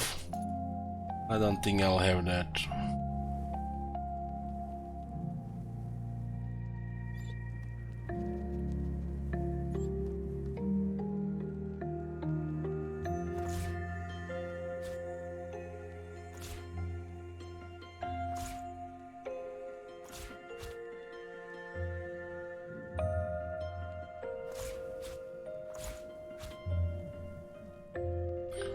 It's bizarre if that's the case, Oscar, because quest gets locked and doesn't resolve.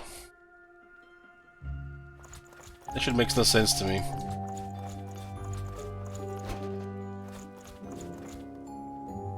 And was updating as we were picking up items.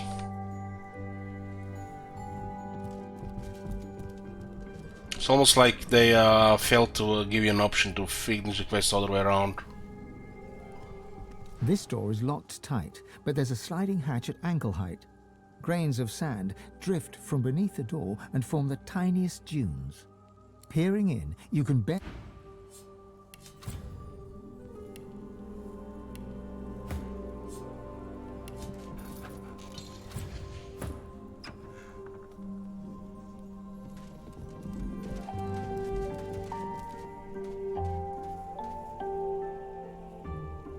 Yeah, that shit makes no sense.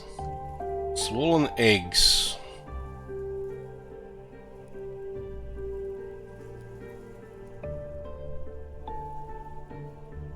First poison flask.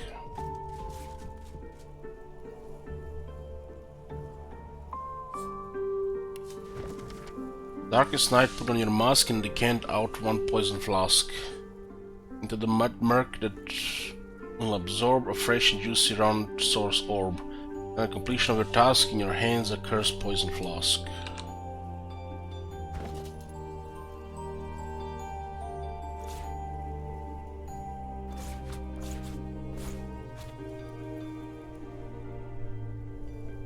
Cursed poison surface and deal poison damage.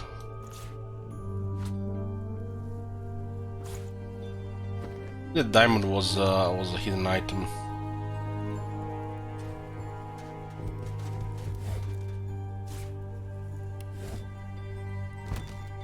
Well, this room definitely looking off.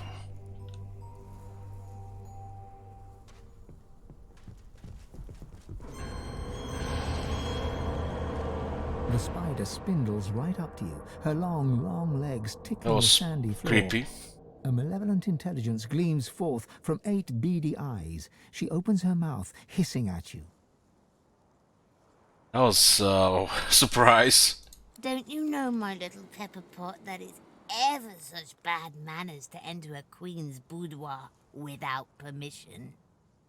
But what's this? Something familiar beats within your heart? A venom promise, a gift from one of my kind. She shuffles her enormous body closer, looming over you until you are enveloped under her shadow. Venom sizzles to the sand from her fangs as you are pinned in place under all 8 of her eyeballs. You come here for me? You desire another spider's kiss?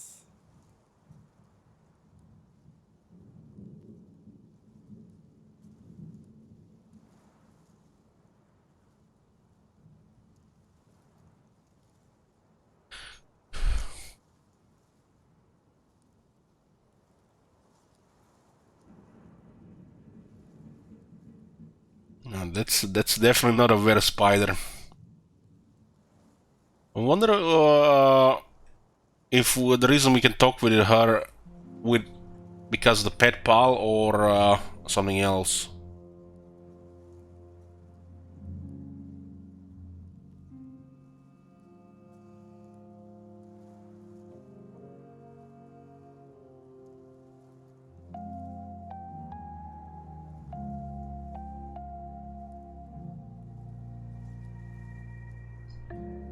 Shrug, you'll try anything once, but you already tried that. How rude you are, Sugar Plum.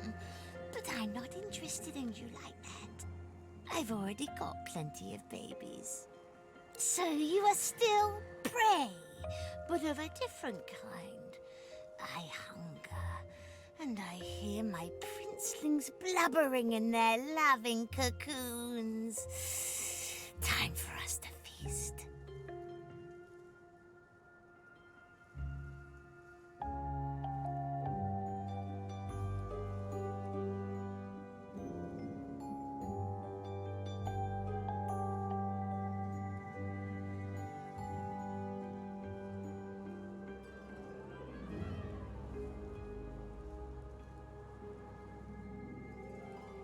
This is interesting, this second and third option, but what the fuck do they do? Someone else's flesh to spare your own. It's like a feed your own companion.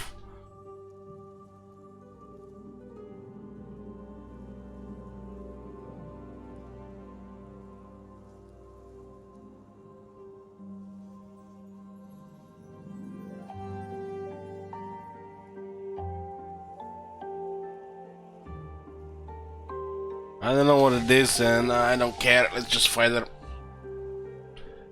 This is interesting because it's connected to that quest in to that other were spider in Black Bull.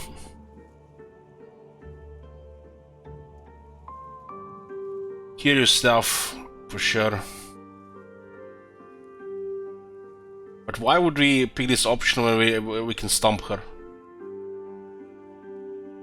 Like, it's not like she's like a level 16 badass boss that we need to be afraid of her. This is just nothing here. If she was like level 16, like three times the stats, then I might have clicked the second button. Like, what's the point of these options where this is like nothing?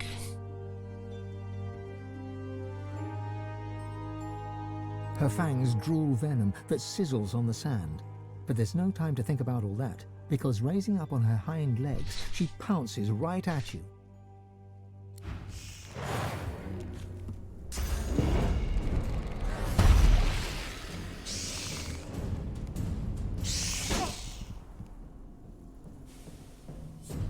Finally we see a spider in this game.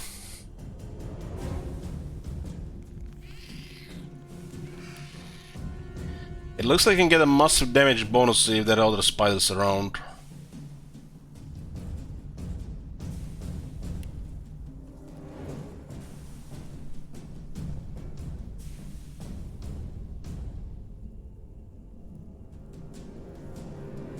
Yeah, you can definitely meet her earlier, but I feel like even if you're level 12, it doesn't look nothing special.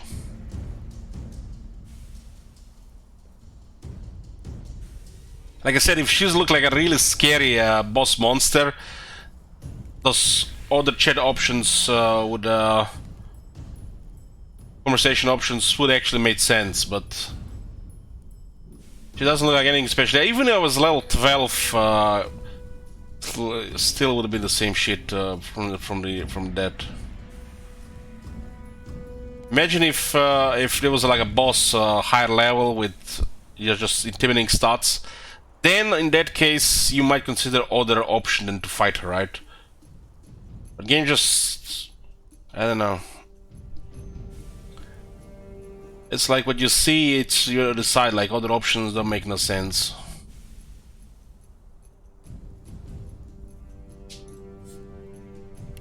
It's weak to fire.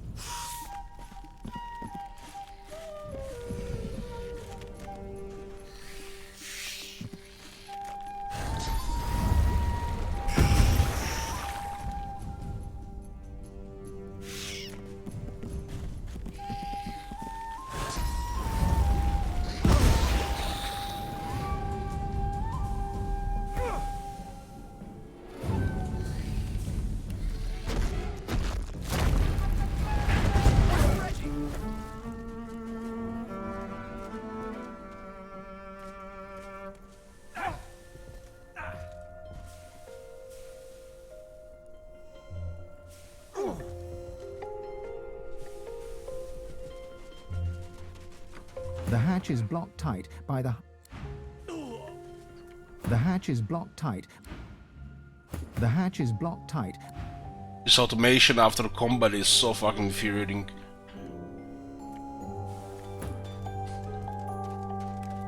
Made worse by pet finding due to dangerous, kappa, dangerous terrain.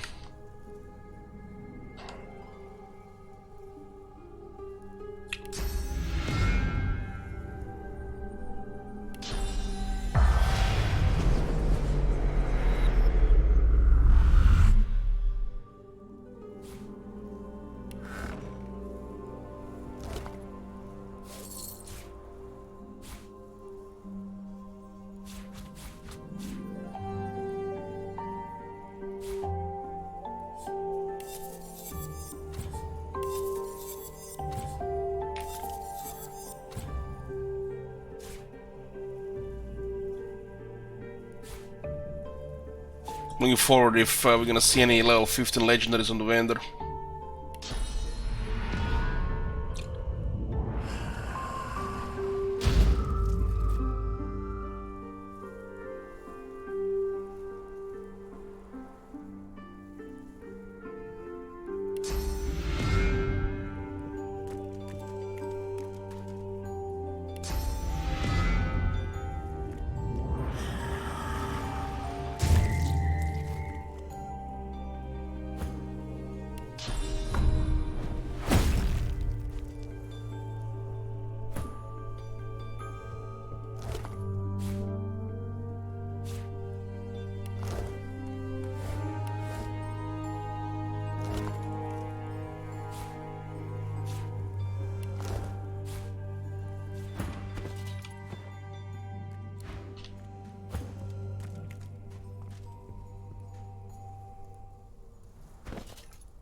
When the spider showed up with that sound, it was actually a pretty nice touch. I don't expect a thing like this in this game, but these guys keep surprising. You remember drinking ruby wine with Magister Boris in the armory after hours. You remember his deep hazel eyes, how he trembled as he kissed you. You remember all of it, the best night of your life.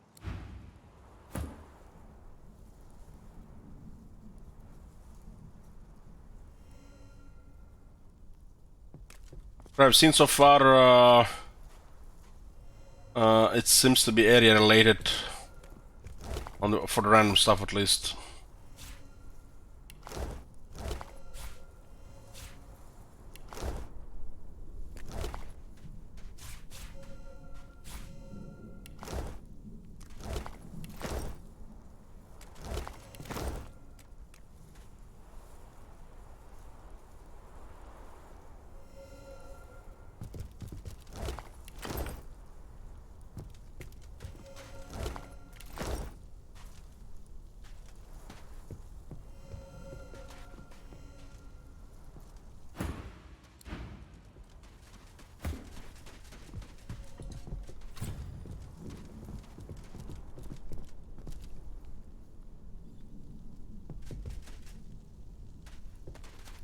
Before you stands the ghost of an older woman.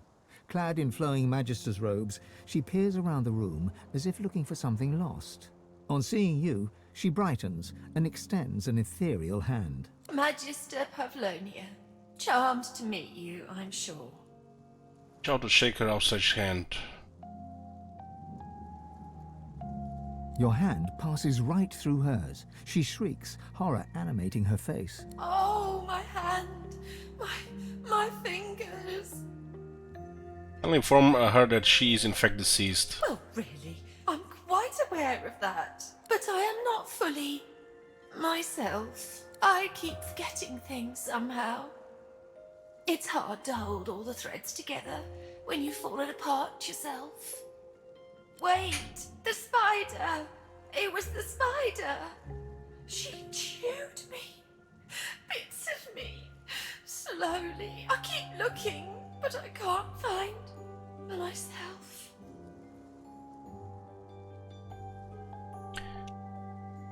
Ask what she was doing here in the first place. Yes. I came from the Black Pits to to negotiate with Riker here in his house. We needed to ensure that scoundrel wouldn't interfere with our plans there. He must have mixed something into the delightful rose tea he served me, and then... Next I knew, I was rolled up in webbing as his spider sucked the marrow right from my bones and nibbled my limbs off. I hope you didn't drink any tea downstairs.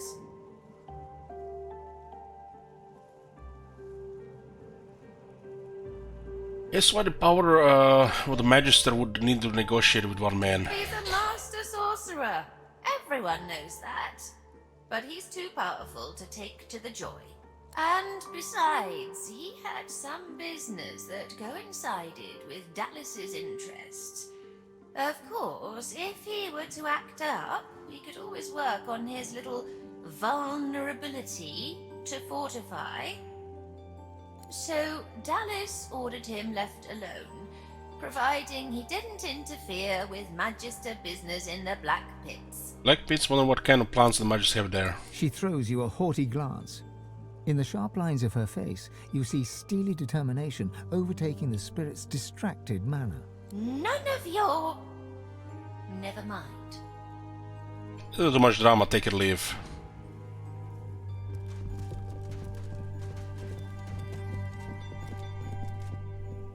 Well, looks like his favorite pet was a spider after all. The dog gives you a sad look.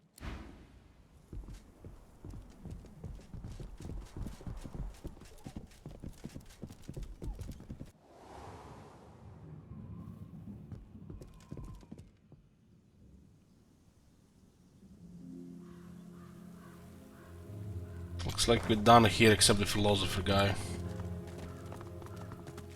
She hums quietly.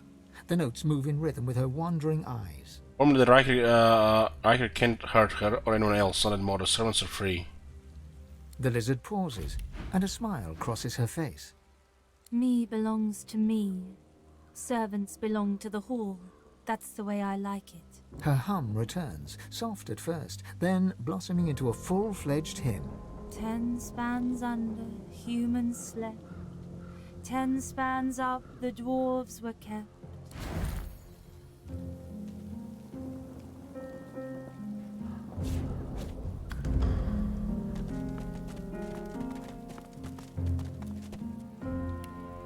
Well, that's done here as well.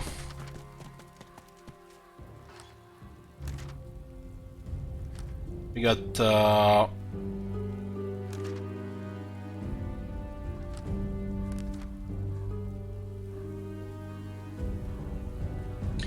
Essence of Existence, Volume 2 and 3. I'm guessing there's a Volume 1 somewhere.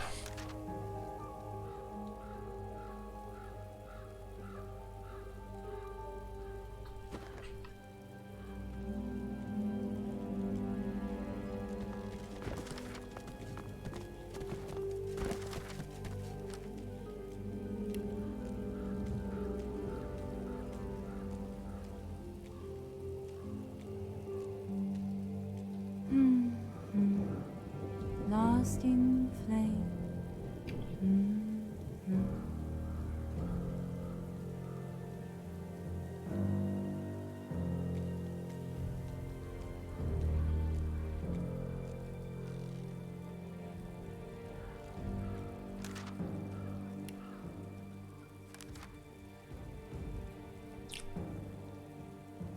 Oh, this is slowly all getting solved now.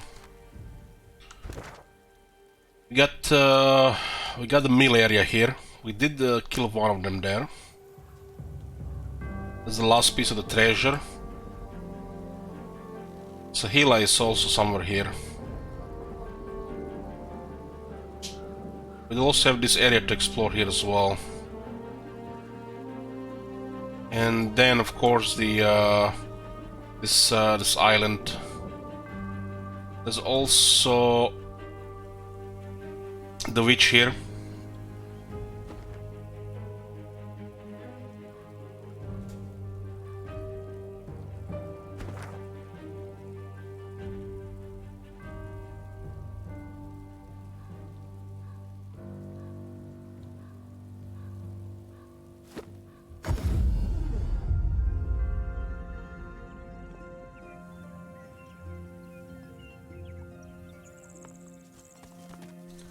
I haven't talked with the trolls yet.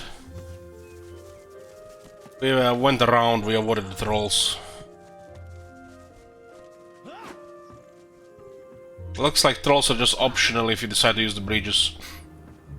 I guess we could try to fight them. There's also the witch, Duna's Undertaker. I don't think we're gonna finish Duna's Undertaker peacefully, because that was the bullshit first wipe. So we'll try to get our revenge. See how it goes. It's still quite a powerful enemy. But now we know what happens. And now we are same level as the boss.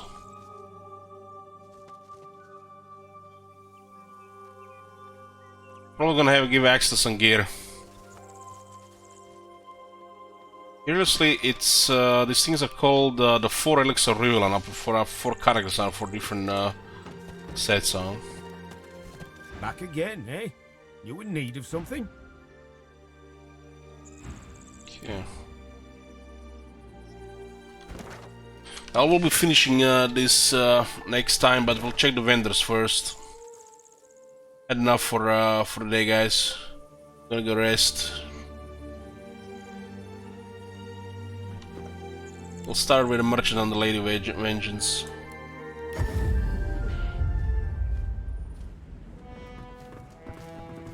A war owl swoops down from the sky and delivers a message for the Red Prince. Red Prince, I am the one who has been hunting you, but you cling to life all too tenaciously. Oh, never mind, we got interrupted here. We must speak of the reason for your expulsion from the ancient empire, and we must speak of the Red Princess. Find me on the Nameless Isle at the Temple of Zor Stissa. In the presence of the goddess, let war and shadow meet. Hold on just a moment. I came here in search of the Master, but I've yet to uncover a clue. The Nameless Isle can wait a little longer, can it not? Oh, pretty please. A word, if I may? I know you're anxious to leave for the Nameless Isle, but I can feel I have unfinished business here. The Red Princess, the secret of my soul. Yeah, we are not leaving. I can tell she's near. It would be remiss of us not to try and find her. You're not leaving.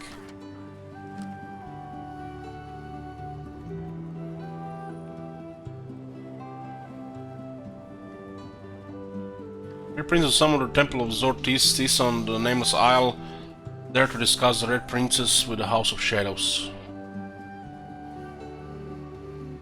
And we still have several quests to finish here and 2 areas to explore.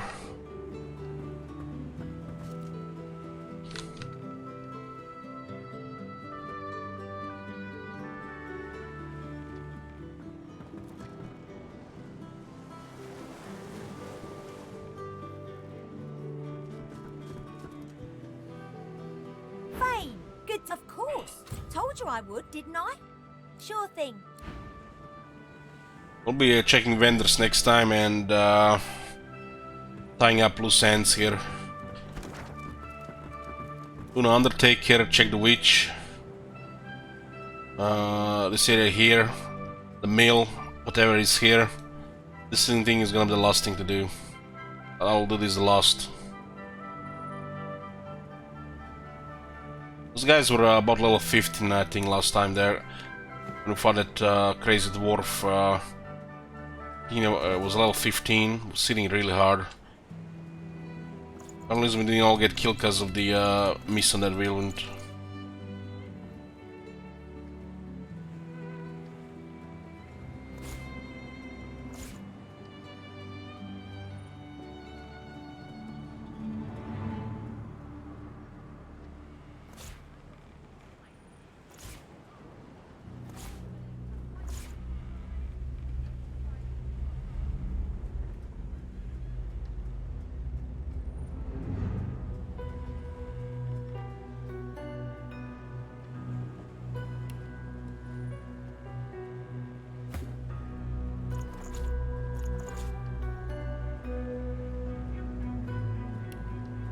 Okay, we'll just save here and to be continued, boys. Thank you for watching.